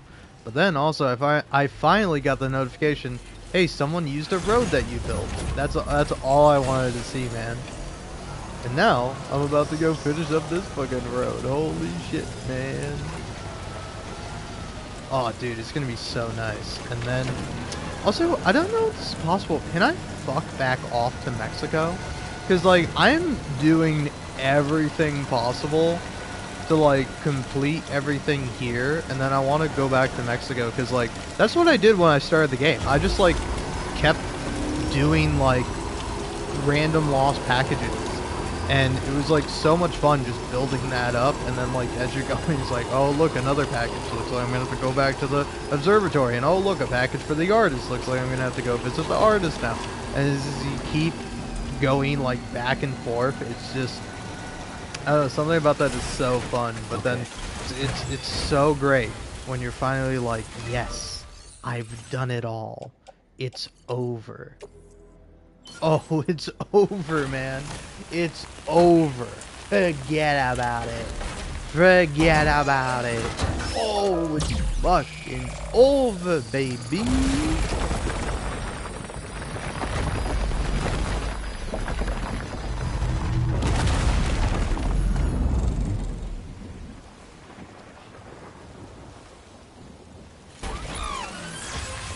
Look at it. Look, man. Thank you, God. Man.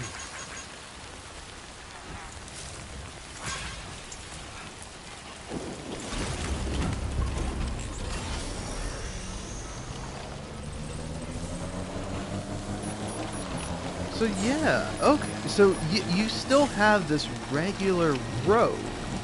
Yeah, you kind of have the way that I've been taking the whole time that's still available to you?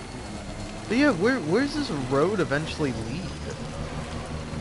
Like, does it just lead straight to the Lone Commander? Like, where does it go?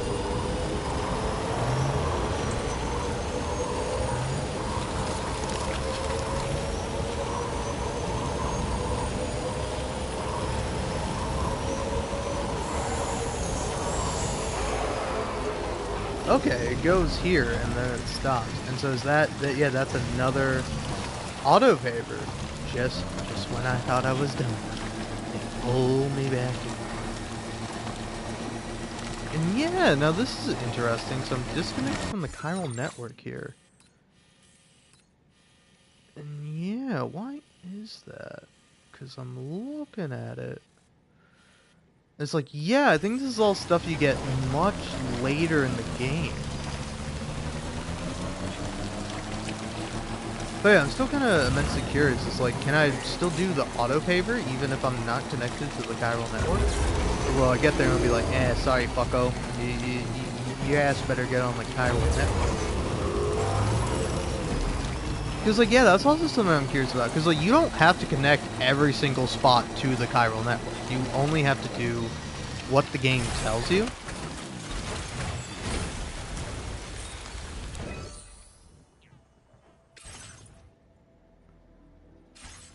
So, who's contributed to this? One other person. Okay, yeah, so you don't have to be connected to the chiral network to still have access to this road. That's interesting.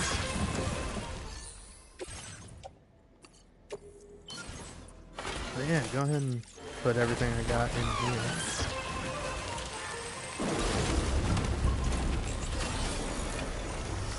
And then yeah, I'm gonna go get to work on this now. Or I was thinking it was now time for me to fuck off to Mexico, but no, now I gotta do this.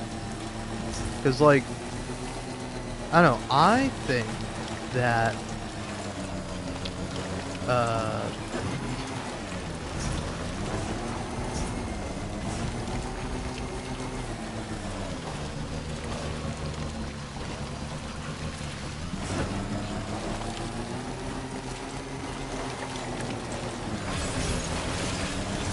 hey, look at that.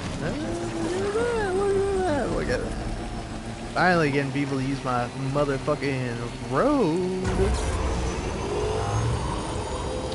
But yeah, it's like, I think...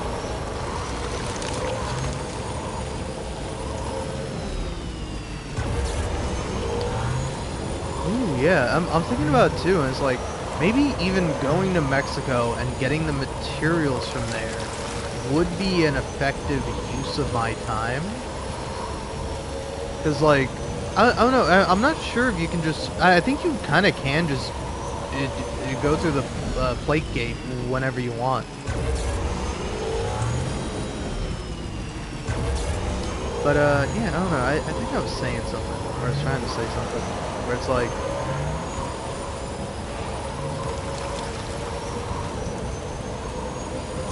I don't know, it's like being able to go through all the different areas and, like, complete them all, just is something just immensely satisfying about it.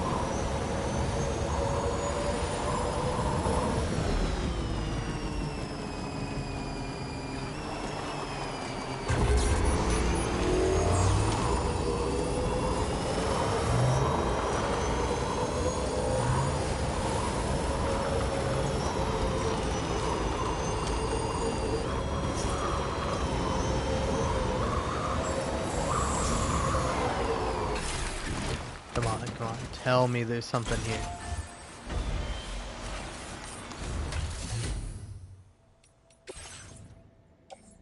Ah, nothing.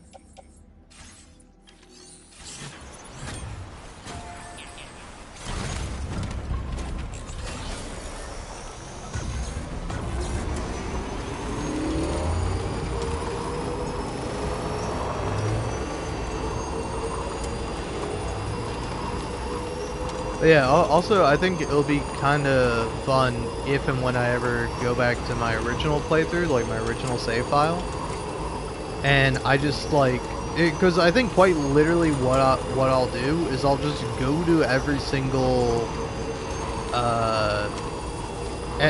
like station I've been to and just like take the materials and then donate them to other players.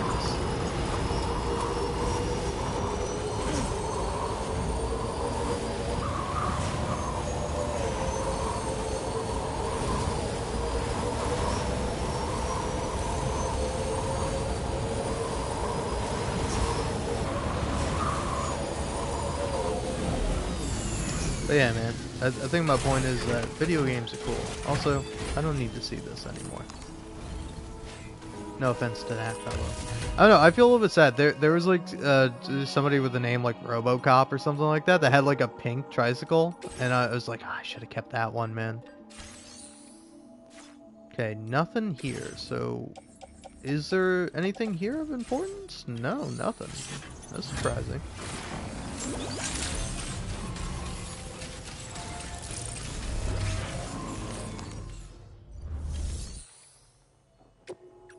Okay, so claim materials. Need as much metal as you can give me.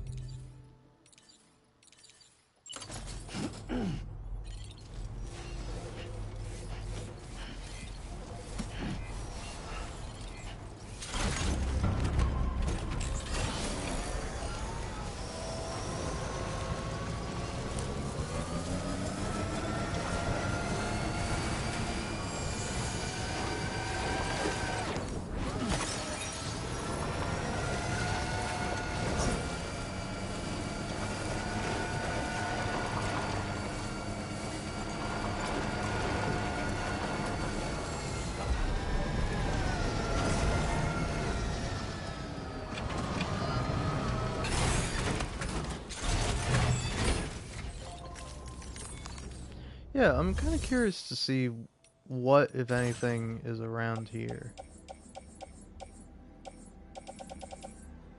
Just chemicals, man.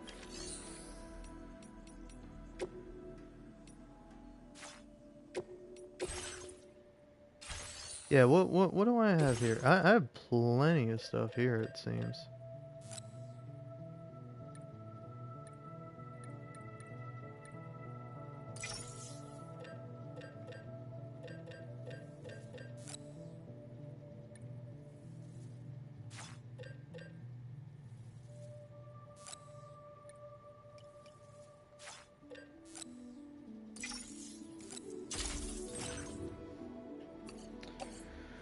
Alright.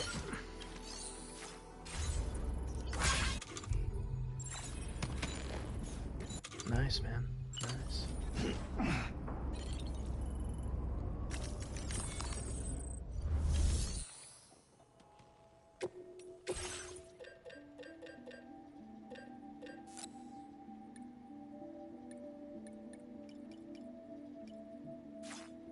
Damn, I really get a lot of stacks, man.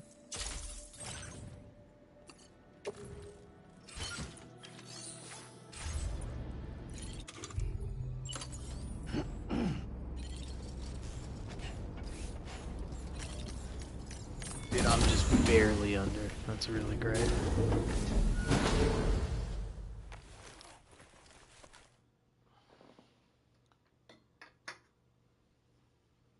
Good morning to you, Sam.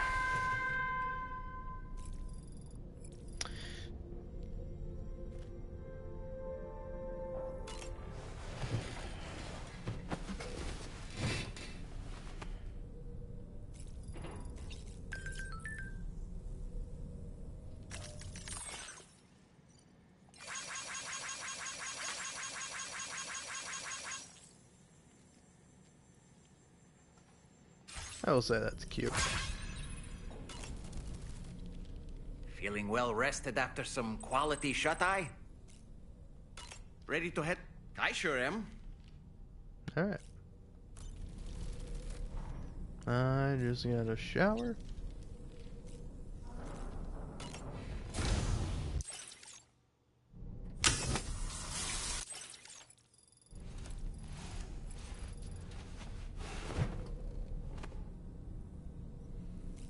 Oh yeah, I also got to get more Chiral crystals.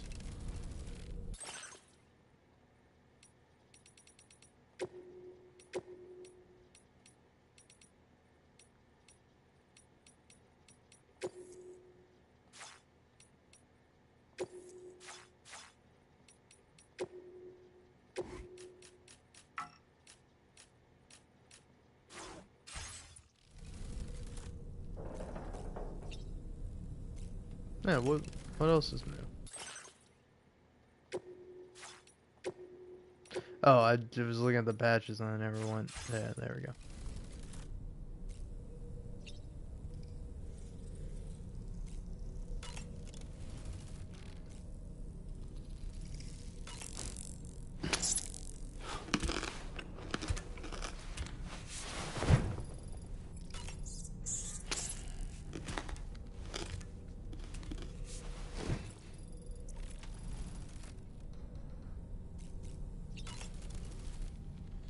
Oh boy. I really miss the taste of food. Aw.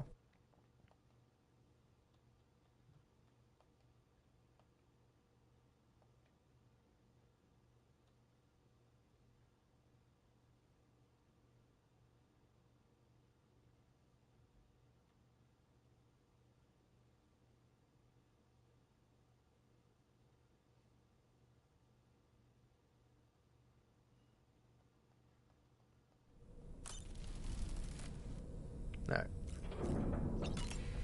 Bye-bye. Time to go.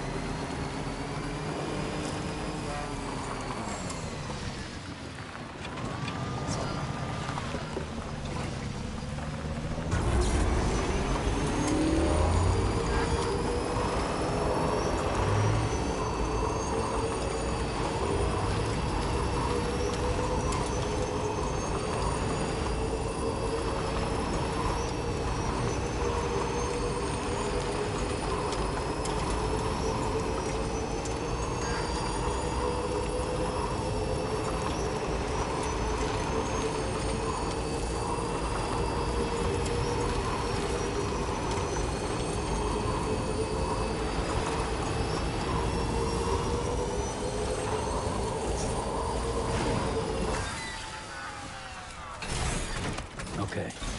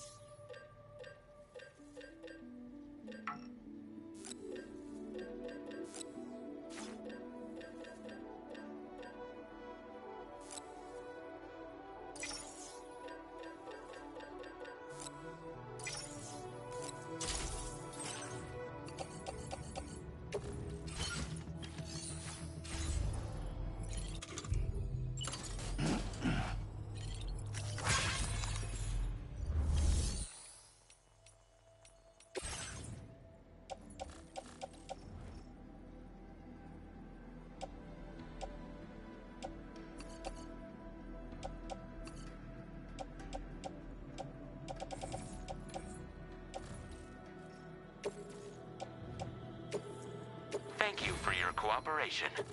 All contributions are welcome.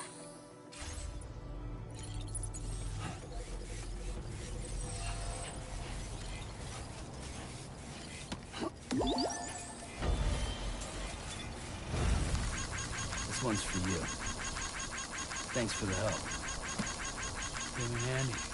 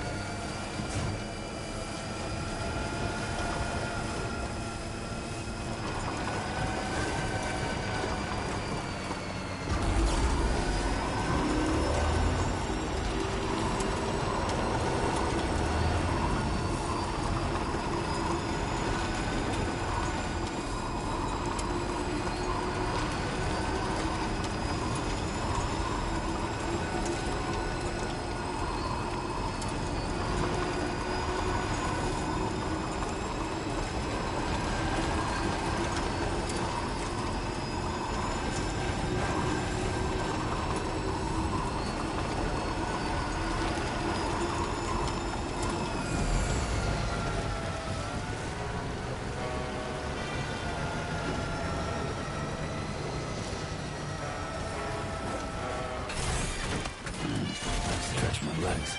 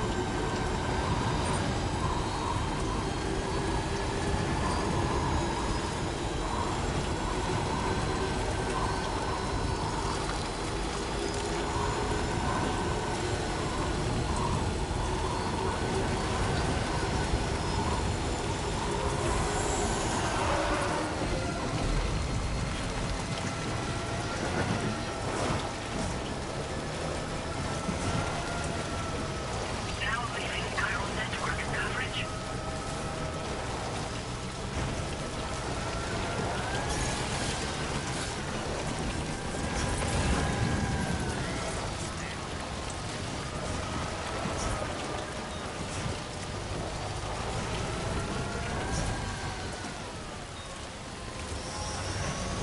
You know, I will say, still just listening to the podcast, really great. But at one point, like Jake Geller kind of mentions, like, you know, tagline for Disco Elysium is like the best written game, and I'm like, I'm like, that's very true. Disco Elysium, I think, is the best written game, but also Disco Elysium is the most written game. You know, it has the most writing. It has like all these various things kind of going for it that make it such like a fascinating, interesting kind of game that's so like dense. And like the more and more I'm listening to this, the more and more I'm thinking about Disco Elysium and like what I want to do with it, and also like specifically something I feel like I have to do, even if it's like, even though it is quite literally just for me, but I do want to and kind of have to go out of my way to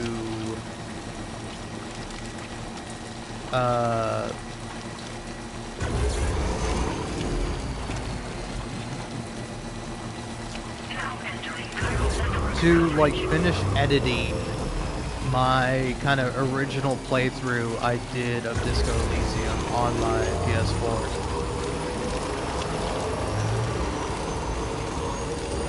Because like, I don't know, to me it's like the ending is like so good, and like, I don't know, I really do just want to finish it. And like, I don't know how much I have left of it, but it's like, if you know about the game, like, the thing I have to edit is like the tribunal, and like the thing that's kind of hard is that it's just like, it is hard to sit down and like really examine it, but I definitely do want to do so eventually. So I don't know, man. I'm trying to get more and more back into editing. It's just the problem with it is that I feel like it's the kind of most. It feels like to me the most amount of editing for like the least amount of payoff, you know?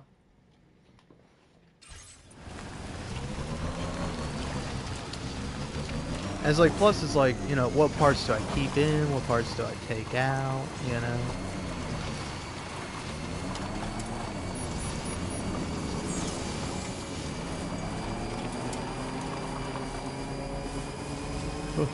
But yeah, it's just a matter of sitting there and doing so.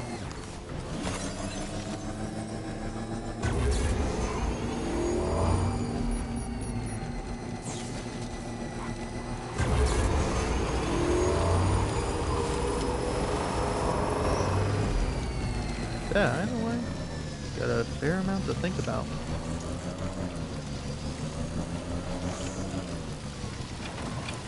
Okay.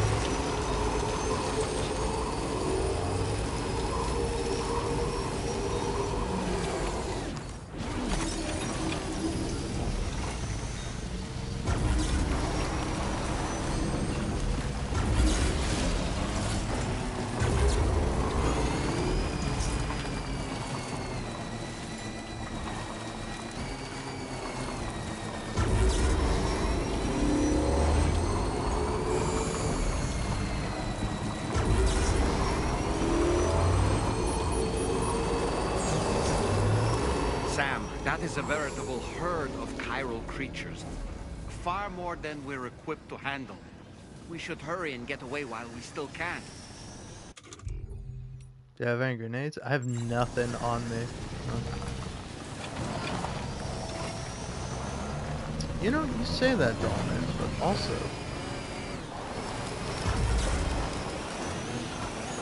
Man, in a lot of ways, free.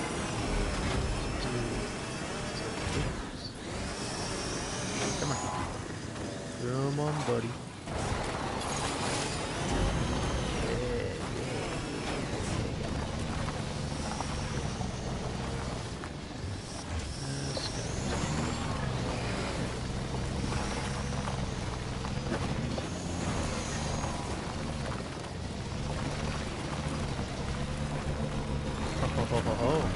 Made it through a whole herd of them.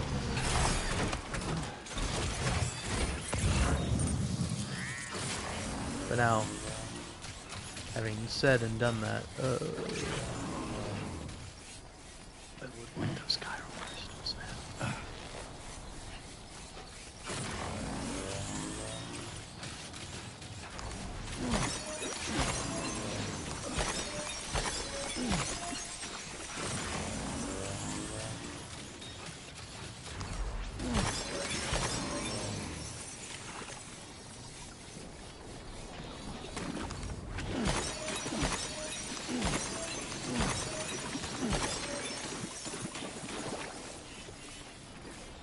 Dude, look at me. Fuck. fucking chilling. It's quite nice.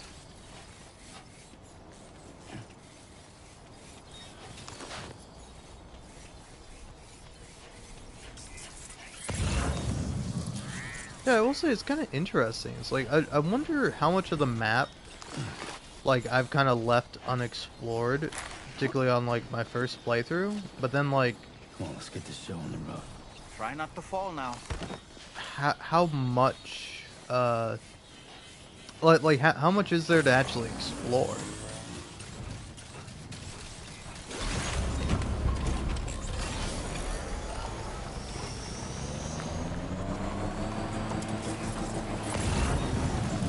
At least so far, I'm not seeing all that much over this way yonder.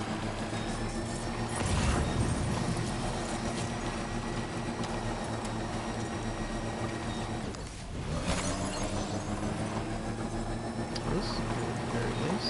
I'll take that blood bag from your partner.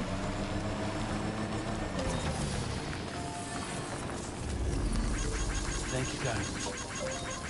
Hey, man. This one's for you.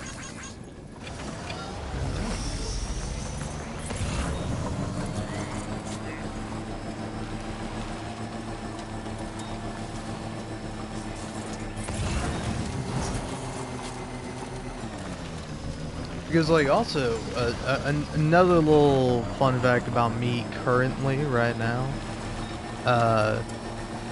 recently, like, was searching around my room, and, I found, like, an old, like, jewel pod that I had, that I literally, I must have bought it years ago, because it's like, I've probably been off nicotine for maybe a year, maybe less. Not 100% sure, but I've quit it like multiple times and then been like, oh, I'll just have a little bit, and then I get addicted to it again. I'm like, what the fuck, man?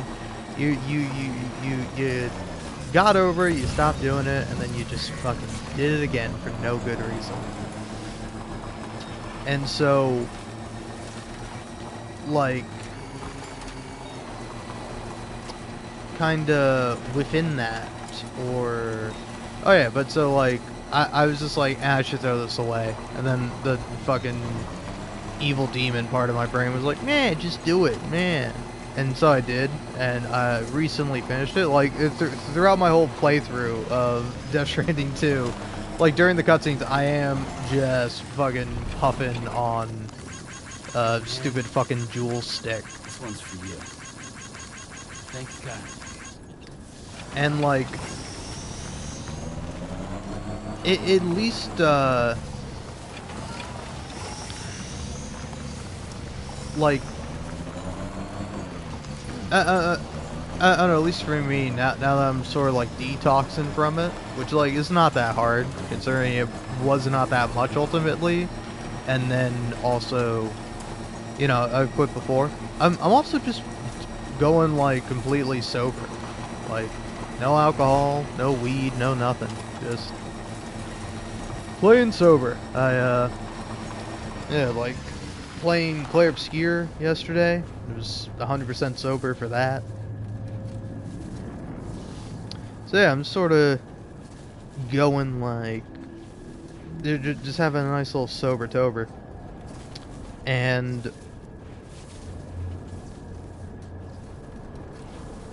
it's like, yeah, I don't know, I find it to be a... I don't know, it's like an interesting... It's an interesting thing to think about and examine, because, like, oftentimes I tend to sort of think about, like, why and how I do things. And, like, I don't know, again, for me it's much easier to, like, indulge in the extremes. Like, for me at least, like, when having to kick a nicotine addiction, and, like, you're legit fucking addicted to it, whereas, like, it was like me, I'm just like, I'm fine. Like I'm not too terribly like my brain occasionally is like, ooh, hey, you know, it'd be great right now if you took a little puff, and then I'm like, yeah, but I don't have any more. If I had more, I'm sure I would not be able to control myself. But the fact that I finished it and now it's gone, it's like I don't have to worry about it. But like, I don't know, it like with that, usually what I would do is I would either get like not overly so, but I would get pretty drunk or high, sometimes a little combo of both. But like I would do that because it would like satisfy the, hey, I want to do a thing. And then also yeah, hold on. What can you actually do at the terminal? Okay.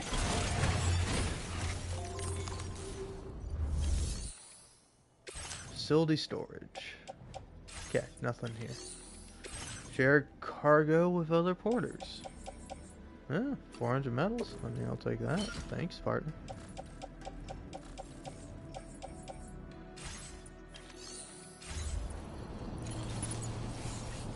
But yeah, but like, right now for me, going entirely sober, yeah, it's pretty good.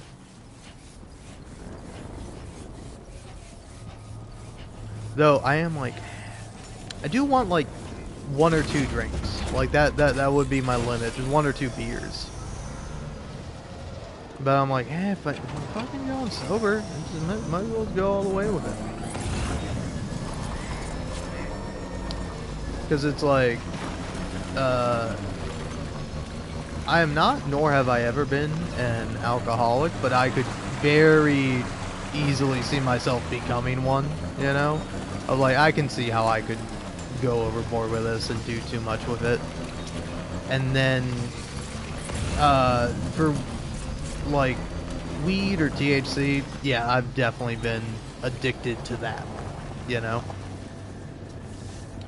And like, as of lately, it's been much easier for me to do less of that, you know? Whereas, like, I've also transitioned from vaping THC to, like, eating it primarily. I, like, somewhat recently, like, a month or 2 ago, I was like, yeah, I'll get one cart from the website I buy my gummies from. And like,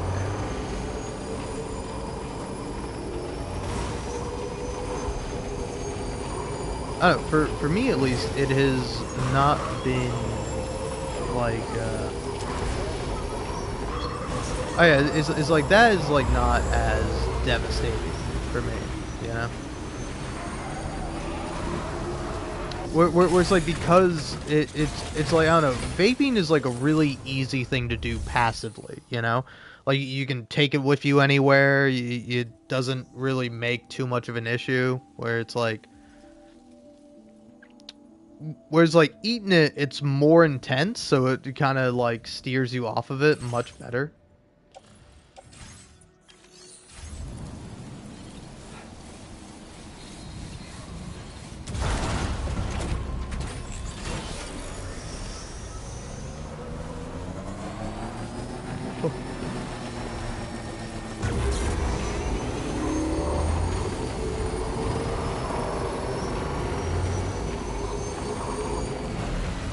But yeah, it's like, I don't know, it does kind of suck, because it's like, you think back on it, it's like, oh yeah, the reason why I got high like every single day was because A, I was addicted to it, and B, I was addicted to it because I was depressed, you know? And it's like, now that I'm not depressed, it's much easier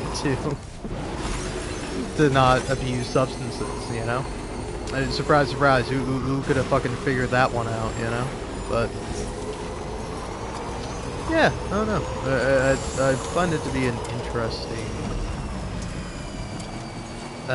like an interesting thought to have, where it's like, you know, it's nice to reflect back upon it and like, no, it's like, okay, I can understand it now, but it's like, it hurts, because it's like, if I had understood it more or better, or was able to cope, or like be more emotionally stable, then it wouldn't have been a problem, and now probably isn't like kicking like I wouldn't have been like inadvertently kicking myself down the line, you know? Where it's like oftentimes I think it's like, how much smarter would I be if I never like never tried THC, if I never had a drop of it. Same thing with alcohol. It's like, I think you can do these things in moderation and you can not feel too bad about it, but it's like, I don't know. I also think it is a worthless kind of thing. Come on. It's like a worthless kind of thing to think about, like particularly the thing of, oh, what if I had never done this? Because, like, for me at least, it's like, well, you know, it would be a nice thought. Maybe I would be better off, or who knows? Maybe I would be worse off. Maybe I, you know, would have been led down a different path and had something terrible or, you know, just not good happen to me. See, am I able to take both of these things? Mummified chupacabra?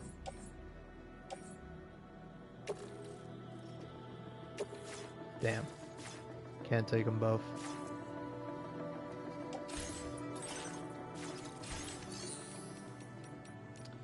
Yeah, well, what about... Yeah, what other people have left here? Okay, okay. Yeah, claiming materials from here. Yeah, I'm only... Yeah, okay. So I think probably best practices is doing this, taking these, place them into my backpack, then see what's new, Scooby-Doo. Oh yeah, I would like that.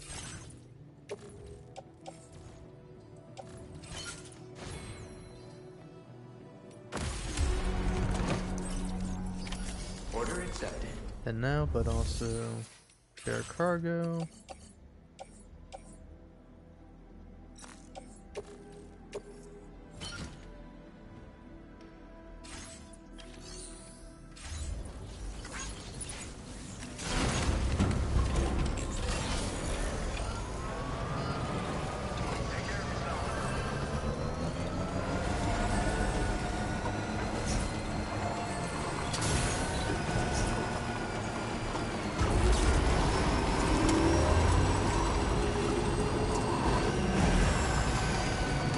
But yeah, it's like now I think ideally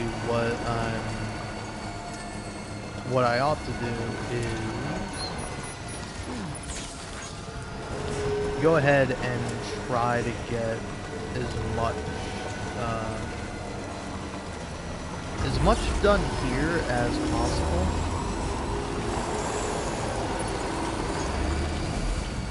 And then I can like just take the materials and head on back. Dude, I'll share it, cause like, easy, Louise, relax, calm down. Both me and the video game, both relax. But yeah, it's like, I don't know, man. I want to get that motherfucking road done. But also, it's like, I ought to do the next story mission at the very least, because it's like, I don't know how much for sure, but like, yeah, I don't know how much further I have to get in to unlock the DHV Magellan, like, being able to transport or being able to go to different places.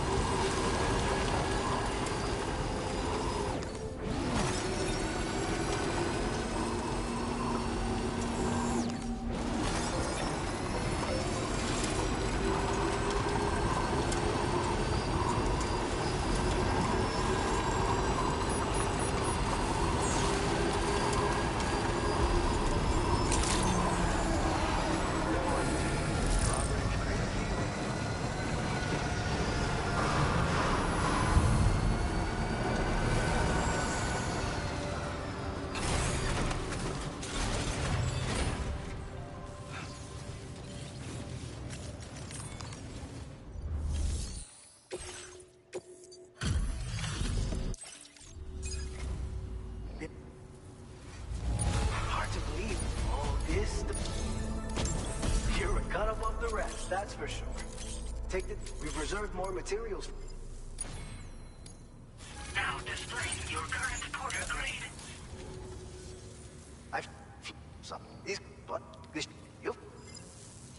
All right.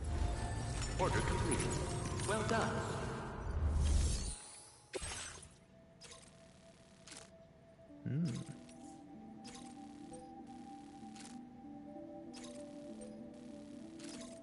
Yeah, I could get to doing that. I don't know. Yeah, let's see what other cargo is in here already. Okay, just this, but that's pretty big, so that makes it well worth doing the delivery.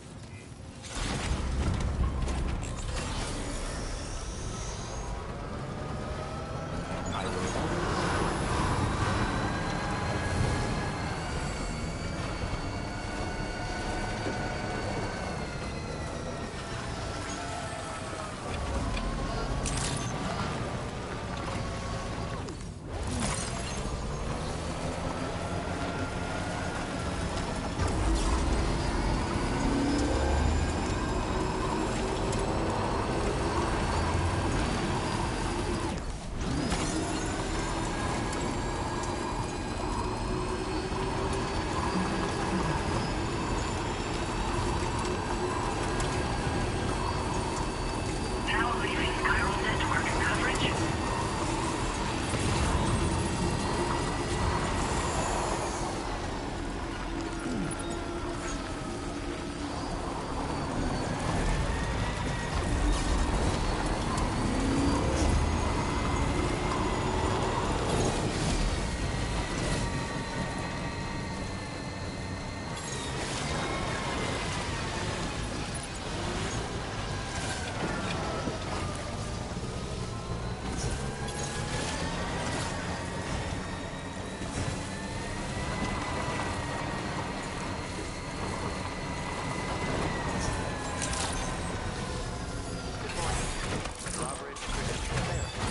Welcome, Sam. Security measures lifted.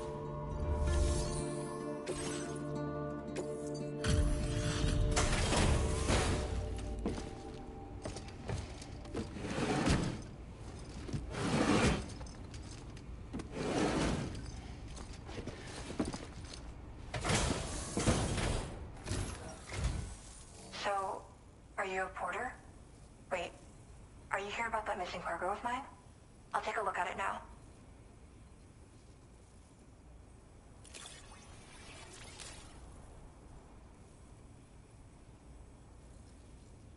I was not expecting you to deliver this cargo. Is there anything you can't do?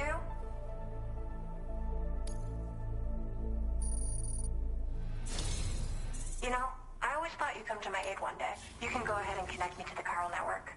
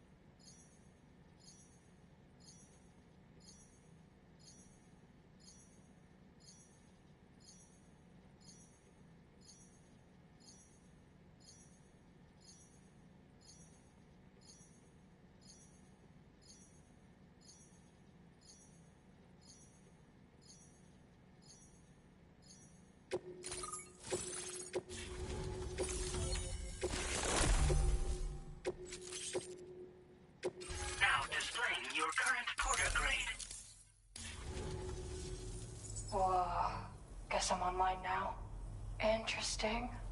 The network has more uses than I realized. A lot more people can see my illustrations now. Oh, I shared some color data I think will suit you. You can use this data to customize your headwear and other clothing. A change of outfit can really improve your mood.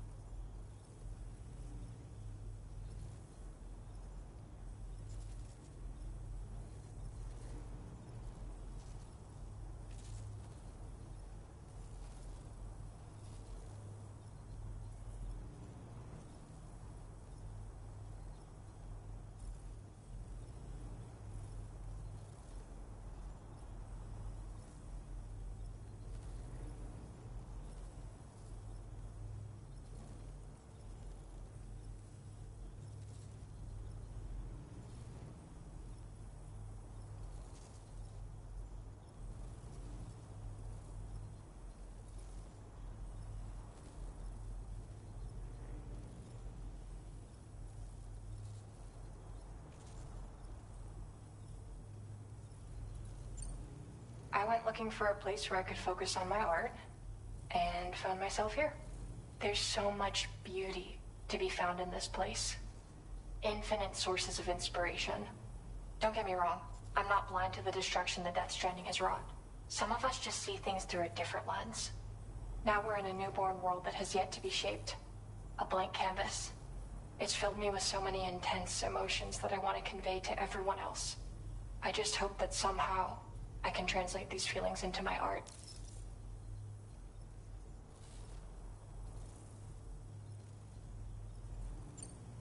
Thanks for coming. I'm glad we were able to meet. You've given me what I needed to finally complete the piece I've been working on. I'll let you know when it's finished. Till then, take care. Order completed.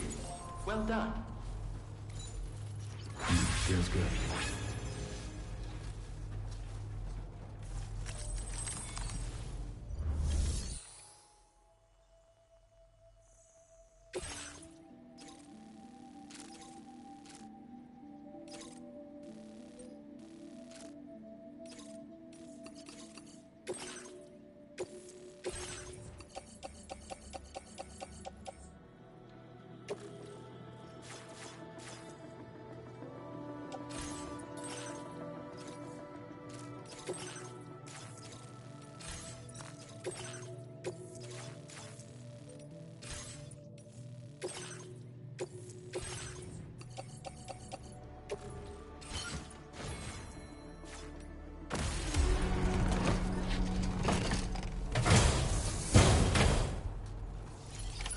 Order accepted.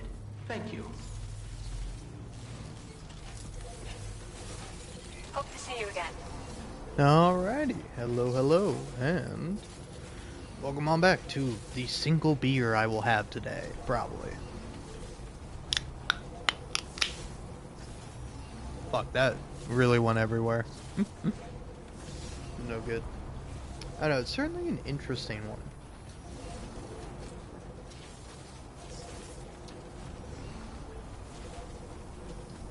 Yeah, that... Man, it's weird. It's an IPA, but I don't know if this is me. I don't know if I'm fucking crazy here, but like, it has like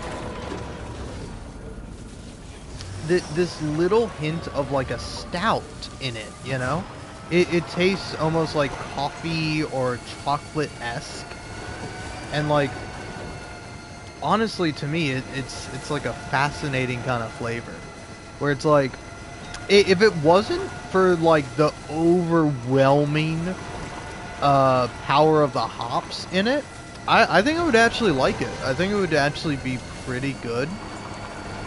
But like, I think really it's just like, you don't want to be drinking this beer, you'd rather be drinking a stout, and that's true. But yeah, but it's like, I don't know, it's also weird, because like, there are some IPAs that I think are pretty good. But like, most every IPA, you taste it, and it's just like, oh yep, that's hops. That is made out of hops.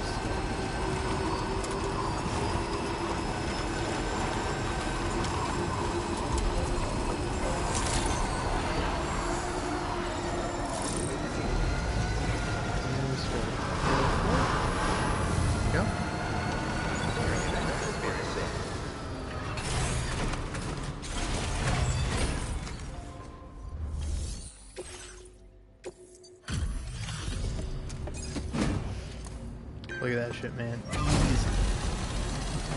Easy breezy, lemon squeezy. Don't even gotta fucking worry about it. Now that's a hop. Legend of legends of legends. I've got some data I'd like to share with you. Hey, there we go. Blood grenade level 2. That's really what I came back here for. I was just hoping to get that.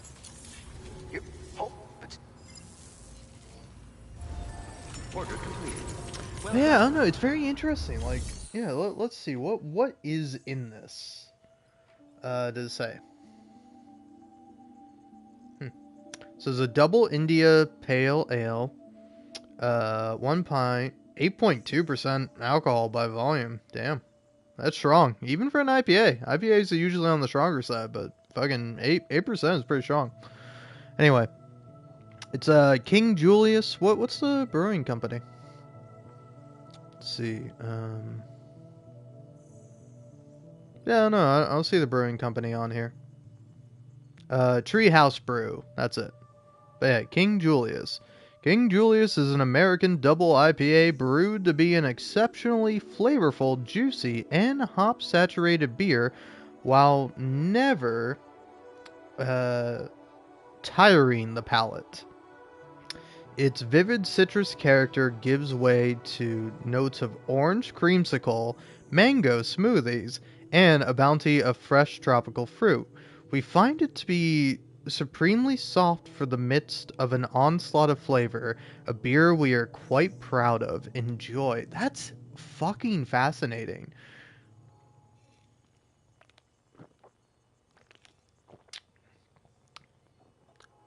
Huh. Maybe that's where I'm getting the sweetness from, because I'm tasting the stout, or it tastes kind of stouty to me. Where it's almost like chocolatey or coffee-esque, you know? And like, but I do not get a hint of any fucking juice. Like, there's no orange, no fucking orange creamsicle, that's for sure. It's very weird. It's like, I don't know if they fucked up on this batch or the brew, or if it really is just like, I don't know, this like weird thing. Yeah, hey, you think you'd do me a favor and store these, store these medals for me, bro?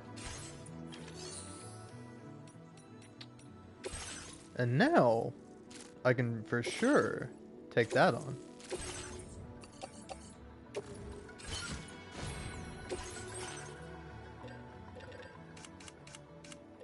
And yeah, blood grenade. And then yeah, let's go ahead and increase my like window. Yeah, there we go. Yeah, fuck the auto aid request. I do not want that. I'll take a sharing boost though. Okay, yeah, cool. But yeah, I'm surprised because like, yeah, I don't know. Even my my stepdad, he's the one who got the beer. Thank you. Like, he's very much an IPA man himself. Like, he likes IPAs.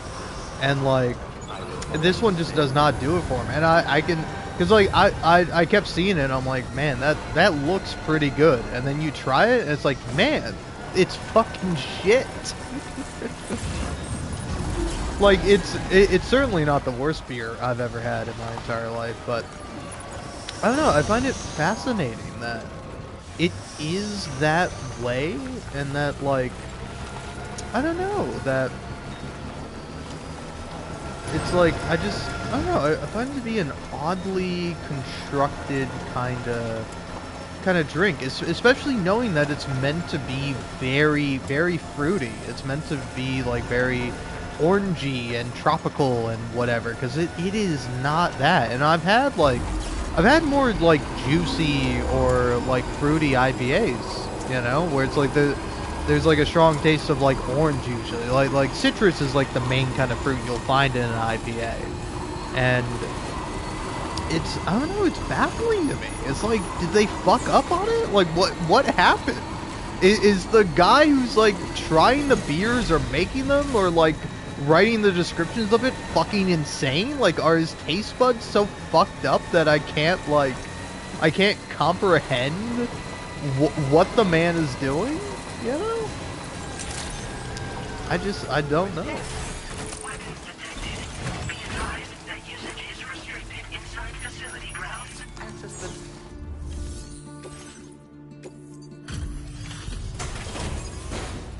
Also, I will say, it's pretty cool that, like, this is just, like, a real artist. Like, Lauren, Tsai? I'm not sure how to say her last name. But, like, she's just, like, a real artist, you know?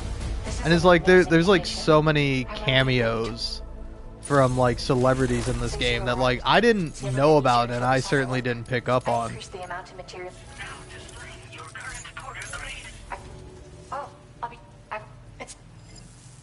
I kind of feel bad skipping over her dialogue, but if you want to see it, I already fucking did it all on, like, my first couple of Death Stranding live streams.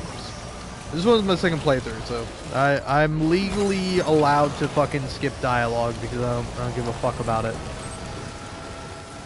Like, I think it's neat. I definitely think it's cool, but, like, again, it's like, even in the first game and, like, both games really, I strongly dislike the, holy shit, dude, you're the fucking, second coming of the Messiah, you're the fucking greatest person to ever do it, like, my god, like, can I please stand here and keep metaphorically sucking your dick? And it's like, buddy, I'm just delivering packages.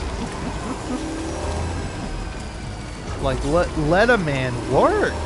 Let me work.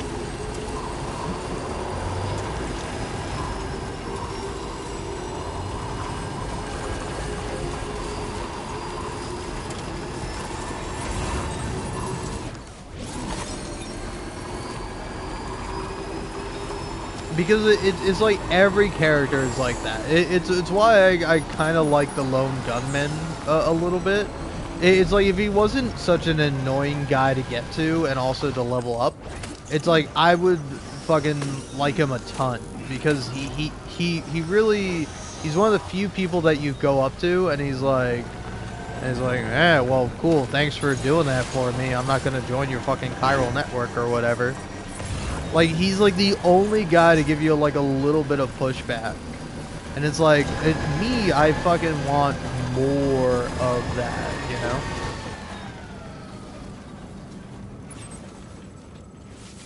Oh, okay. That's her thing. I didn't realize that was her thing. I thought her thing was over here. Okay. So I do have something for that.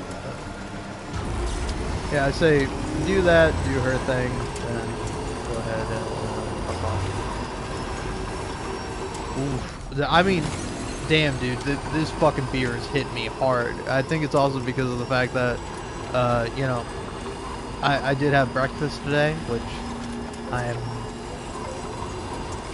don't know. It's like, I think it depends on your perspective of life, of like, how do you feel that, like, I woke up, I didn't really eat anything initially. I was up for like an hour just like fucking off on my phone, you know, scrolling through TikTok and all that shit.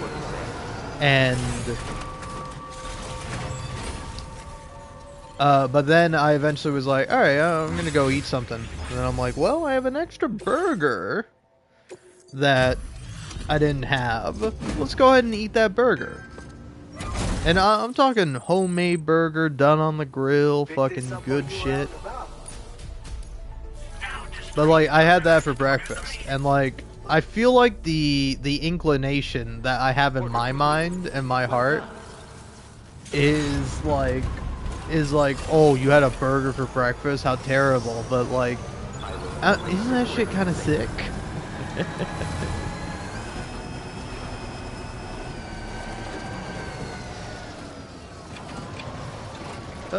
Yeah, take that. But yeah, it's like, I don't know.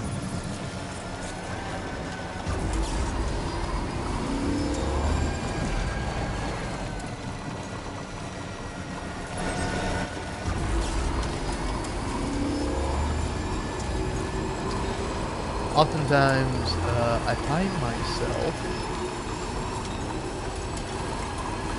Oh yeah, it's like, but yeah, I had that and I've had nothing else today, you know? I ate that burger and then I was like, you know what? It's fucking 4th of July. I'm gonna go ahead and be doing this. Cause like, yeah, I don't know. Ideally, I either want to try to get to sleep, like while my, no offense. Can I say this with like no offense and no ill will in my heart, but my asshole fucking piece of shit garbage fucking neighbors will shoot off fireworks like the fucking goddamn degenerate scum fucks they are. But I say that with love. I say it with love.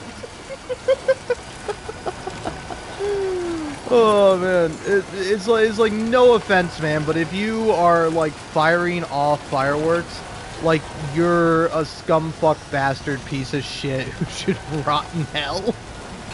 Okay. Just no offense though.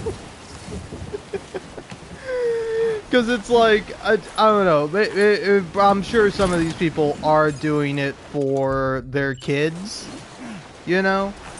But it's like, it's a child's activity to look at fucking pretty explosions in the sky and go, ooh, whoa, that's real cool. It's like, I don't know, I think I also have a somewhat warped perspective on it. Having lived in Florida, where like, you know, you fucking go down to the beach and you see like, and you see like the huge fireworks that get shot off from like the fucking boats out on the ocean. And it's like, that shit is cool, but that shit is also like environmentally really bad and also like ultimately really fucking stupid, you know? And like, as a man who suffers from tinnitus, probably through mostly fault of my own for blasting my music too loud when using fucking earbuds, it's like, I don't know, I hate it on principle, I hate it in practice, and every which way I can, I fucking despise it. But it's like, it's like, you know, at least that's cool, at least you'll like see some pretty fucking pictures or whatever, you know? But like,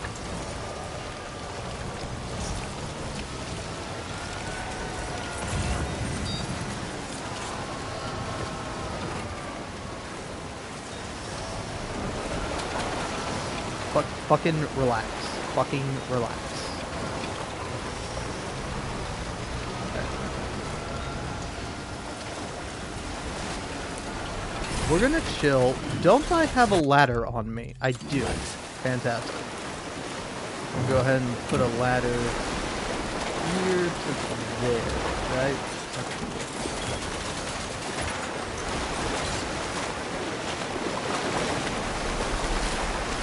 But yeah, it's like, I don't know, I either want to be asleep or I want to be like doing something with my headphones on for when my neighbors start setting off the fireworks, because I personally find it annoying, morally bankrupt, and environmentally bad.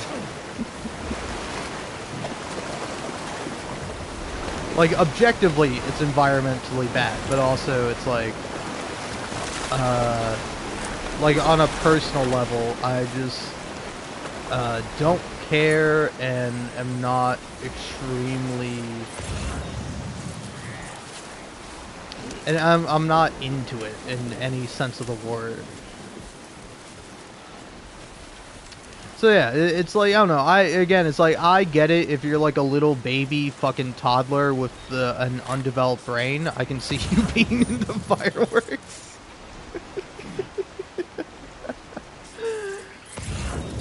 But, like, if not that, if you're not a fucking literal child, I don't know, grow the fuck up.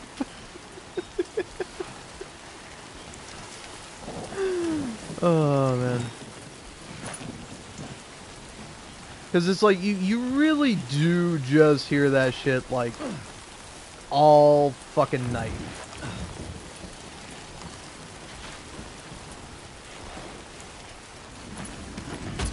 You've recovered everything then.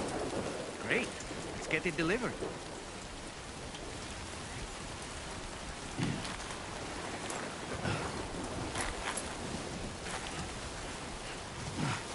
My soles are burnt thin. Ah, okay. Gotta get some new footwear.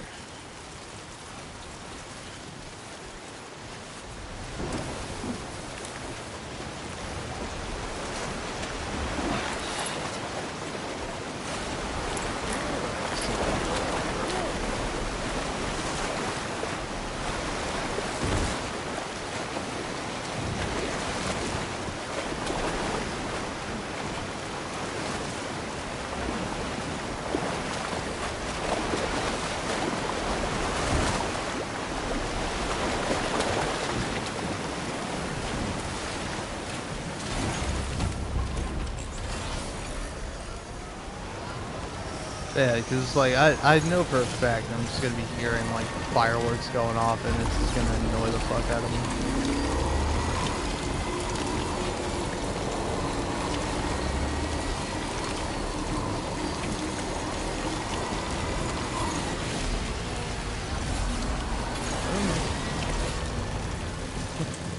Get up there, Norman Dinkus. Get up there. Fuck.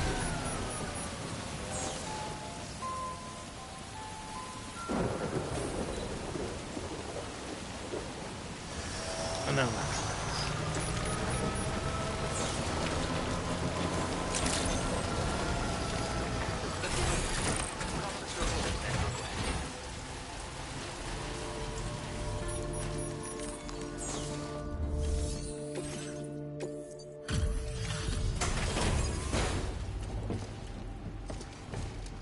But yeah, anyway, my original point is that this shit is hitting me hard because I haven't eaten anything all fucking day. I had breakfast initially, which was a burger, and It's always now good to have you. I'll take a look at those orders. fucked up.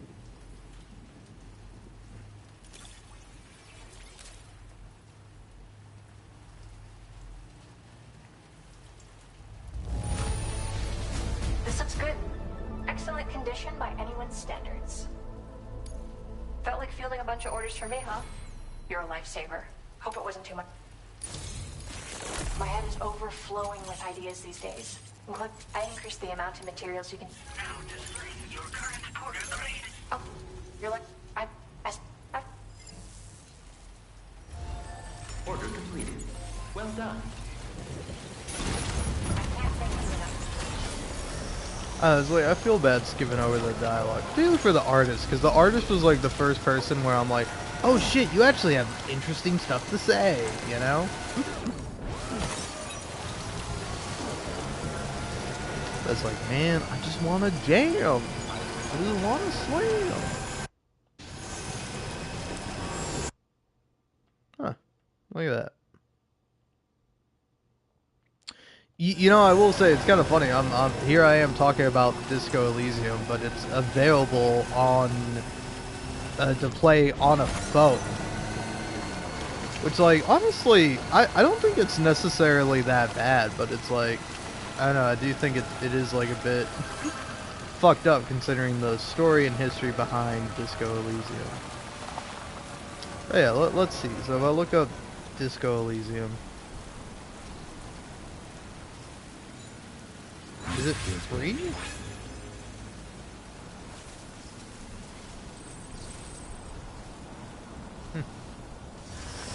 I don't know.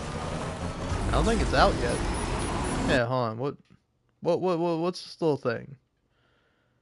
Ah, disco releasing the final cut. Available August 5th.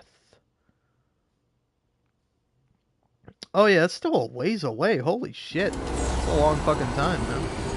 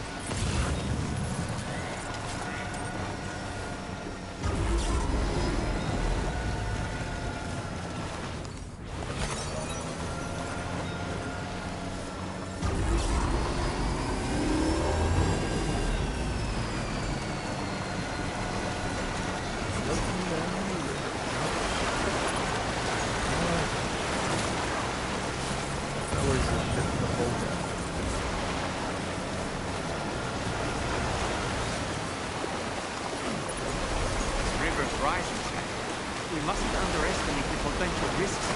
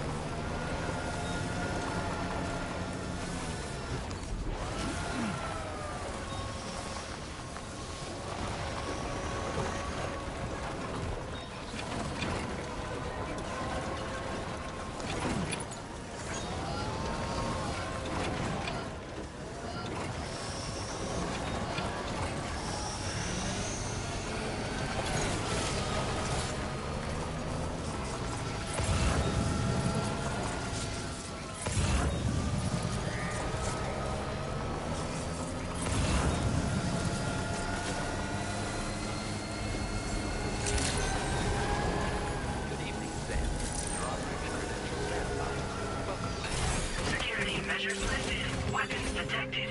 Be advised that usage is restricted inside facility.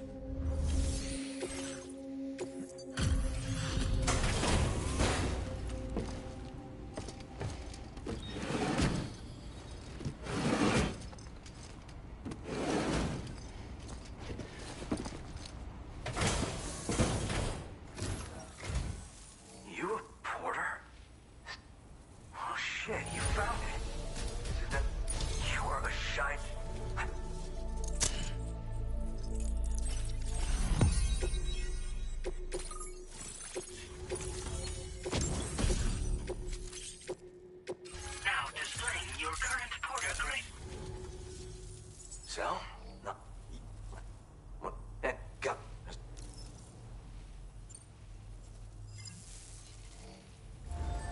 Order completed.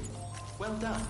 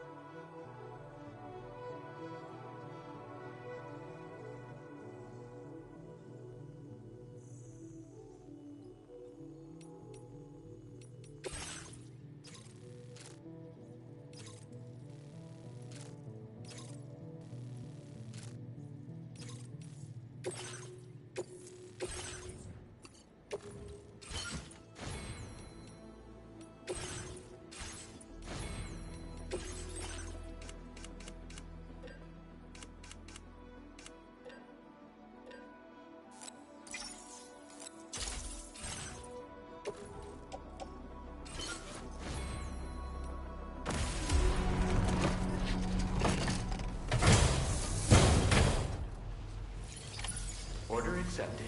Thank you.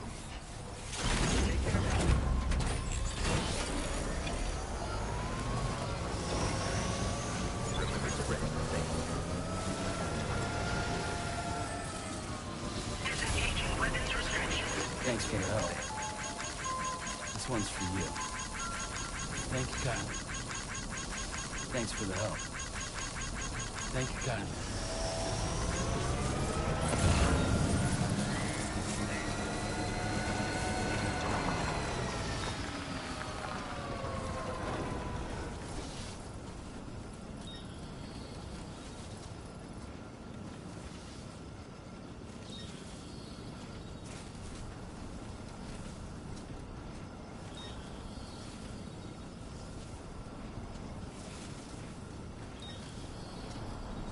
Huh, that's weird. I'm looking for their second episode on Disco Elysium, but it's not on Nebula.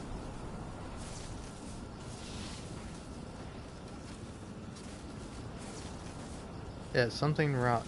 I don't know, this has happened before where it's like their 50th episode is on Nebula, but when you click on it, it's for a different game. Or it's for a different podcast show. So if you want to actually listen to their 50th episode, for me at least, you got to go to, you got to go to Spotify. Weird. Yeah, weird that it's not showing up.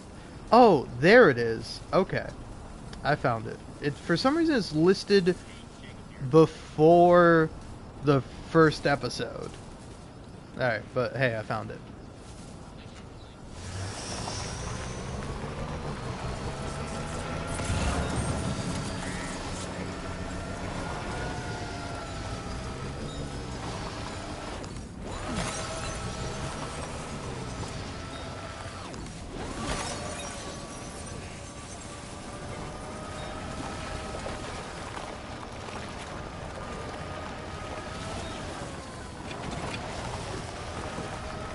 Also, it's interesting for this season. He's Jacob Geller's advertising his book, and like nothing against him or his book, but he quite literally says, "You know, it's more enriching than a podcast, a book." And I'm like, no. I feel like you always have to give your. I feel like anyone on this planet has to give their due respect to reading, to novels, to literature. Like, it is an art form. It is the foundation of how we can, spread information, But it's like, I would argue a podcast is more enriching because it's more human to listen to someone talk than it is to read something, you know? It's like reading is a skill and something you learn, but like it's like you understand language and you understand how to listen before you learn how to read, you know? It's like it obviously depends on what your definition of enriching is exactly, but for me at least, it's like I don't know. I would say a podcast is inherently better, you know? A lot of people like audiobooks. It's like, I don't know, if you listen to a book rather than read it, are you supposed to go fuck yourself? Didn't think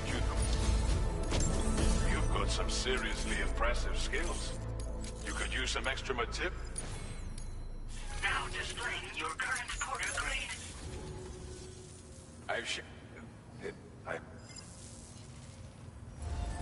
Order completed. Well done.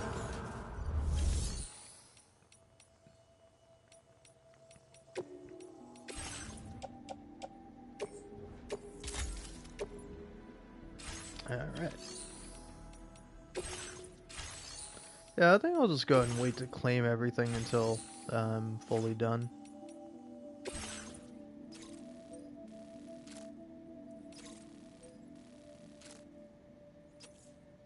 Yeah, these both seem to be in the same kind of area.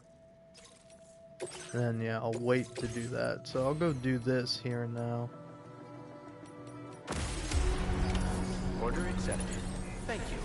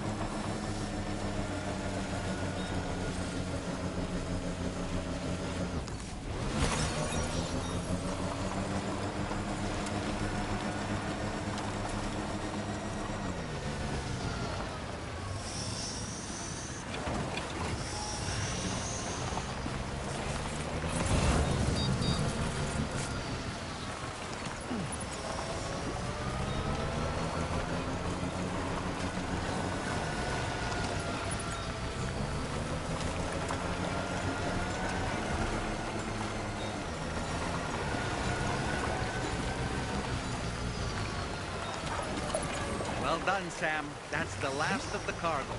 Let's head to our destination and make the delivery.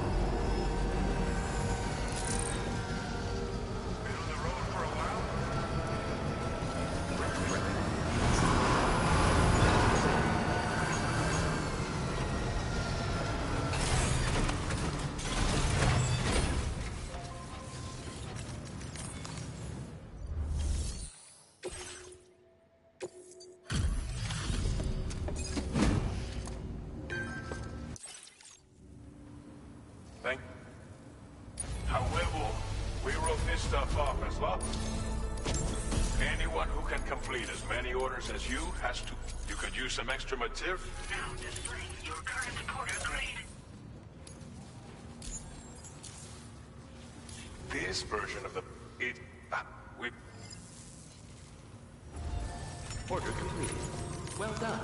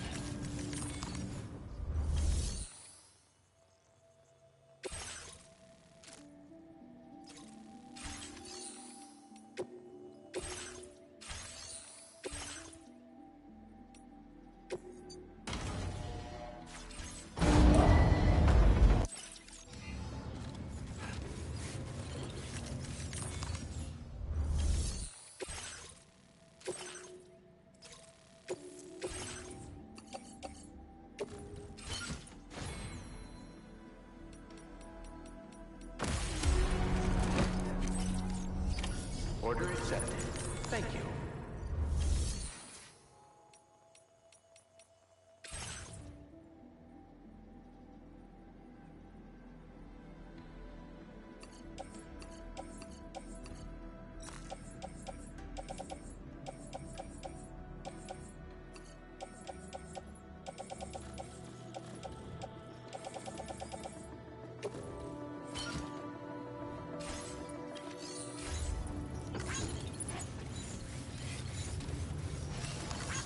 This one's for you. Came in handy. This one's for you.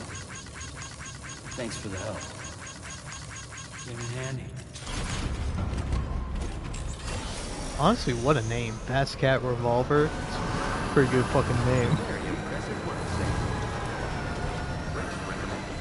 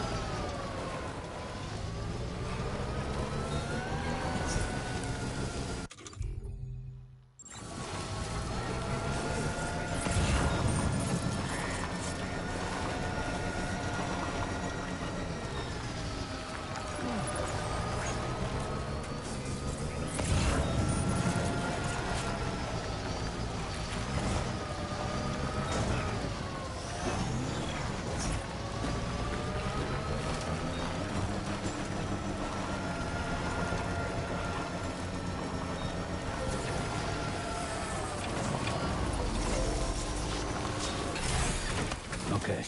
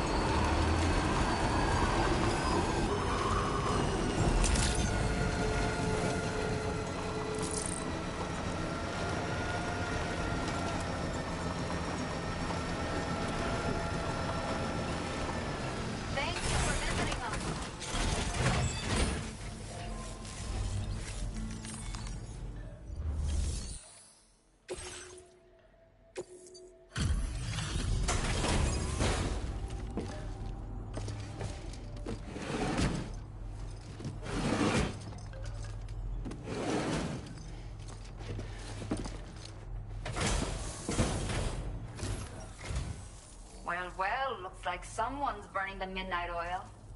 You are a trooper.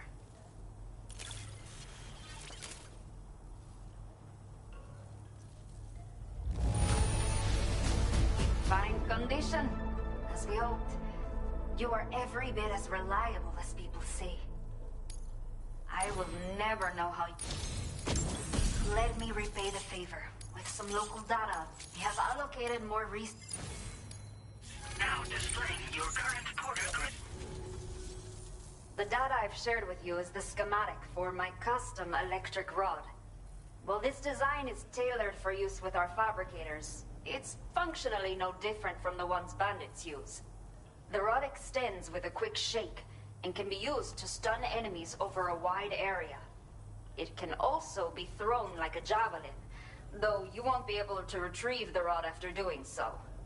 A thrown rod will release a burst of electricity when it strikes the ground. And no bandit can shrug off a direct hit from this bad boy. Test it out, and you'll see.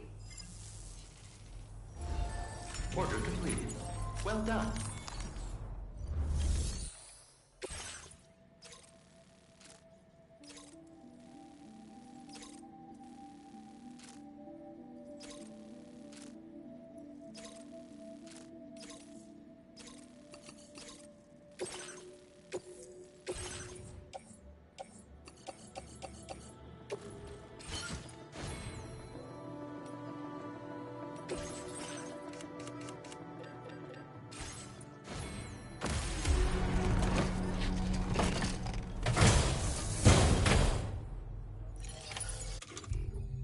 Order accepted.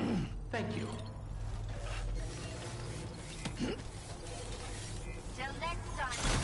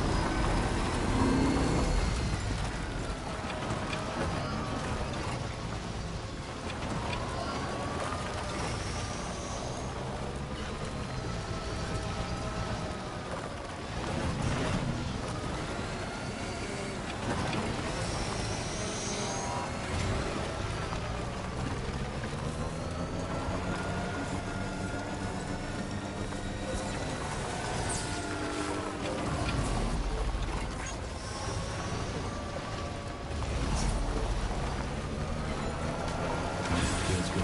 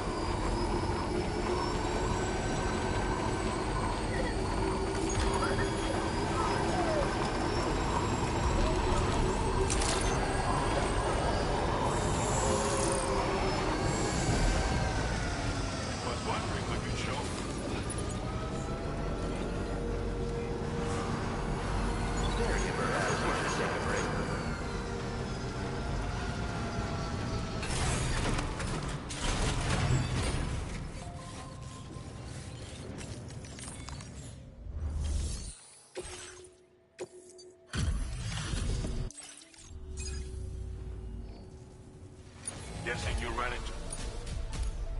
Now displaying your current order grade. Order completed. Well done.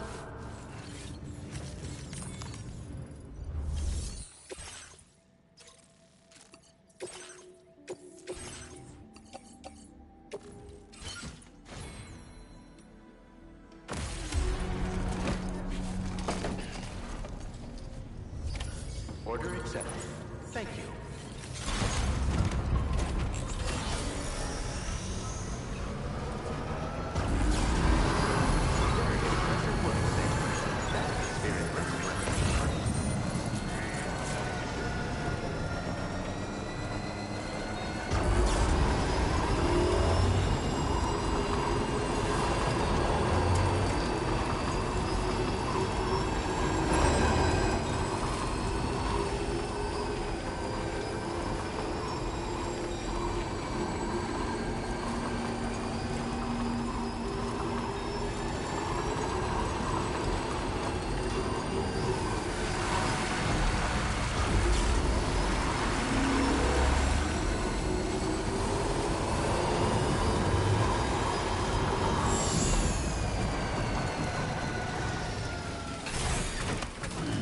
Stretch my leg. This one's for you. Thanks for the help. Give me a hand. Thanks for the help. This one's for you.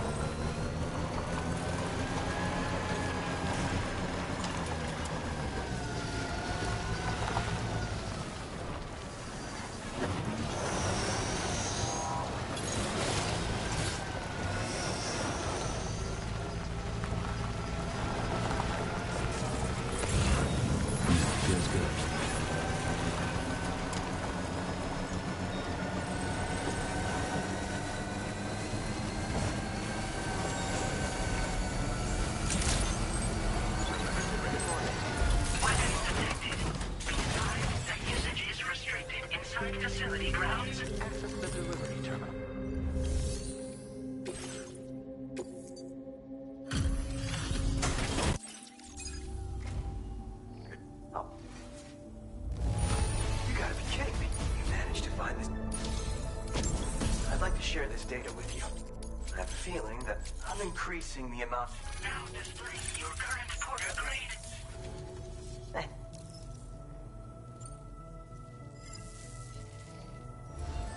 Order completed. Well done.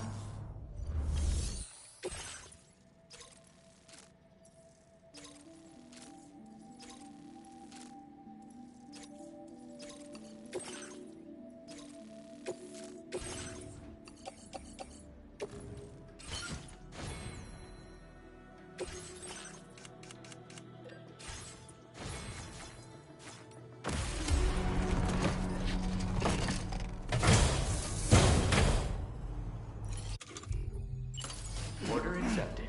Thank you.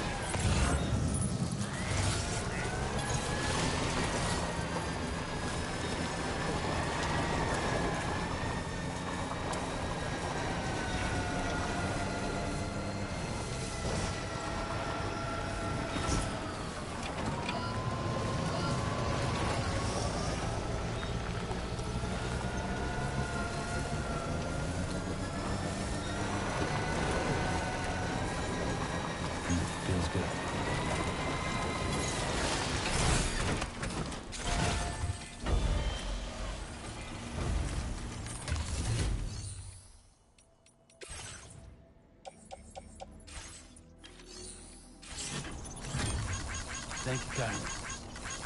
Came in handy. This one's for you. Thank you, Kylie. Came in handy.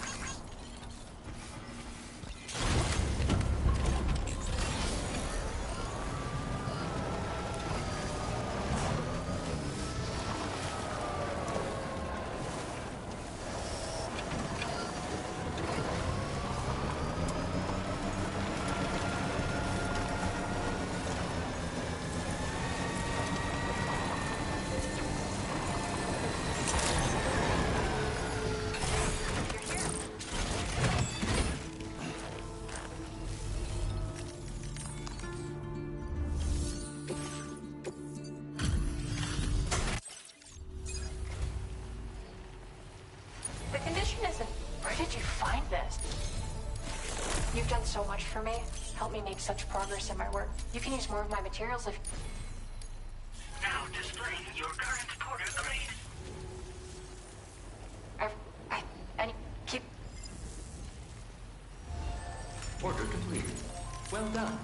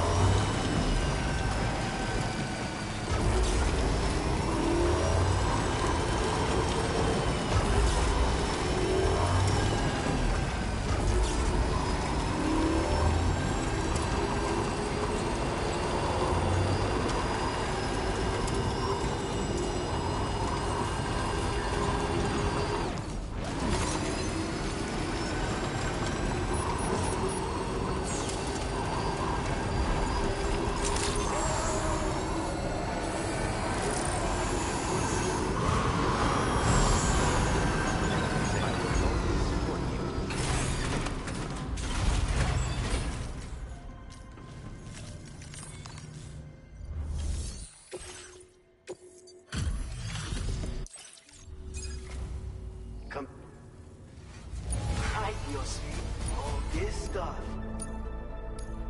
Now displaying your current porter grade. Order completed. Well done.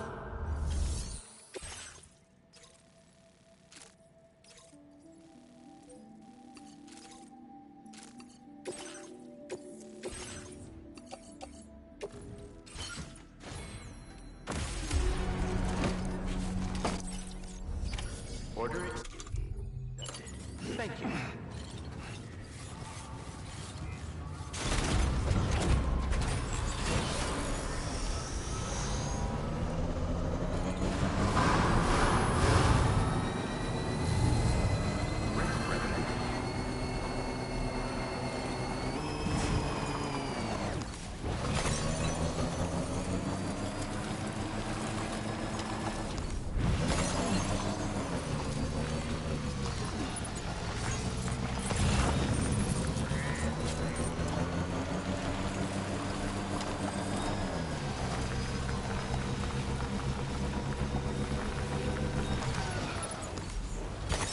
There we go.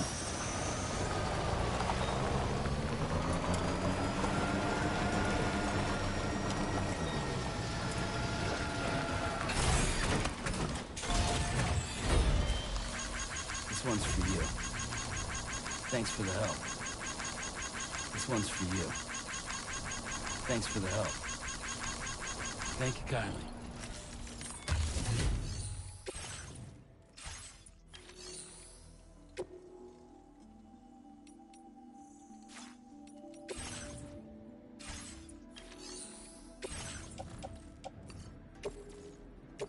Thank you for your cooperation. All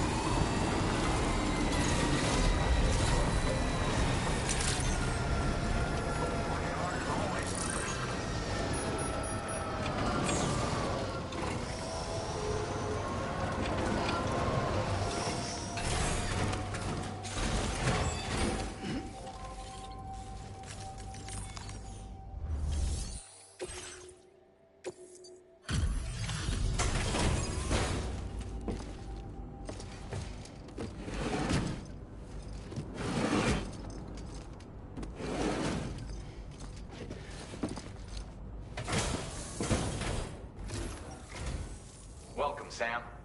Thanks for swinging by. We can always use the help.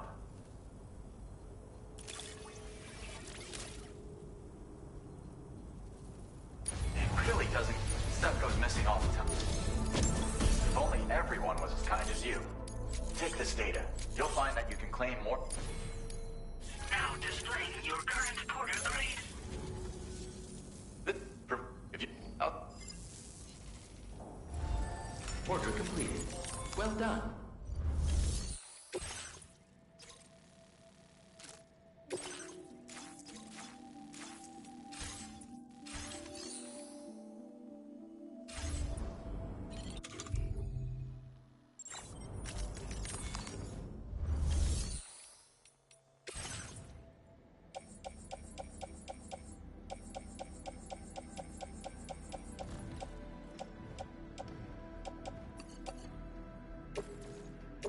Thank you for your cooperation.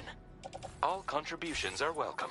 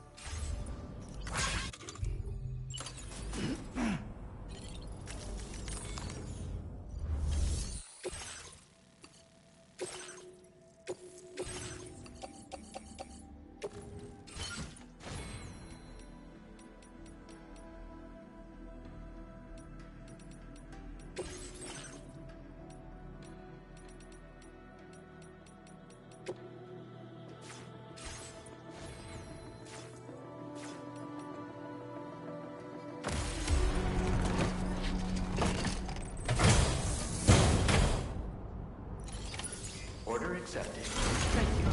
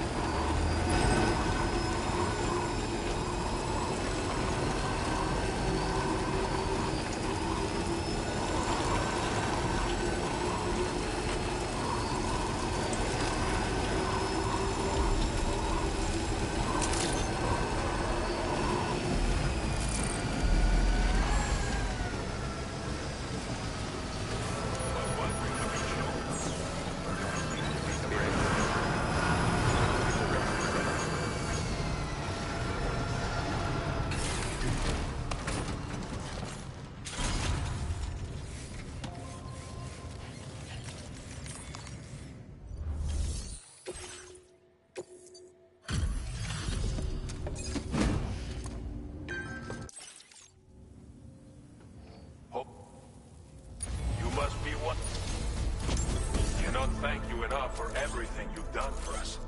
We want to do more to support. Now displaying your current porter grade. But Order completed. Well done.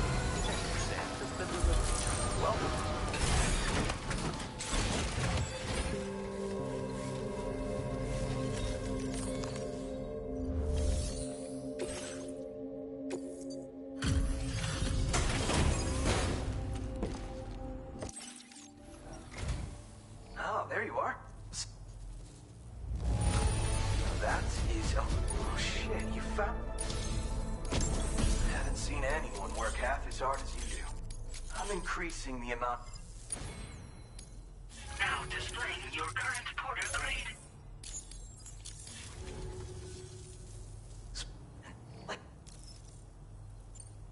Pleasure as always. Order completed. Well done. Hope I can call him.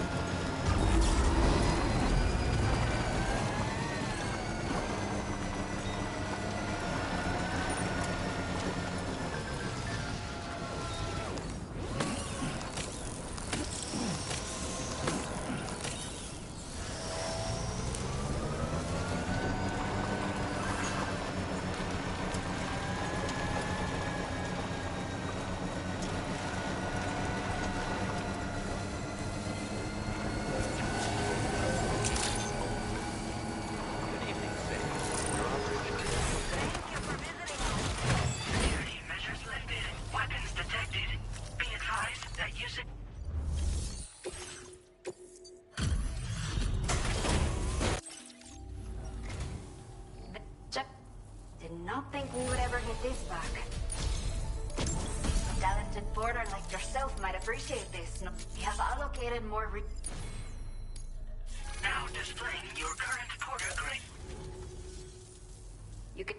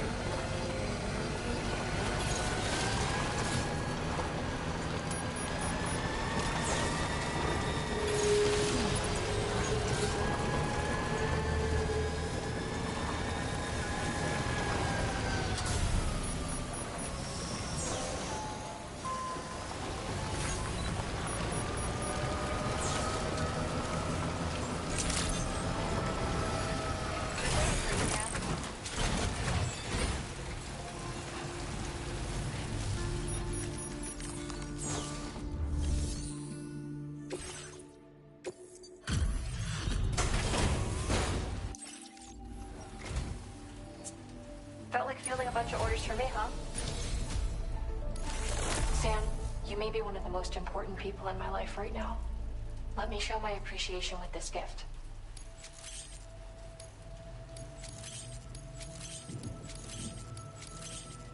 You can use more of my materials. Now displaying your current porter grade. Had a chance to check out the last. You see, take it. You'll. No. Let.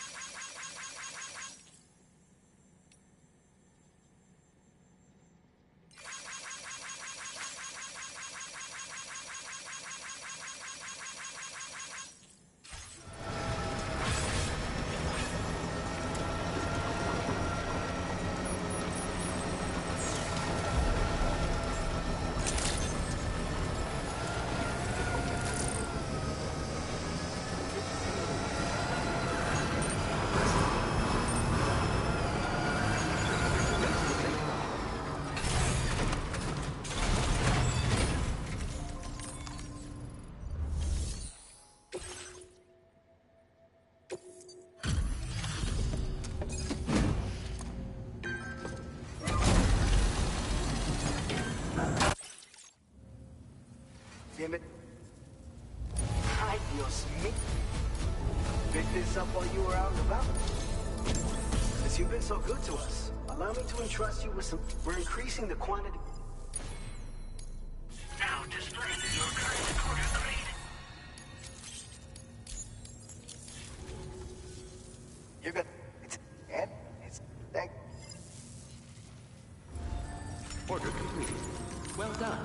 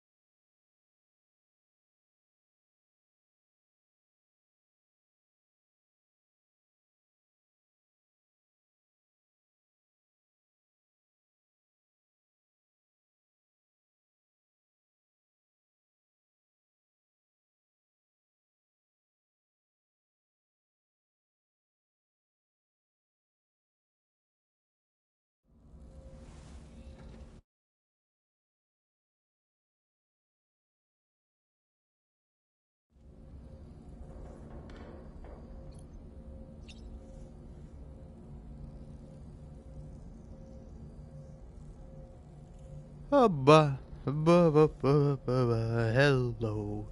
Hello. Howdy. Anyway, don't mind me. I left for a little bit because I was hungry. And also, I don't know, I was thinking about something in particular where I was like, it's like, I really like the Something Rotten podcast, but like, oh man, my god, man. Like, I don't know. Woo-hoo-hoo! Looking clean as a whistle. What a man! It looks so funny, man. So interesting.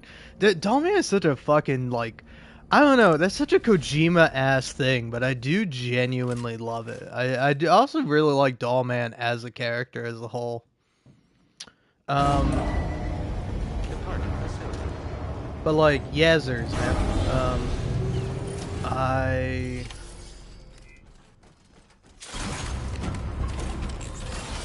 was thinking about something in particular.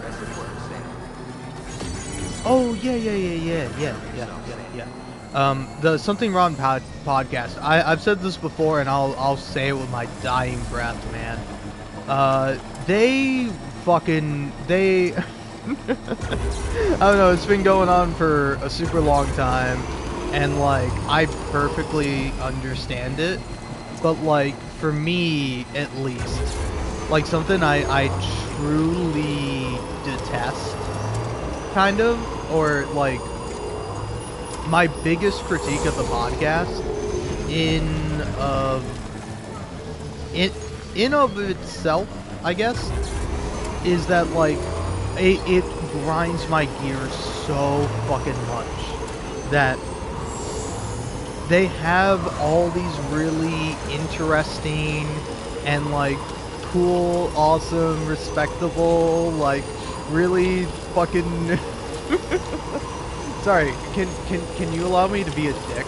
I specifically want to be a dick because like I'm going to be a dick, but I think this is going to be the least dickish I'm going to be, at least particularly about Blake Hester, because like they have all these like really like good, interesting guests. Like I was really feeling this when they were doing like the Last of Us game, and then like the Last of Us Part 2 specifically, and then like a couple of other things.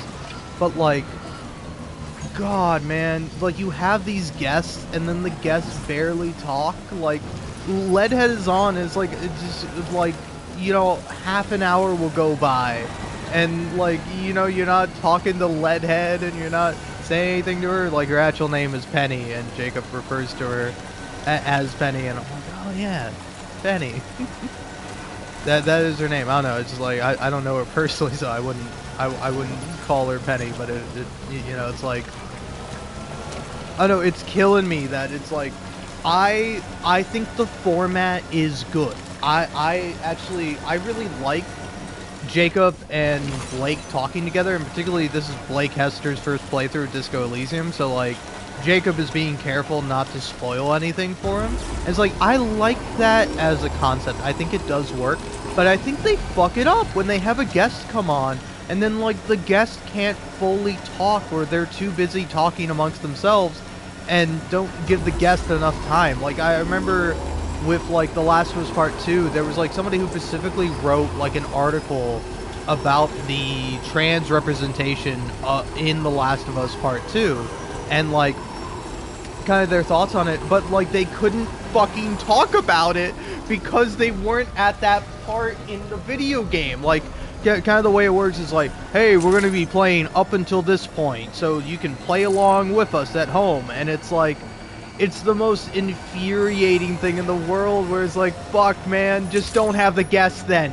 Alright? You gotta pick a fucking lane. Either don't have a guest and have it be like a fucking, you know, oh, we took the time to play through this, or fucking, like, have separate episodes for the guests, man. I feel like you have a guest on, you barely talk to the fucking guest, and then, like, the guest can't even fully talk about the fucking game! It fucking pisses me off every time!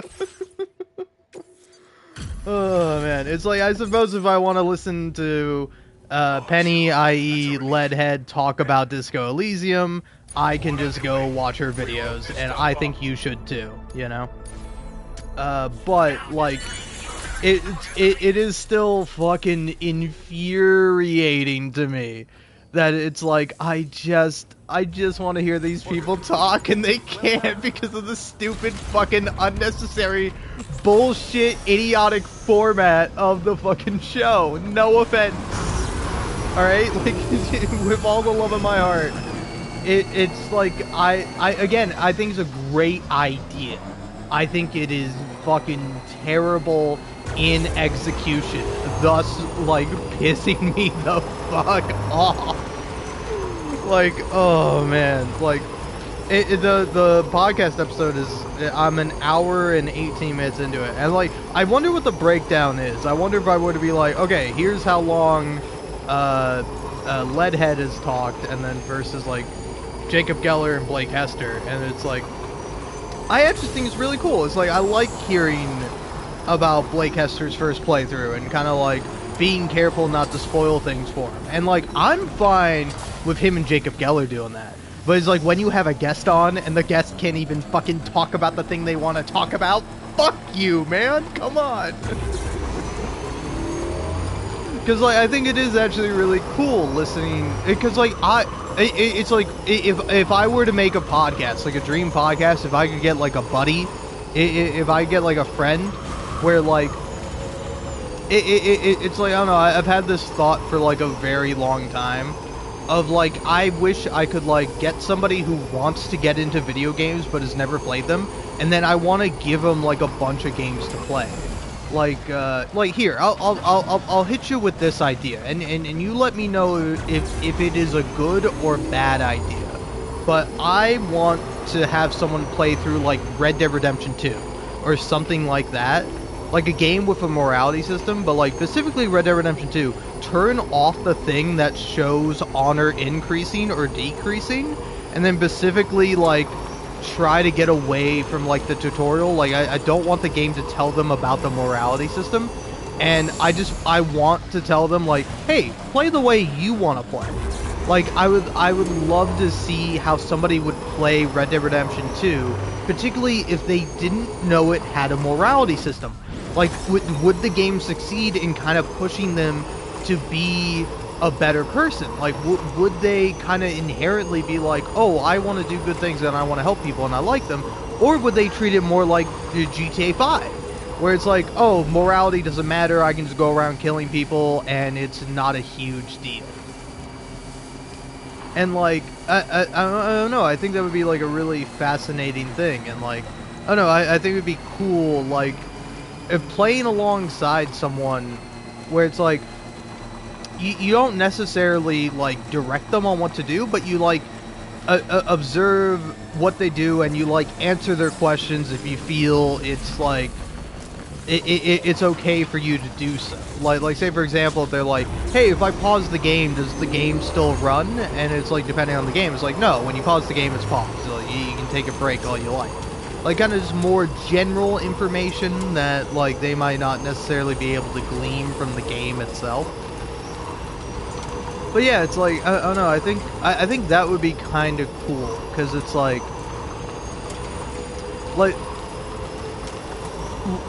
I don't know, like doing weird things or like turning certain things off, like things I would turn off by default, and like see how someone else would react to that, and how somebody's like first experience would be dealing with that, you know?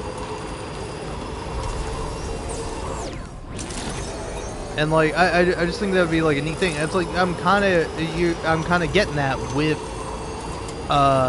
this podcast, where it's like it's less so specifically my idea, but more so just like, oh hey, I haven't played this game, and here I am talking to somebody who has played this game and like has even made a YouTube video about it.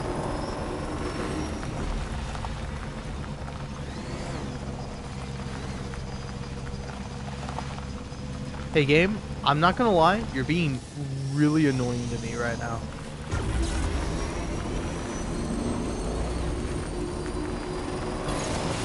There we go. Holy shit, man. But yeah, it's like... It's like, I don't know, I think it's cool, but then it's like, you have fucking Leadhead on the show, and Leadhead is barely talking, and fucking, I just want... I want to hear more of her thoughts, man, you know? And it's like, I feel that way about any guest, irregardless if I know them or not, because, like, most of the guests I don't know. Or, like, I might know in passing, like, maybe I've read an article by them at some point, but I don't remember the name of, like, every person and every article I read, you know? But it's like, I'm very interested to hear what they have to say and what their thoughts are. Like again, with my example with the person for Lives Part 2, where they wrote a whole, like, article about lead and how they feel about it, particularly as a trans person. And it's like, you know, it's like if they were to just reiterate and go over what they already said in the article, there wouldn't be much point to it. But it's like people's opinions change, and it's like their perspective is different, and so it's like would have been really cool to hear what they wanted to say, but they're like, oh, I can't say anything because you guys aren't that part yet. And like I remember like Super Eye Patch Wolf said something along those lines too, and it's like, fuck, dude, you have these guests on and you just don't let them talk, and it fucking pisses me off, man. Or it's like not even that they don't let them talk, but they feel apprehensive and they don't want to talk because they don't want to like spoil things or get further ahead than you know our two main boys are. But it's like, fuck, man. You know, it's like I love these two men. I think they're great, even if I think Blake Hester has some dog shit opinions. No offense to the man. I think he's great, genuinely. And, like, it's really cool hearing him talk about the game and, like, explain it and, like, what his perspective on it is and, like, him encountering that. And, like, I don't know, man. Even when he's being a prick, it's still fun because he's like, oh, man, you know, this podcast is us just playing some dumb video game and then we say some seemingly smart stuff. But Disco Elysium is a really smart game and I actually feel so out of my depth. And it's like, fuck, man. Alright, listen, I get the little humility, oh, I gotta make fun of myself and call myself a fucking idiot and a dumbass, but then it's like, you're not just doing that to yourself, you're doing that to, like, shit like Metal Gear Solid and Metal Gear Solid 2, which, like, you might not always think those games have the best execution, and they certainly haven't always aged gracefully, and they sure as shit do have their fucking problems, but, like, they're fucking smart, interesting games that have, like, a lot to say, man. And you just hear, like, ah, yeah, those games are all fucking stupid and for babies, and Disco Elysium is a real game for adults. And it's like, I kind of agree with you, but at the same time, it's like, it's still incredibly insulting. Oh, man, also don't mind me. I'm partly losing my mind because fucking fireworks are going off constantly, and it's like, I don't know, man. I'm not really a cop caller sort of guy, but it's like, legally, are you allowed to be fucking shooting off fireworks at 9:30 p.m. On a fucking Friday? Like, legally, are you allowed to do that in the state I live in? I don't know. I don't really care, but, like, irregardless of the legality of it, you're still a fucking asshole, and I think you should fucking take one of those fireworks and shove it up your own ass. Don't light it, don't injure yourself, but take that fireworks, shove it up your own ass, buddy, you fucking prick. Quit it with the fucking fireworks, you fucking goddamn adult with a childlike fucking capacity for fucking life and entertainment, you fucking bitch. Sorry, no offense. Oh, man. Alright. Oh, yeah. Yeah, but before I fully leave, I mean, I don't know, I think maybe on this run, just take as many damn medals as you can. Just medal it the fuck up, bro.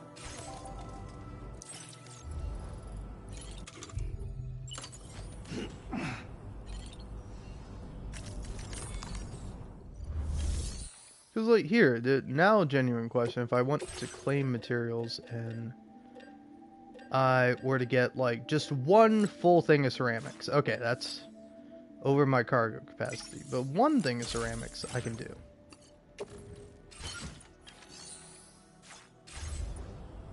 Alright. Now let's go build this fucking bridge. But yeah, man, it's just like it's like, I don't know, man. It maybe you can have your opinion, agree or disagree with me on it, but like, I am allowed to have my opinion.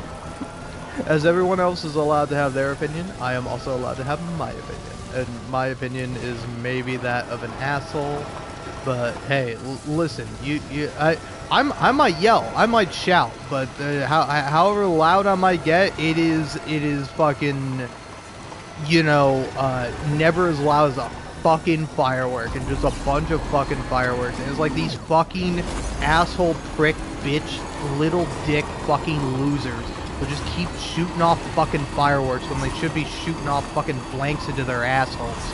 By blanks, I of course mean the the cum shots of those who are not able to have children. Like, genuinely. Oh, man.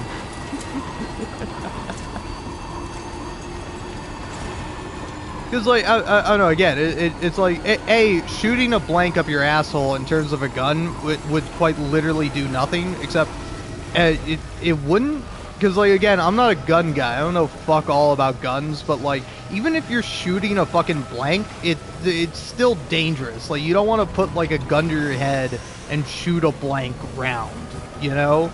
Because, like, even the force of the gun and the fire of it can still fuck you up. So it's like, I don't want that, but like, the term shooting blanks in reference to like, your sperm not being like viable for child making or whatever, I think is really funny. I think it's just a super funny term.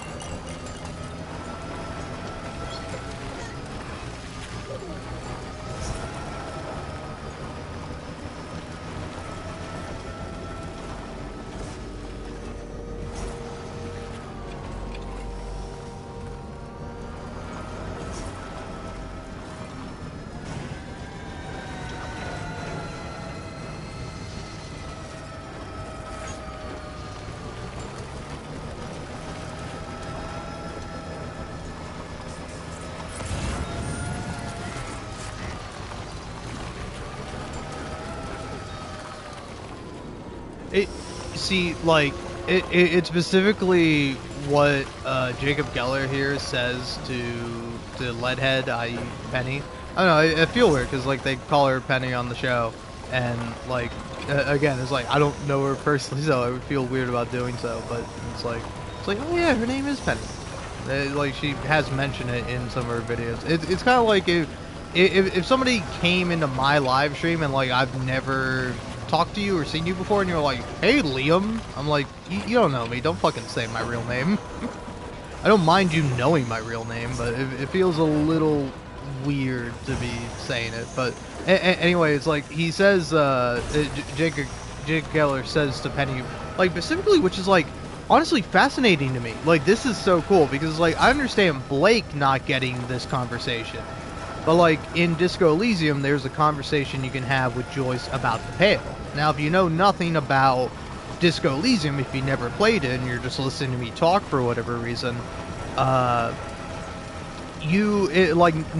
of what I say will really make any sense.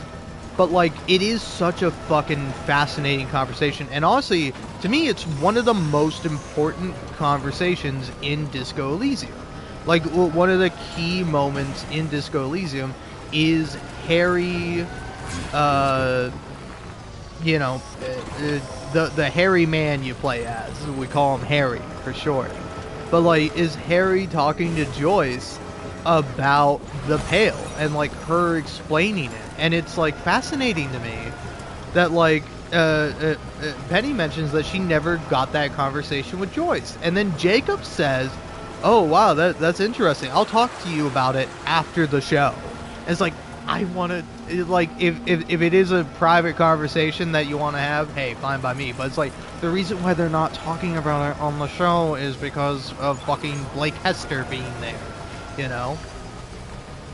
Which again, Blake Hester's fine. I don't have any, like, specific, I wish no ill will upon the man, but it's like, fuck, dude, I would love to hear, you know, Penny / the Leadhead's thoughts about Joyce and the Pale in the conversation, particularly talking to Jacob Geller. Like, two of my fucking favorite video essayists are talking, but because this fucking jag-off fucking video game journalist who fucking hates video games and wishes he was into movies is here, they can't fucking talk about it, man.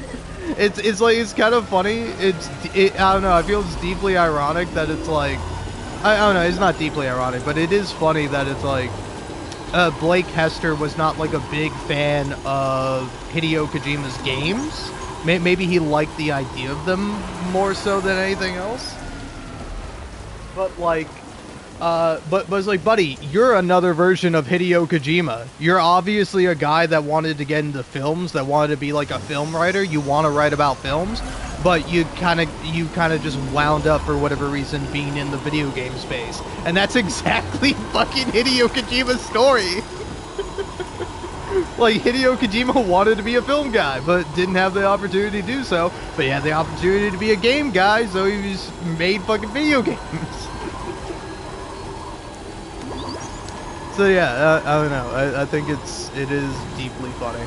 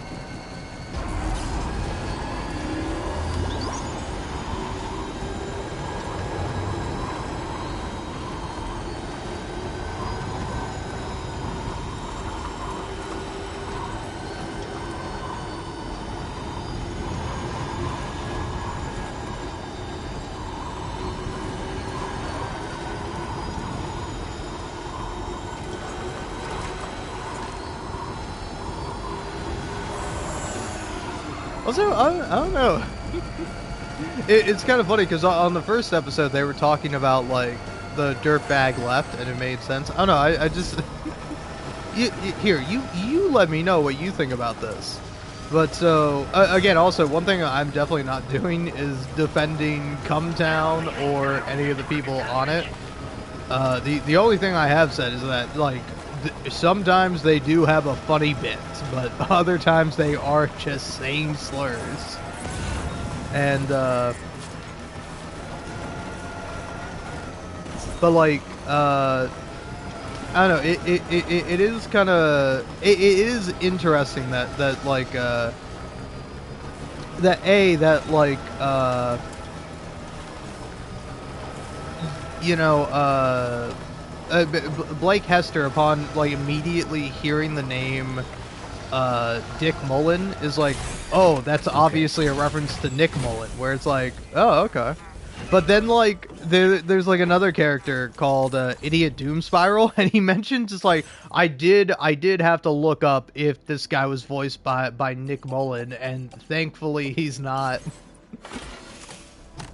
And like I don't know, I will say I do think it is a rather interesting kind of thing where it's like, I don't know, he does also quite literally say in the first episode that he does have this like one-sided beef with like Cumtown and the people on it, and like I don't know, he does say that like you could interpret this in like a bad way, but like I don't think he meant it in a bad way. Where he's like, oh yeah, I'm walking down the street in Brooklyn, and like every time I do, I think I see Adam Friedland, but then I realize, oh, that's just what people in Brooklyn look like, you know. And it's like, you don't know what Adam Friedland looks like. I would describe him as like, you know, kind of pasty white guy with like probably stringy / greasy brown hair, sort of, you know. He's got the Adam Friedland show, since Cumtown has broken up and gone their separate ways. Because like I would say of all the people on there, the most likable one is Stavros. Like he's like a comedian now. He has his own podcast. I know him mostly from being on the Yard podcast, and also being on like Hassan's stream, you know? And like and like, I don't know, I think while I might disagree with like the beliefs and the methods and the way like Cumtown does things, I think there is a place for it. There is like a good idea for the dirtbag left, where it's like, again, maybe I'm wrong about this, but it's like, when you're a shitty teenager and you're trying to be edgy, it might be good if you're listening to a, you know, edgy, shitty, fucking left-leaning podcast than listening to like a right-leaning one, you know? Like, at least you can evolve and you can go beyond that, you know? Rather than just being like,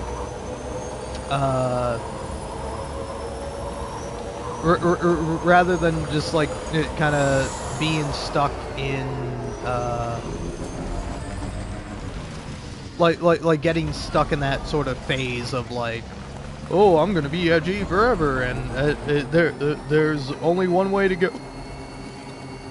go from being edgy, and that's down.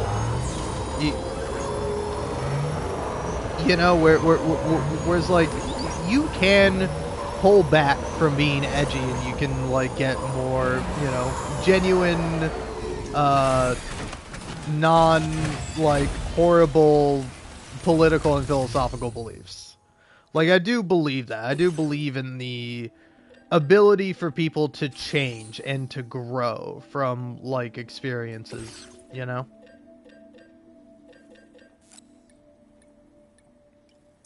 Now, I'm actually about to pull what's called a pro gamer move here, where you take that.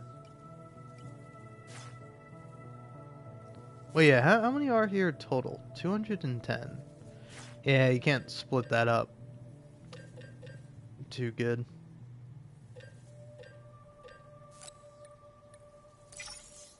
But you just take all these things, and then you put them in your pack, and then you immediately go, hey, I'm going to share cargo, and I'm going to share these things, and I'm going to donate them to other players.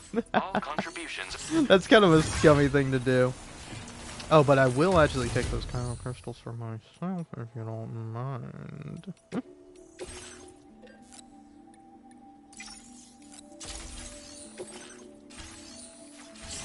But yeah, it's like, I don't know, I don't think they're... I wouldn't call them like a necessary evil or anything, but I think it's a good alternative to like, at least there is something there with that, you know? Because like, also, I don't know shit about Chapo, or... Is it Chapo or Chapo? But like Chapo Trap House. Like, I don't know anything about them. So, it's like... I don't know for sure what they do, but it's like... But it's like, at least I can see like a point to them, and it's like, I don't think they're evil. You know, it's like hard to say that anyone is evil, but like, you see some people, particularly politicians and right-wing talking heads, and it's like, these people are evil, even if they're not intentionally being evil. Like, take Alex Jones, for example. Like, that guy is evil.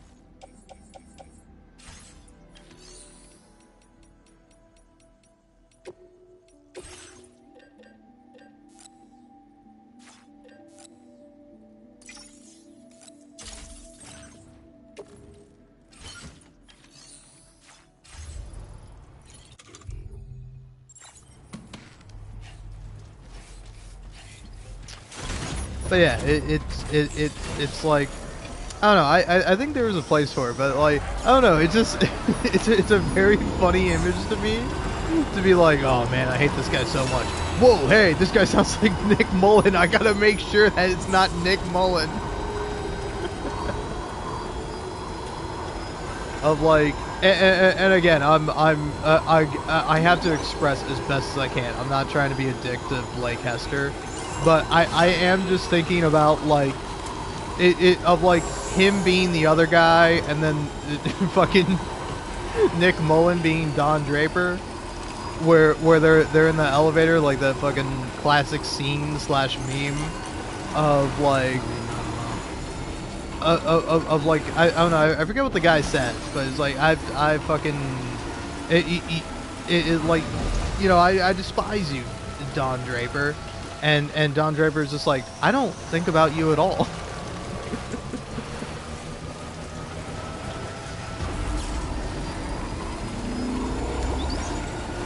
But yeah, it's like, I don't know, I do think it is interesting, because it's like, I don't know, even for me, with like people I might disagree with politically, I still think it's like interesting to see what they say. Take even for example, like Naughty Dog and The Last of Us, and particularly Neil Druckmann. Like, I don't know what's in the man's heart. I don't know what he believes, but like, you know, he catches a lot of flack for both in The Last of Us Part 2 particularly, but, you know, even after the, you know, fuck, is it October 17th when the, let's call it a conflict for the sake of, you know, I don't want to get banned, but yeah, like, when when like you know, the bombing of a concert or whatever happened, and then Israel took that as carte blanche to be like, oh, okay, well now we get to murder every single person in Palestine, women, children, innocents, doctors, and maybe a couple members of Hamas, maybe if we get lucky. Which, like, even so, it's still unjustified no matter what, no matter how which way you slice it. But yeah, but like afterwards, Neil Druckmann like donated to like again, I might be wrong, but he donated specifically to like hospital relief funds and efforts. I think. Correct me if I'm wrong. But, like, he donated to that, and then people kind of called him out for it, and then he was like, oh, well, I also donated to this Palestinian, to this Palestinian relief fund. And, like, you know, it's certainly, like, not the best look, but at the very least, it's, like, again, I don't think it's the worst thing in the world, you know? So, again, I don't know what's in the man's heart, specifically. And it's like, again, it's like there's that one article you see pop up quite a lot, where it's like, again, I think also it's like, I see it on Reddit too a lot, where it's like, oh, people call The Last of Us Part 2 Zionist propaganda, and I think they're just being anti-Semitic. And it's like, it's like, probably not, but it is possible. It is very possible that some people will take like a genuine critique and analysis of The Last of Us, of its story, of what the creator has said about it, and will then kind of turn it into turn it into bigotry, and like other people will pretend like it's like, oh, you people are crazy for seeing this or saying this about this particular thing. And it's like, they're not, you know? But it's like, I think there's a bit more nuance to it, you know? It's like, is The Last of Us Part 2 Zionist propaganda? Maybe? I think if it is, if that's what its intention is to be, it's bad at it. And it's like, I don't think it is. I think it maybe has, like, I think you can definitely say it is like a bigoted, or at the very least a shallow interpretation and stand-in for the Palestinian people. Because like, if you don't know, Last of Us Part 2, there's two warring factions. One of them, the WLF, who are essentially part of a murder cult and a death cult, where they you know, every time they get done talking to each other, they say, may your survival be long and your death be swift. Like, that's something they just always say to each other. And it's like, and like, even there was a line of dialogue by Mel, who is part of the WLF, that says, you know, we were at peace with the Seraphites, but then, you know, they broke it. And like, Abby kind of like sort of like uncritically says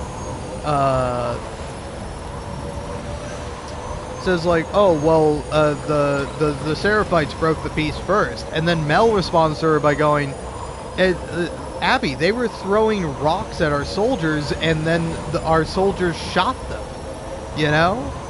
So it's like, again, it's I don't think it's a perfect depiction, but it's a very, like, both sidesy sort of thing.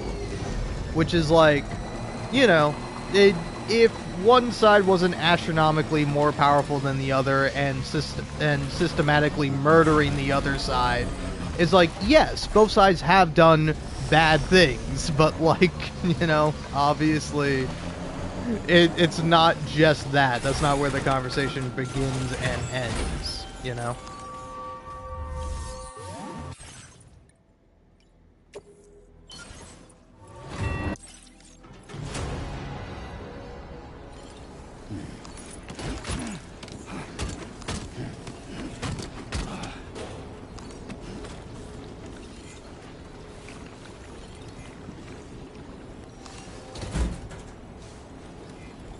So yeah,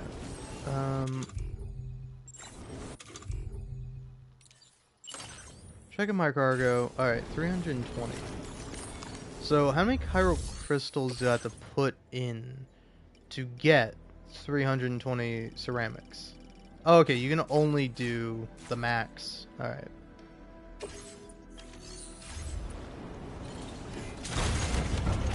But yeah, it's like, I don't know, I think it is a complicated thing, because like, I think with time, I think The Last of Us has a good message, not a perfect one by any means, but like a decent message, and it's a well-told story. And like, I think it's done, I think the game looks beautiful, I think the gameplay is fun, like, it's a good game, and I think people who play it will appreciate it, especially as more and more time passes. But I think also it's important to recognize the real world influences on it, and like how it can be misconstrued and can be taken in ways that I don't think necessarily the author or authors, you know, because the two people that wrote the game, and then also several hundred people that worked on the game that, you know, had a terrible development cycle and like were overworked, and there were like so many people that began working on the game that left because of fucking crunch and all these terrible things. Like there's a lot to say about the game and how it works, and like all the sort of problems associated with it. But like it's like, I don't know, I think sometimes people want to boil down to like a black and white approach of like, oh, this thing is ontologically evil, the person who made it is ontologically evil, and anyone who plays the game is, you know, complicit in side of sorts, you know? And by that I mean, you know, a G side. Like that is what is happening to the Palestinian people. Like that, I'm not saying that, but I'm saying that's like it's like, again, if you play The Last of Us Part 2, it's like you're not evil and you're not in support of everything that might be going on. But again, it's like even it's like the whole idea behind it, like the reason why people talk about, like, there's that article, the not so hidden Israeli politics, or is the not so hidden or the not so, yeah, hold on, the not so hidden politics of The Last of Us, because again, I would also recommend reading the article. Like, I don't think I fully agree with it, but like, yeah, it is titled, it's a Vice article that came out on July 15th, 2020, and it's the not so hidden Israeli politics of The Last of Us Part 2.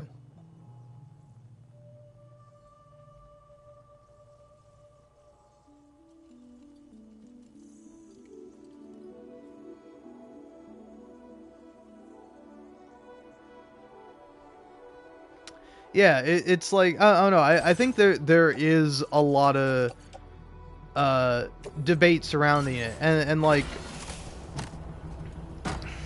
again, there are some things I disagree with in the article, but it's like, take for example, The Last of Us,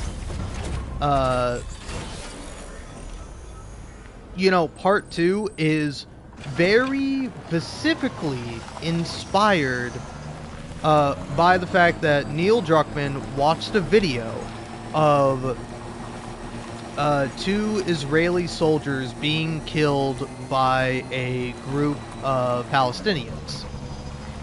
And, like, he talks about watching that and feeling, like, very angry about it. You know, just feeling the tragedy of it. And he said in that moment, if he had a button to kill all those people that participated in the killing, he would press that button and kill all those people. And like, now you can take that on like a pure surface level and be like, oh, okay, this guy is, you know, obviously a unabashed Zionist, and he thinks that everything Israel is doing is right and righteous. But it's like the game, and also I think I don't know if he specifically states this, but it's like the game is about him kind of coming to terms with those feelings, and like two levels of disgust. The disgust he felt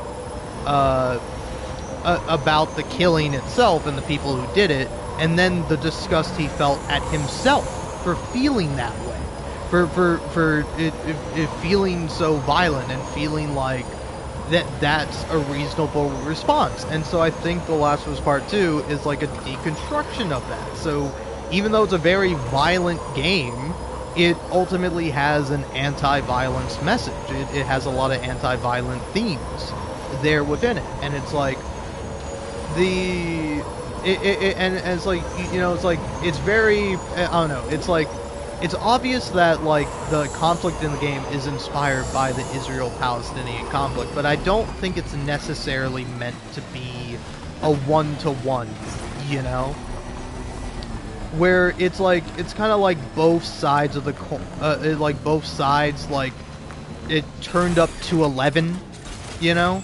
Whereas, like, oh, okay, the Seraphites are religious extremists, and then the WLF are imperialist murderers, and like hungry for power even to their own detriment. Like that is quite literally a plot point in the game. Is that like it's like, again, it's like the WLF are in the wrong for attacking the Seraphites. And it's like, even specifically, it's like you, in that game, you have the companion of Lev, who, Lev and Yara both, who are, like, a part of the Seraphites, but, because the Seraphites are an extremist religious cult, they, like, Lev is not, like, he's not accepted within the society, so he has to be outcasted from it.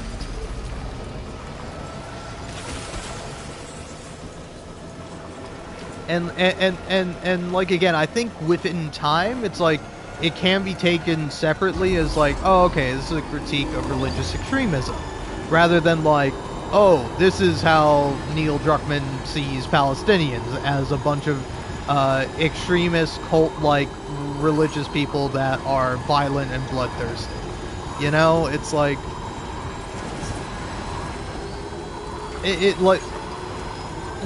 again, it's like the game is, I would say, like, the game is both sidesy, which is like, which is better than some people who are like, yeah, well, obviously, the one side that has all the weapons and is bombing hospitals, that's the side that's 100% in the right, you know? So it's like, I think there is a bit of nuance that can be introduced to it, because it's like, for me, I of course support Palestine, and like, I hope that, you know, eventually the killing stops, you know?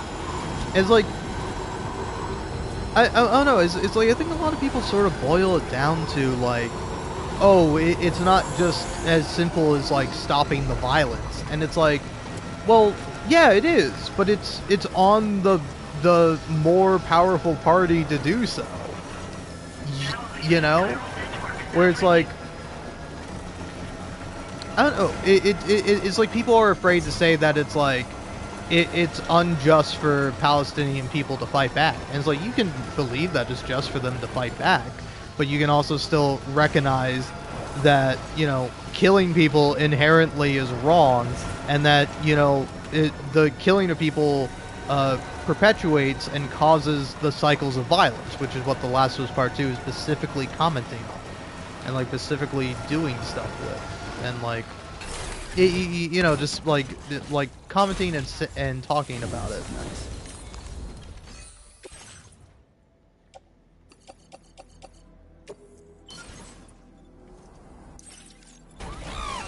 So yeah, by the way, Apparently, I'm one of 2 people that have contributed to this road. I swear to God, if I build this road and it doesn't have my fucking name on it, I'm gonna be pissed. Because I bet you it won't. I bet you it'll be the first person who donated, even though I fucking donated all these other materials. I got it. I went all the way to fucking Mexico, helped out over there, and then brought it all the way here to Australia. And it's like, yep, sorry, this ain't your road, fucko. It's like, damn, man, what the fuck?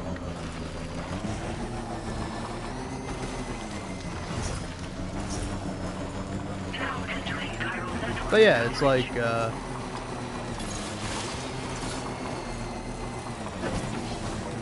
don't know, again, I think nuance is always a good thing. You're never going to go wrong if you want to be nuanced in your approach and analysis of a piece of art or a piece of work or, you know, of someone's political beliefs. And so it's like, people can do bad things and still be, like, good people at the end of the day. I don't know. It's very interesting because it's like there are a lot of contradictions a lot of the time in life where it's like it's like I would say like part of leftist beliefs and policy is like not believing in prison, believing in rehabilitation rather than incarceration and punitive punishment. But then also it's like, oh, somebody does something wrong, well, they can never be forgiven, and you can never find anything good about them ever at any point. Like, again, I think that's an extreme state, and not most people aren't like that, but some people are, you know? And it's like, I think it's also all right to be that way. Like it's not like... Again, it's like somebody isn't evil for having beliefs like that, or for like being contradictory, for being a hypocrite. Like I kind of always tend to hate that in general when people talk about like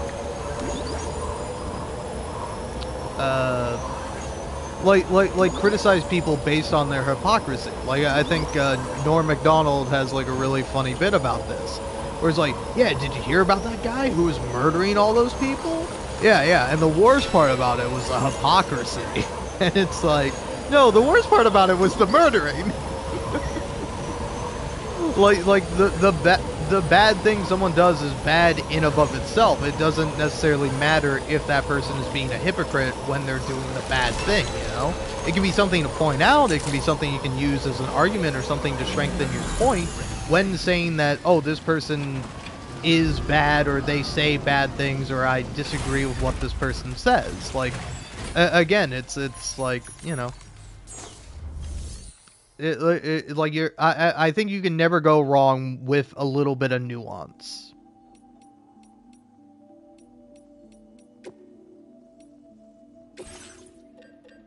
Okay. I just need that. And then I can get, you know, as many medals as I can.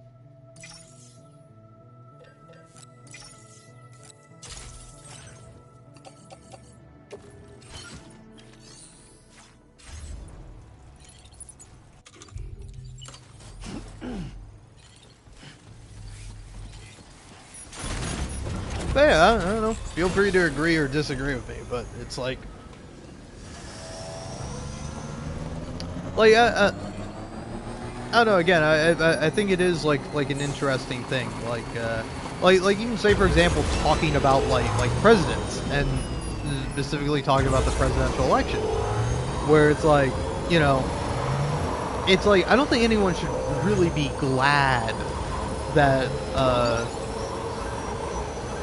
that Kamala Harris lost the election, you know? Like, it's an objectively bad thing for everybody, except for maybe, except for billionaires. So unless you're a billionaire watching my fucking YouTube stream, it's a bad thing for quite literally everybody. That, you know, we have a fucking narcissistic psychopath in the office. But also, it's like, you have to point out and you have to recognize that it's like, pretty much every president, really, Like, maybe, I don't know, who was the president that was, like, only president for, like, 5 days? What was it, Taft? Or, I think it might have been someone else, but, like, except for maybe that guy, every single president is a war criminal.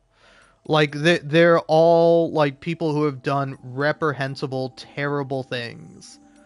And it's like, you can still recognize that it's like, it would have been better to have someone else than the person we currently have.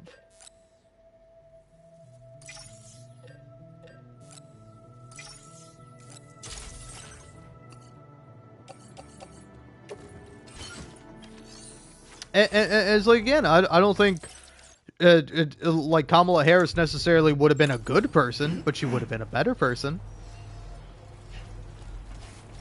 than the current person in office. Because, like, I don't know, again, I was kind of talking about this with somebody, and it's like, it's so weird to think that, like, it's like I'm in a particular minority of, like, when the election finished, and, like, honestly, I like, no offense when I say this, but people were, like, fruitlessly looking for someone to blame, looking for some population to blame, like, oh, this amount of Latino people voted for Trump, or oh, you know, it's actually a significant amount of, you know, African American men, or blah blah blah.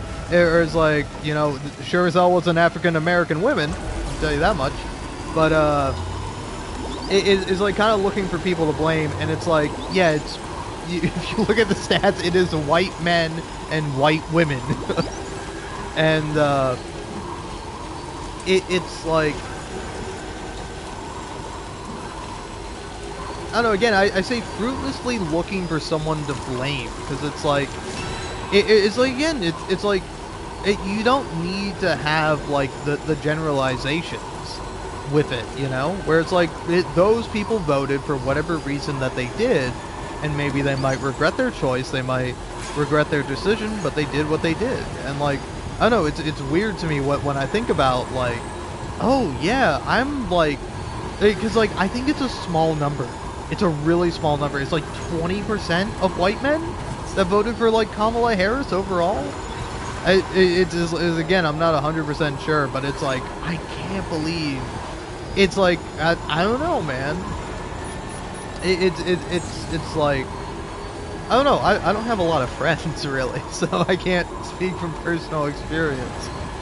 But it's like, I don't know, I just can't believe that many white guys are that fucking dumb. I mean, I guess I can, I guess it makes perfect sense, but still, it's like, really? Really?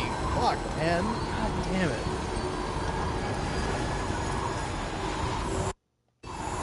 But yeah, I don't know, I just think it's like, it's an interesting thing to break down and to examine, but it's like something that, like, you can't, like, extrapolate from entirely. Of like, oh, if only this had happened, oh, if it, like again, I think the idea of playing the blame game is something that is, like, not beneficial, because A, doesn't really matter, like, whose fault is it, who cares, but, like, it's like, now we just have to deal with it, and hopefully we can fucking learn.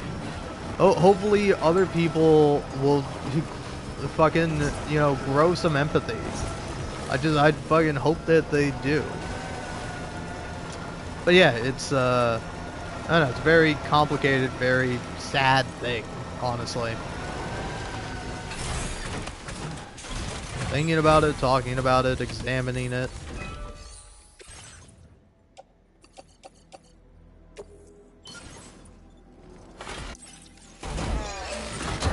Oh, is the road fully built? I thought I would need to have more metals. No, yeah, look at that. Oh, good to see, man. Good to see.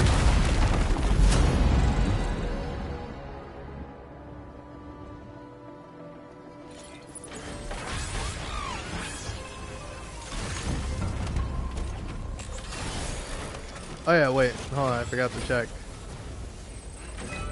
Oh, it's the pizza chef. Came in handy. Thank you kindly. Came in handy. Thank you kindly.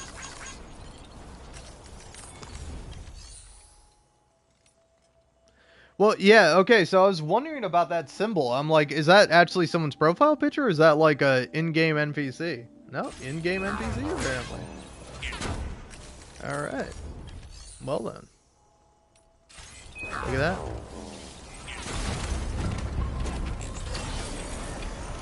But yeah, it's like, cause, also, do you mind if I say something? I think it's a trend, like, right now, but I feel like TikTok is trying to get me to hate women, and it's like, I'm not going to do it. I do not care. But, like, I do think it is actually an interesting thing to examine and to talk about. Which is, like, very specifically this idea and thought.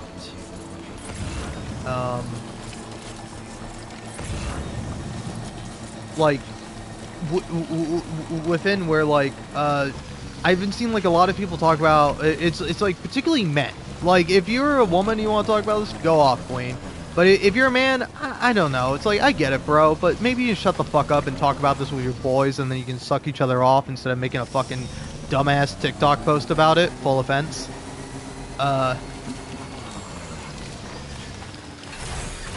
Okay. Let's see, who's contributed to this road? Nobody. This one will be mine. This will be my magnum opus. I'm donating all the chiral crystals. This road will be mine. Bro will have my motherfucking name on it, baby.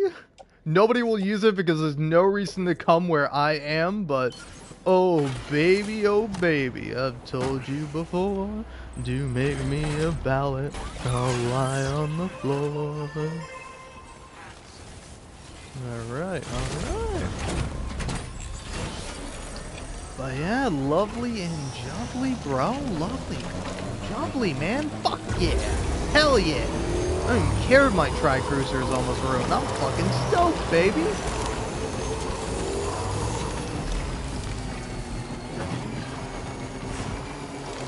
But, yeah, no, so, oh yeah, kind of finish off what I was saying, is that, basically, it's just people talking about how it's like, man, having female friends is such a struggle, because you'll be talking to this girl, you'll be talking to your friend, and she'll say, it's like, oh yeah, I'm talking to this boy, and like, you know, it's like, he has terrible hygiene, he's homophobic, he's like, a little racist, not like, extremely so, to the point where I wouldn't date him, but he's just like, you know, he like makes weird comments about people of different ethnicities, and like, I don't know, he's just, he's kind of like a weird guy, and like, I also had to pay, for our meal when we went on a date together. Do you think I should call him back? Do you think I should go on a second date with him? And it's like, it's like, I don't know, again, I think it is like propaganda, but like, I do think it is also something interesting to be talked about, where it's like, even as, like, when, Blake Hester and Jacob Geller were talking about,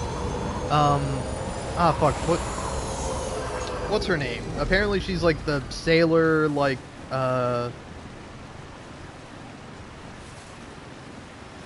here, I want to see if I can find it. Yeah, Dasha Nekrasova?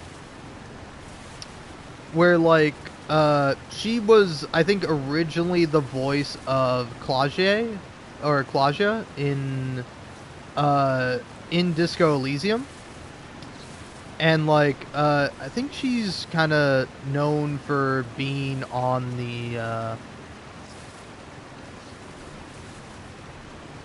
like, being on the Red Scare podcast, which,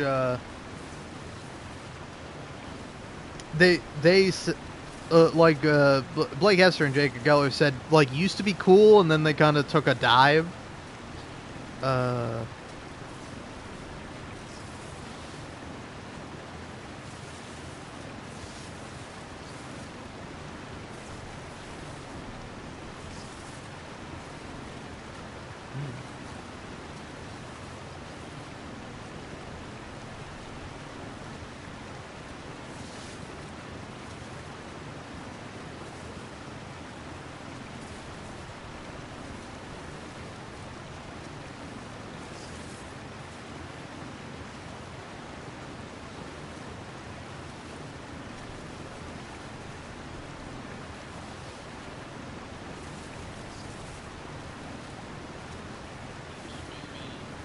That's a really funny. Hold on, here. I need you to hear this delivery.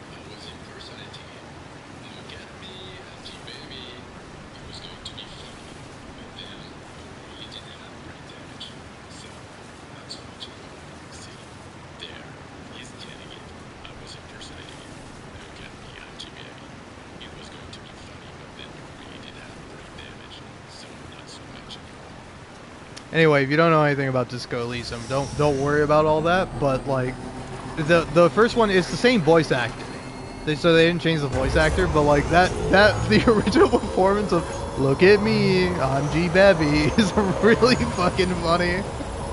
Oh man, that shit is really good.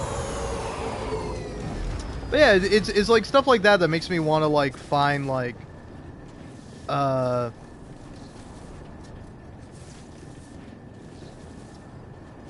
of like the original cut of like I'm really curious to see yeah, hold on, let's see. Disco Elysium playthrough. I'm looking for not the final cut.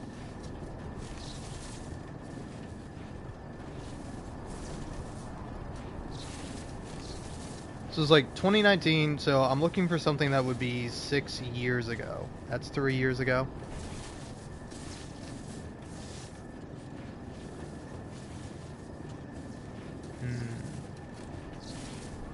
I wish you could sort by, like, oldest. Oh, here we go.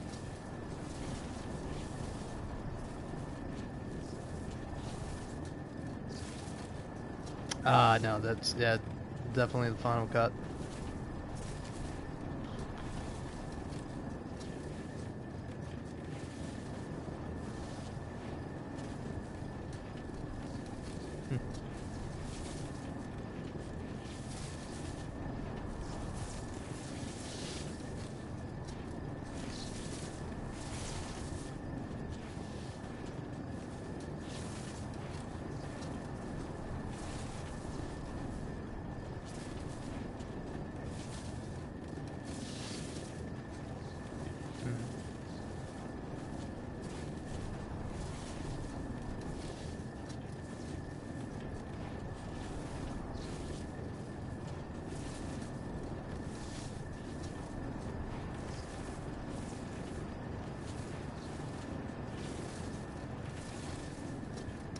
God, I don't know if I will ever find what I'm looking for.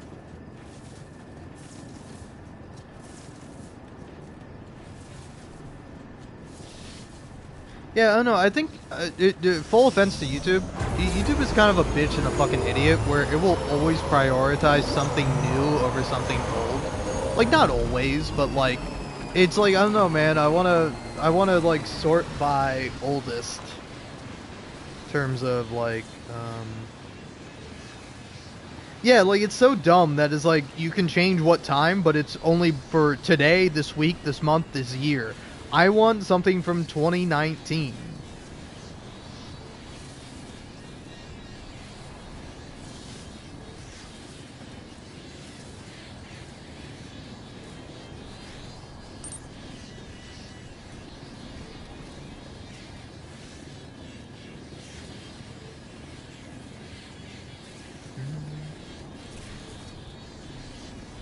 Hey, what are you little guys doing?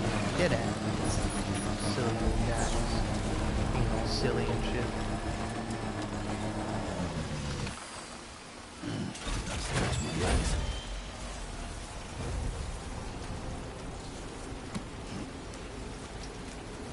Like here, I looked up Disco Elysium 2019, and then here's a Disco Elysium stream from 2 days ago with 123 views. No shade to BSN and Bubblegum.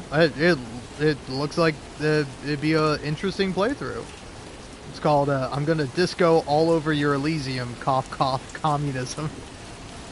Again, that looks like a fun playthrough, and I wouldn't mind watching it, but it's like it's not what I'm looking for, tube of you. Like I'm specifically trying to find a playthrough that someone did in 2019 with the original cut, man. Because like I even played the original cut. Like before Disco Elysium had the final cut, I bought the game because I heard nothing but good things about it.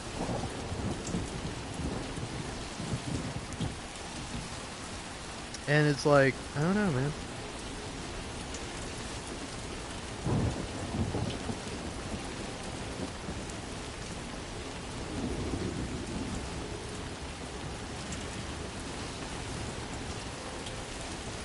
It's like, it just seems hard to find, you know? Enough already. Yeah, I know, Sammy boy. I know. Just... We'll do some mining.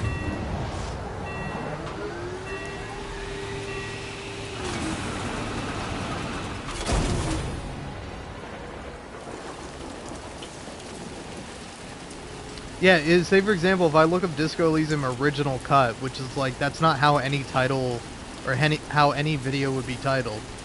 But, yeah, man.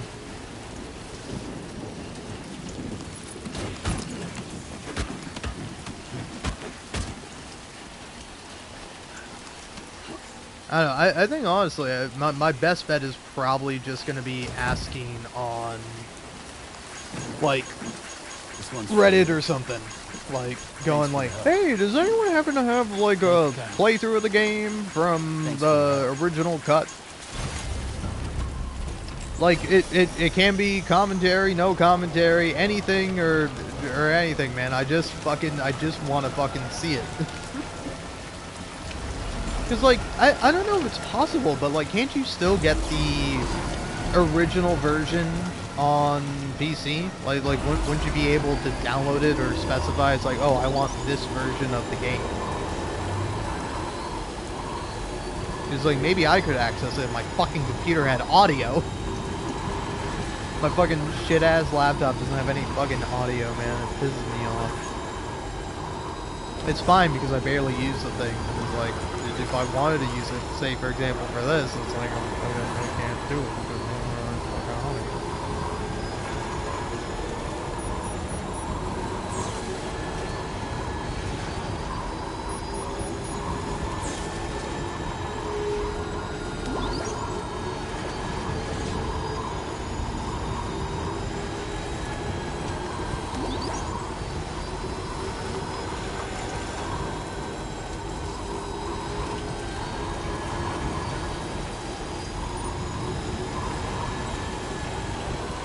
Because, I mean, I also think that it's, like, immensely interesting when you're able to compare and contrast, like, two different performances. You know, it's why I do, like, remakes or remasters when, like, things do actually change with them, you know?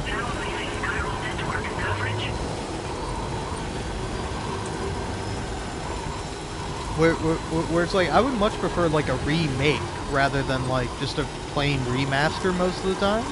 Because, like, you do get, well, like, I think it's interesting examining different performances and being like, oh, here's what I like about this one more, and here's what I dislike about this one more. Like, I don't know, it's like, I kind of, I don't know if it's the case, but, like, the original kind of take on Kuno, because I think it is the same voice actor. In both the final cut and the original, where it's like him for the original cut, like the voice actor's screeching, man. Like, it's really awesome to hear, and it's just like fucking like insane, the performance, and I really like it. But, like, you know, it's obviously it's a bit hard to find.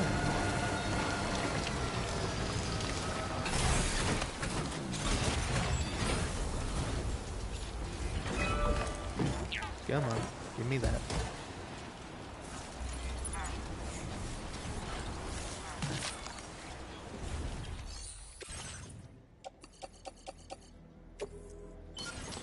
Like, here, I'm sure I could even find it on Reddit.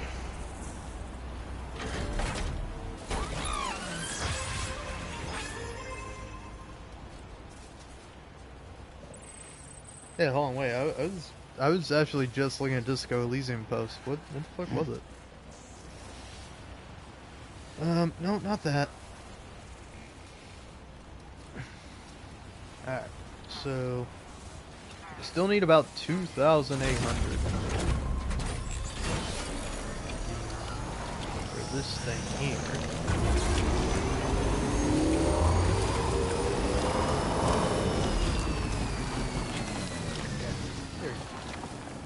r/Disco Elysium, which, like, honestly, I should have played Disco Elysium for 5 months. That is for sure a queer game, yeah. Well, no, maybe you can argue the game is queer or it's not, but it certainly does have one of the best queer icons, Kim Kitsuragi.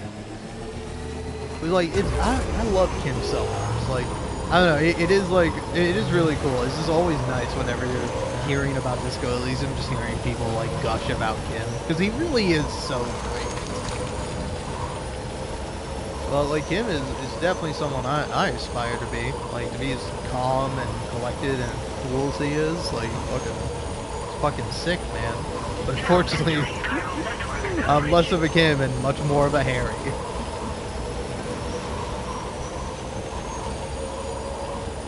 Because, like, it's funny, because, like, I have literally done what Harry Dubois does, where he will go up to people and say weird shit. And, like, I don't do it because I'm a cop and I'm trying to throw people off their game. It's because I'm genuinely asking, like, hey, do you think it's justifiable to kill someone if it benefits the world at large?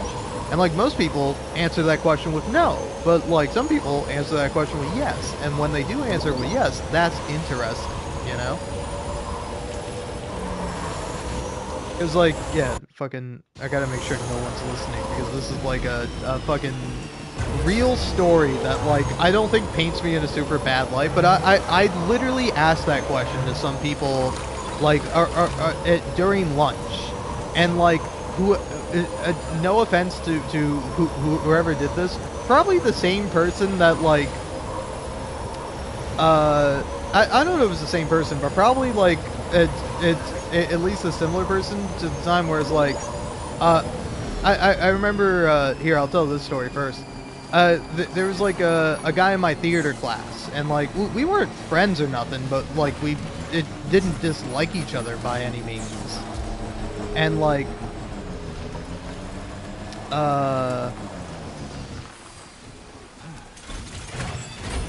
yeah, wait, do I even have enough to mine? I don't. Fuck. Alright, time to go hit up some other places. But, like, but like, we weren't friends or anything, but we didn't dislike each other by any means. But we were having, like, a conversation. We were having, like, a little back and forth. And, like, again, I cannot stress this enough. We weren't, like, being mean to each other or whatever. But, like, we were just kind of casually talking and, like, kind of, like, throwing zingers at each other. And, like, one of the zingers was, like, I don't know if he said something about my mom or whatever, but essentially I responded with, well, hey, at least my mom loves me, or something like that. You know? And then someone heard that, and then because the guy I was talking with was black, assumed that I was being racist towards him. And so the teacher of the class, like our theater teacher, pulled both me and him aside and were like, and she was like, hey, I heard about this thing. And then he was like, no, what are you talking about? It wasn't like that at all. And then after, like, she left, I was like, hey, thanks, man. Appreciate that. And he's like, well, yeah, you don't need to thank me. I just told the truth. Like, you weren't being racist to me. We were just, like, joking with each other. And I'm like, cool, that's what I thought. But I was beginning to doubt myself. Because, like, again, literally, it wasn't even anything bad. It was just like a joke where it's like, oh well, it was like, again, it was like quite literally harmless fun. We were just like, again, just like joking with each other. And again, we weren't like friends or nothing, but we were just like casually having a conversation. It's just like weird to me that someone like tattled on me for that. And then, like, again, I was asking people, I was like, hey, if you had the opportunity to like kill someone, but you knew that if you killed this person, it would make the world a better place, would you do it? And it's like, I think it's an interesting question, because it's like, it's like most people will on the surface and like gut reaction go no, but it's like, if you say that no matter what, is like, is that morally wrong? You know, if you know that you can do something good, even if you think it's a morally wrong action to take, are you being morally wrong by not taking that action that would ostensibly improve the world? And so, like, I was just asking that purely as a philosophical question, and that caused me to have to go talk with the, like, school police officer. And of course, the school police officer was like, oh, yeah, no, I totally get what you're saying. Hey, you're good. Get on out of here. Like, yeah, of course this guy was like, yeah, that's not weird at all to ask. And also it's like, you're obviously not like planning something evil or planning to kill someone. Like, you're asking a philosophical question, and me as a cop, I probably would answer yes to that question. Oh man. But yeah, like, do you kind of get the point I'm making, where it's like, like again, it's like, I don't think I'm being bad in that story, you know, but it's like, I certainly can't reflect upon it and be like, yeah, I shouldn't have asked those people that question, because like, obviously it made them feel uncomfortable and was weird for them, but like, I wasn't thinking about that at the time, because I always have been, I will always be into philosophy. And like, I think it's an interesting philosophical question, but like, out of context, I can see somebody seeing me say that and then go, oh, hey, I think this guy is maybe a danger to other people or possibly to himself. And it's like, no, I'm not. And it was like very easy to recognize that. But it's like, I do feel bad that I probably did make somebody feel uncomfortable, because like that was not my intention.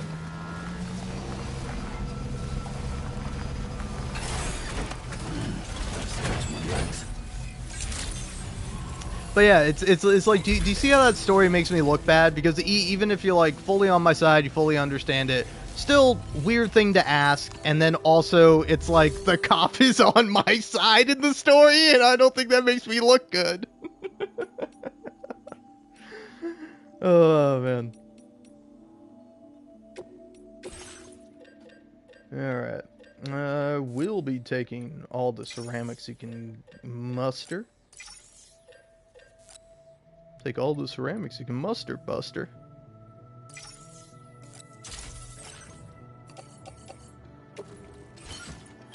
But yeah, it's like, my only defense is, you know, I still am, but I always have been a weird and socially awkward guy. Very impressive work, Sam. But like, yeah, I do think it's fucked up, because it's like, it's not like it's not like I asked strangers. I asked people that like knew me. We weren't friends or nothing, but it's like they knew of me. And it's like, man, what? It's like they were specifically girls in my theater class. So it's like, one of those girls in my theater class thought I was a fucking psycho or like a future school shooter or something.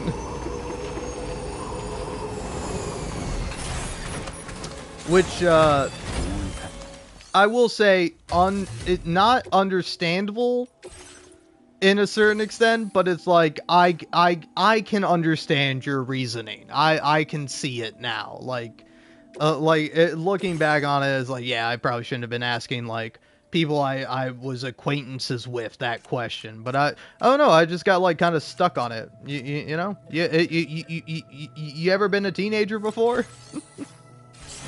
where you think about weird things and then you ask people questions about it, and it's like you don't think anything of it because you assume that most people know that you're asking like a purely philosophical question. Because like again, I've always been interested in stuff like that, in like philosophical questions that like how do people define their morality? What exactly makes someone more prone to believing something over something else? Like how do other people determine right and wrong? And if they do so, like is there a limit to what they will say is right and what is wrong? And like where do people get their morality from? Like that's really a question I was posing, you know? Because it's like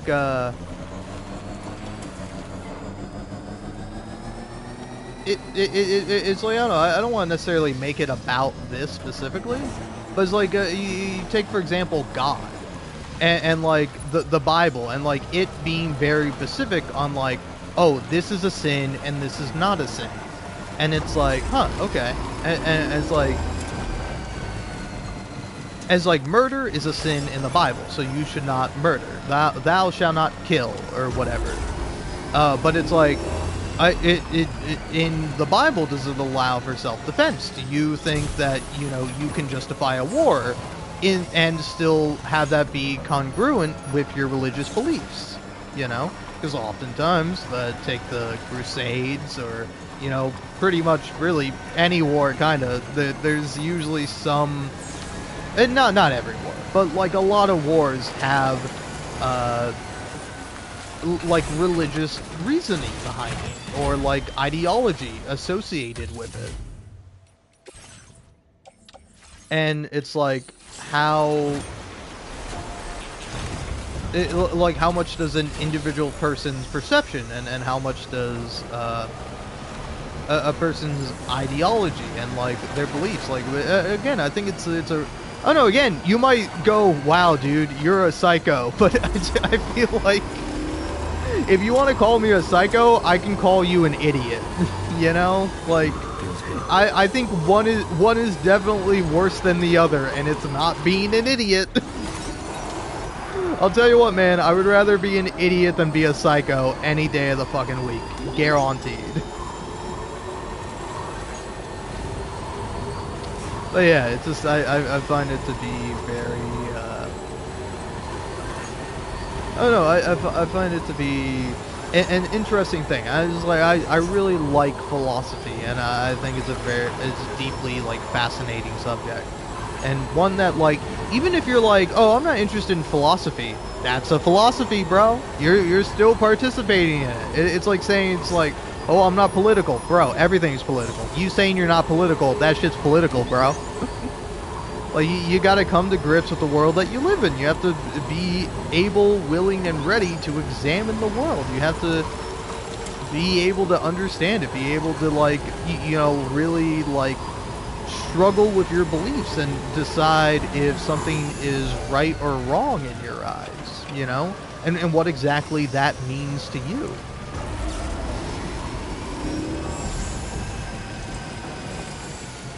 Because it's like, you know, obviously it's like I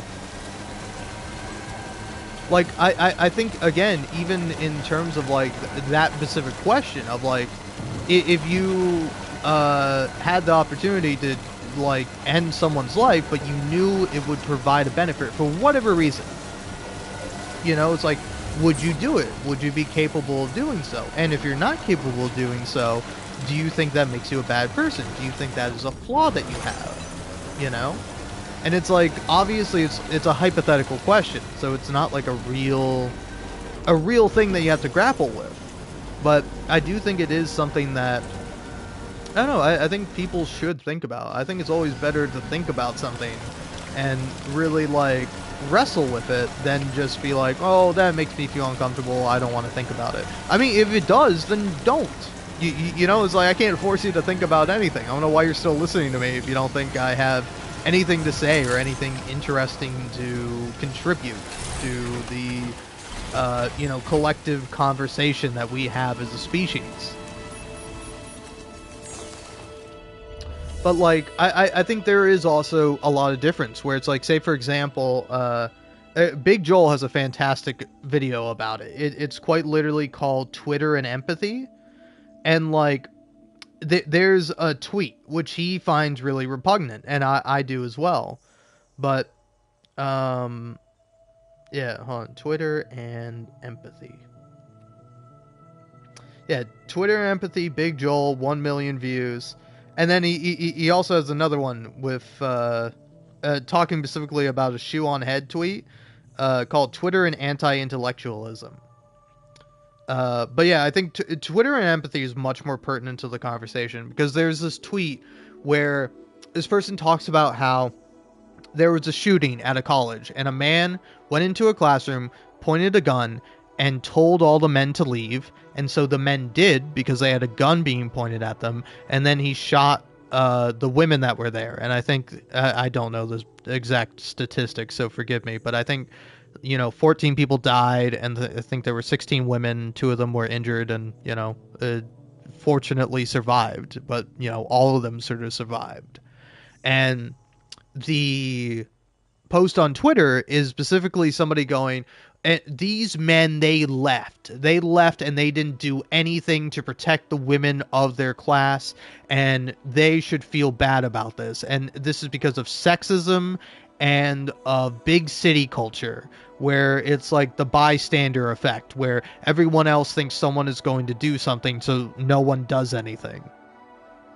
And it's like, the original story behind the bystander effect is false, I think. I mean, correct me if I'm wrong, but I think it is a made-up story, or at least it's not 100% accurate to how some people portray it. And then also, oh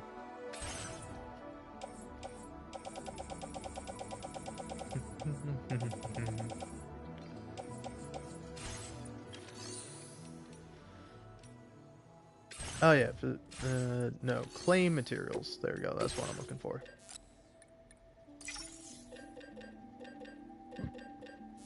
How many medals you got? 3 hundo? Okay.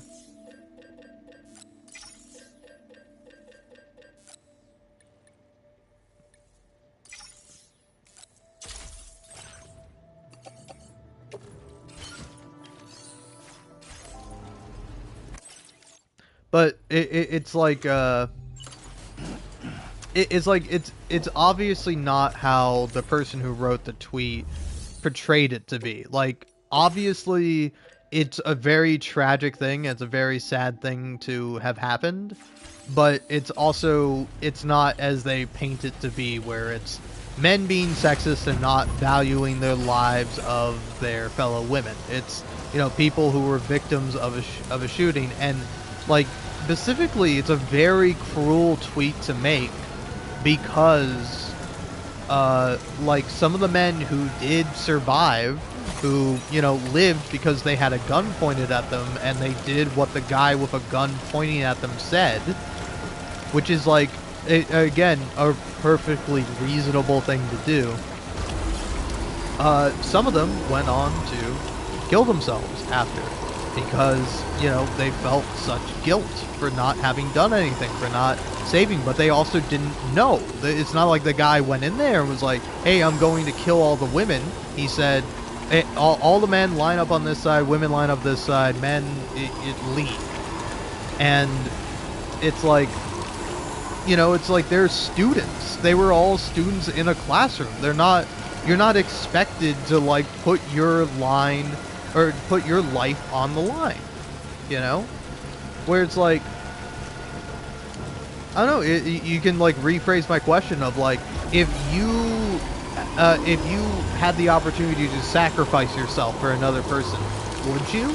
And it's like, I think most people might gut reaction say, yes, I would sacrifice myself to protect somebody. If you want to up the stakes, protect someone that you love. Like, I think most people would say yes, but, like, in reality, it's not as simple as that. It's not as easy as going, oh yeah, I would simply just stop the gunman and I would be a hero. If I was on the plane during 9/11, I'm telling you, 9/11 wouldn't have happened. It's like, it's very easy to say that, but you know, the people who died on the plane were victims of a fucking you know, crime and a immoral act, you know, irregardless of the, you know,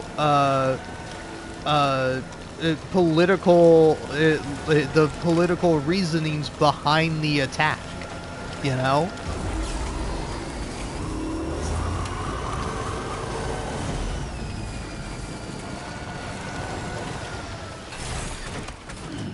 Stretch my legs.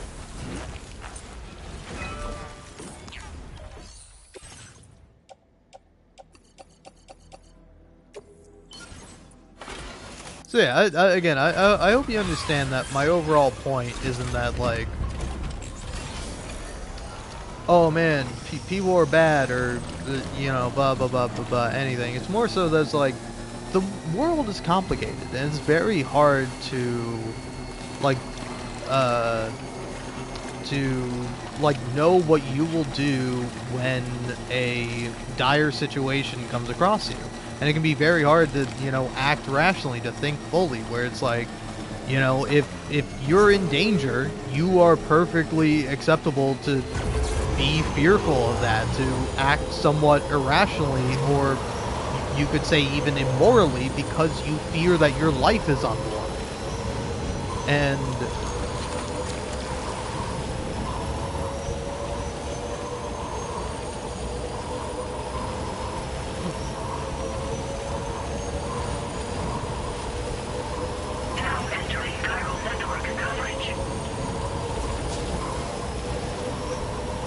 it's like, I don't know, it's very much like something that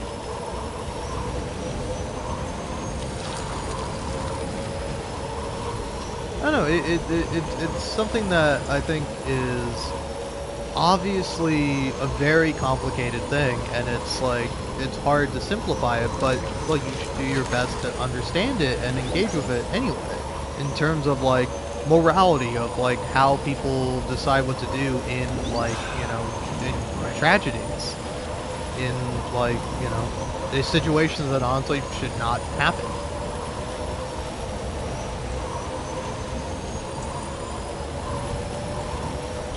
So yeah, I don't know. I know I've been all over the place, but I think my key takeaway is try to be empathetic and understand people, you know?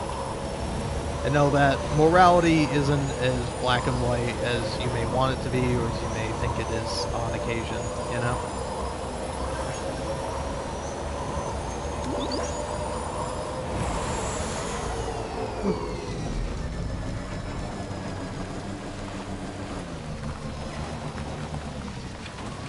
And let's go to the musician's place.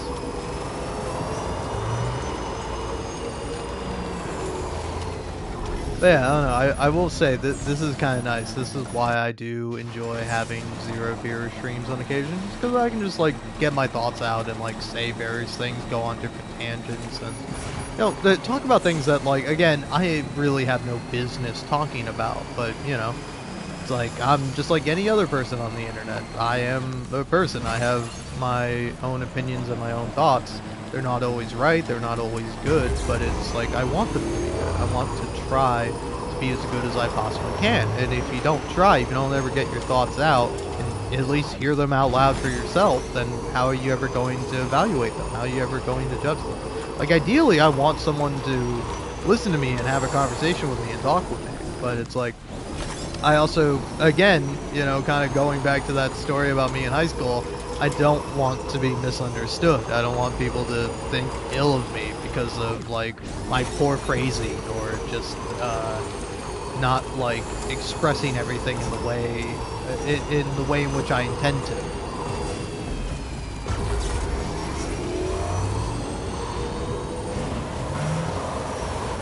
And I don't know, can I also be honest with you? I'm fucking... I don't know, if you can allow me to get onto a more lighter subject, I had some chicken tikka masala. This was really good. I really liked it. A very, very enjoyable meal. And after this, I'm probably gonna have some more chicken. No tikka masala though. Sad to say.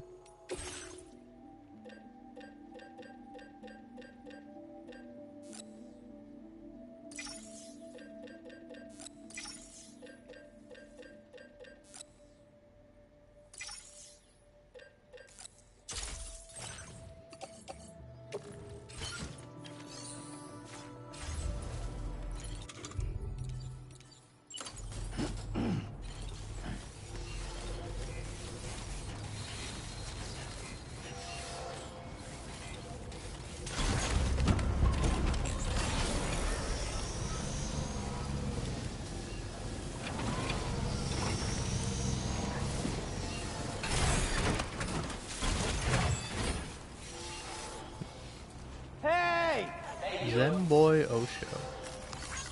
This one's for you. Pretty good name. Came in handy. This one's for you. Thanks for the help. This one's for you.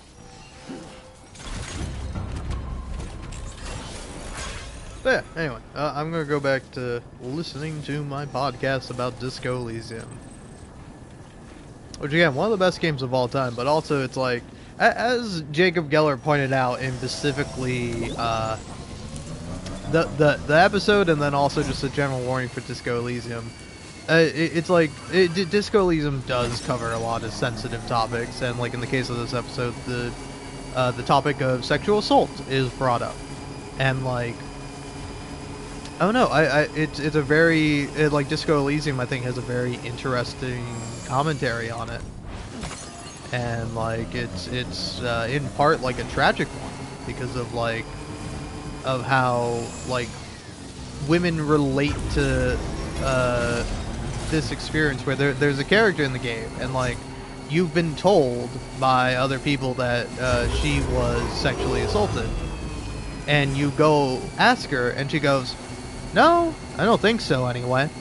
And it's like, what do you mean you don't think so?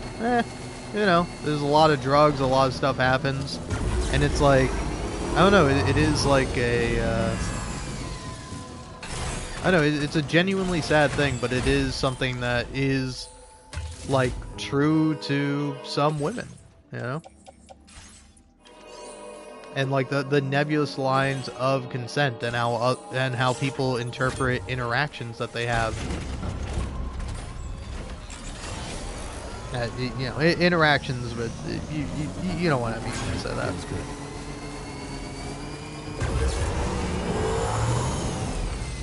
But yeah, so, I don't know. If you want to hear something really smart and interesting and actually delving deep into dark subjects while also being funny and all those things, you know, maybe you can get a little hint of that in my live streams, but you get a whole hell of a lot of it much better written than I am with Disco Elysium. But yeah, I'm gonna finish off this episode with Leadhead, and then I'm gonna probably listen to the next one, and then I'm probably gonna have to sign off because I will have been playing for over 12 hours. Or not over, but just about 12 hours. Which is very easy for me to do with this game. Should I have live streamed all of it? I don't know. Maybe. Maybe not. We'll see. Let's see how many viewers I had at the end of this, which is probably going to amount to not a lot.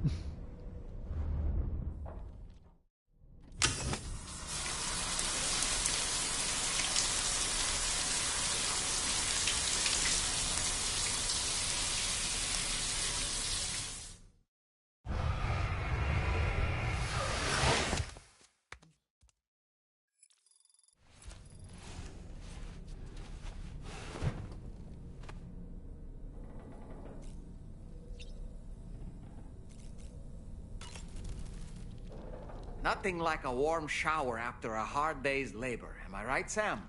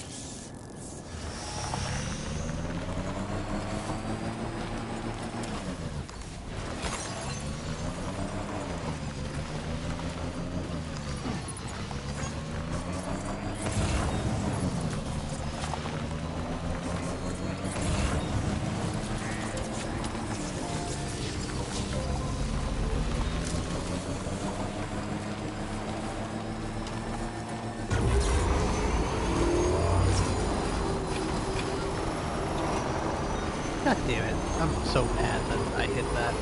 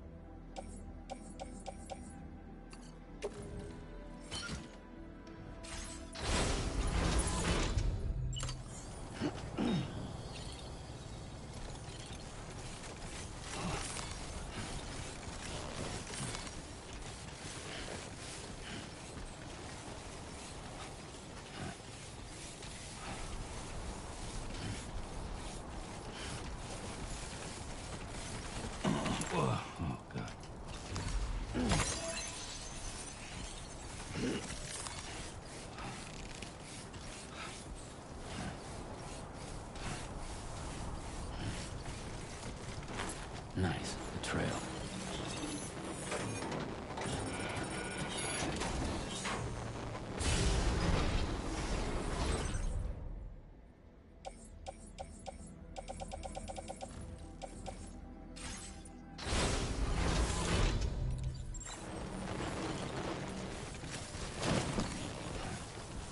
Whoa, yeah.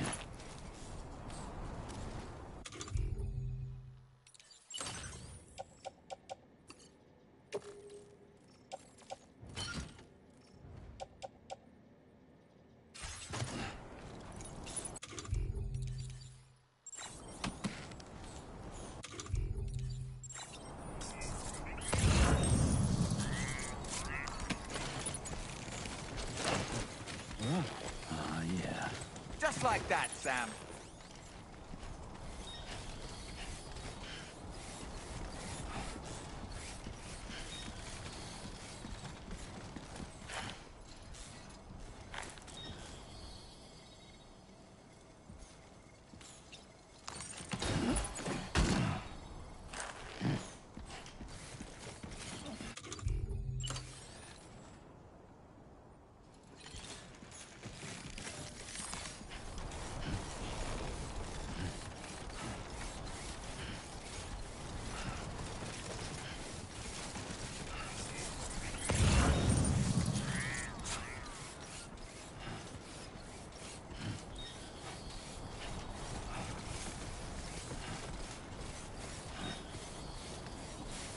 Bit heavy.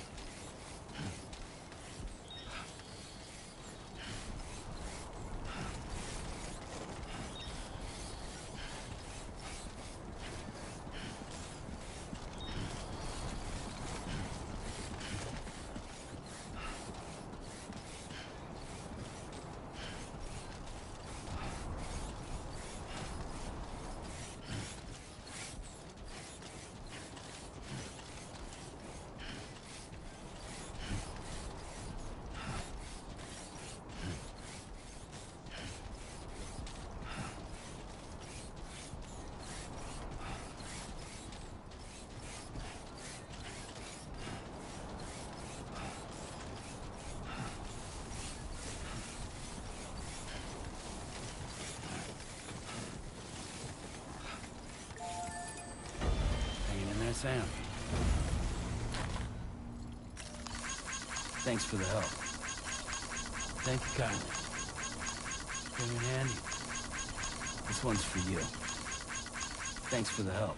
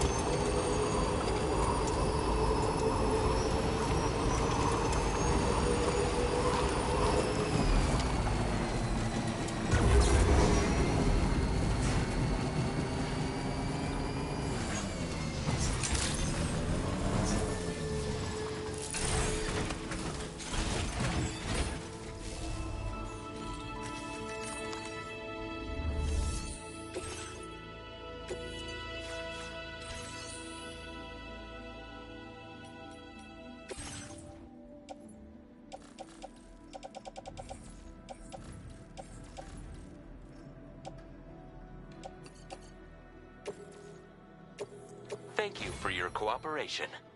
All contributions are welcome.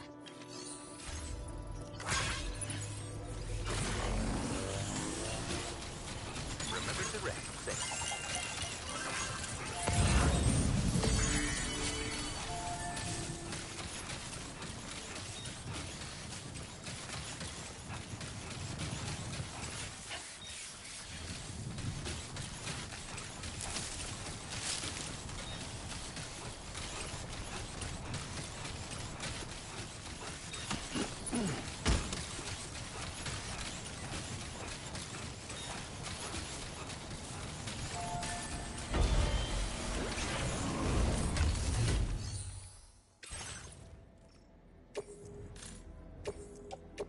Your service in transporting this cargo is appreciated. The delivery will be assigned to another porter.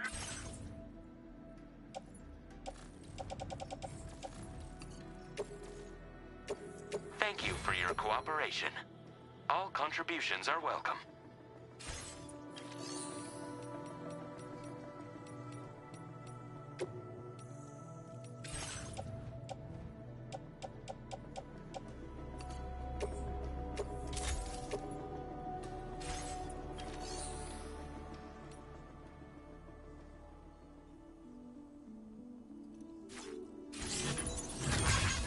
Hey, Andy.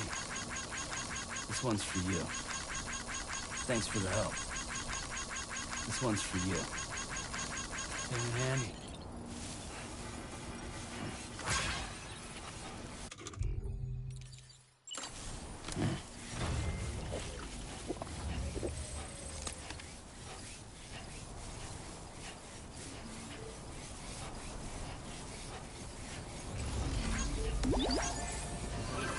Tolerably tolerable.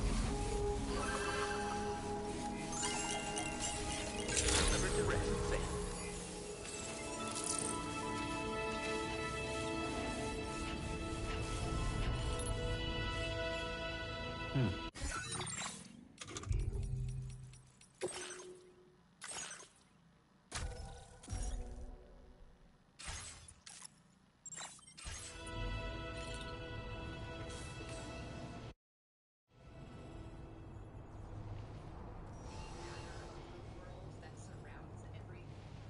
Alright, and with that, I think sadly, even though I didn't finish the road, I'm gonna call it quits here. Hopefully tomorrow I can get on and finish it. But for now, I'm done. Tomorrow will be the day of finishing things. Oh, hello to the one person that tuned in just as I was about to turn off my game. Not, well, I guess turn off too in reality, because I'm probably gonna go to sleep after this. But yeah. In case you're wondering what I did all day during today, during Independence Day, I got annoyed with my neighbors setting off fireworks, as I do every year, and really any time they set off fireworks. And then just built roads. I built so many roads, so much infrastructure. It was a lot of fun. And anyway, nobody's here anymore. They tuned out. Fuck you, asshole. Anyway, thanks for watching. I love you. Bye.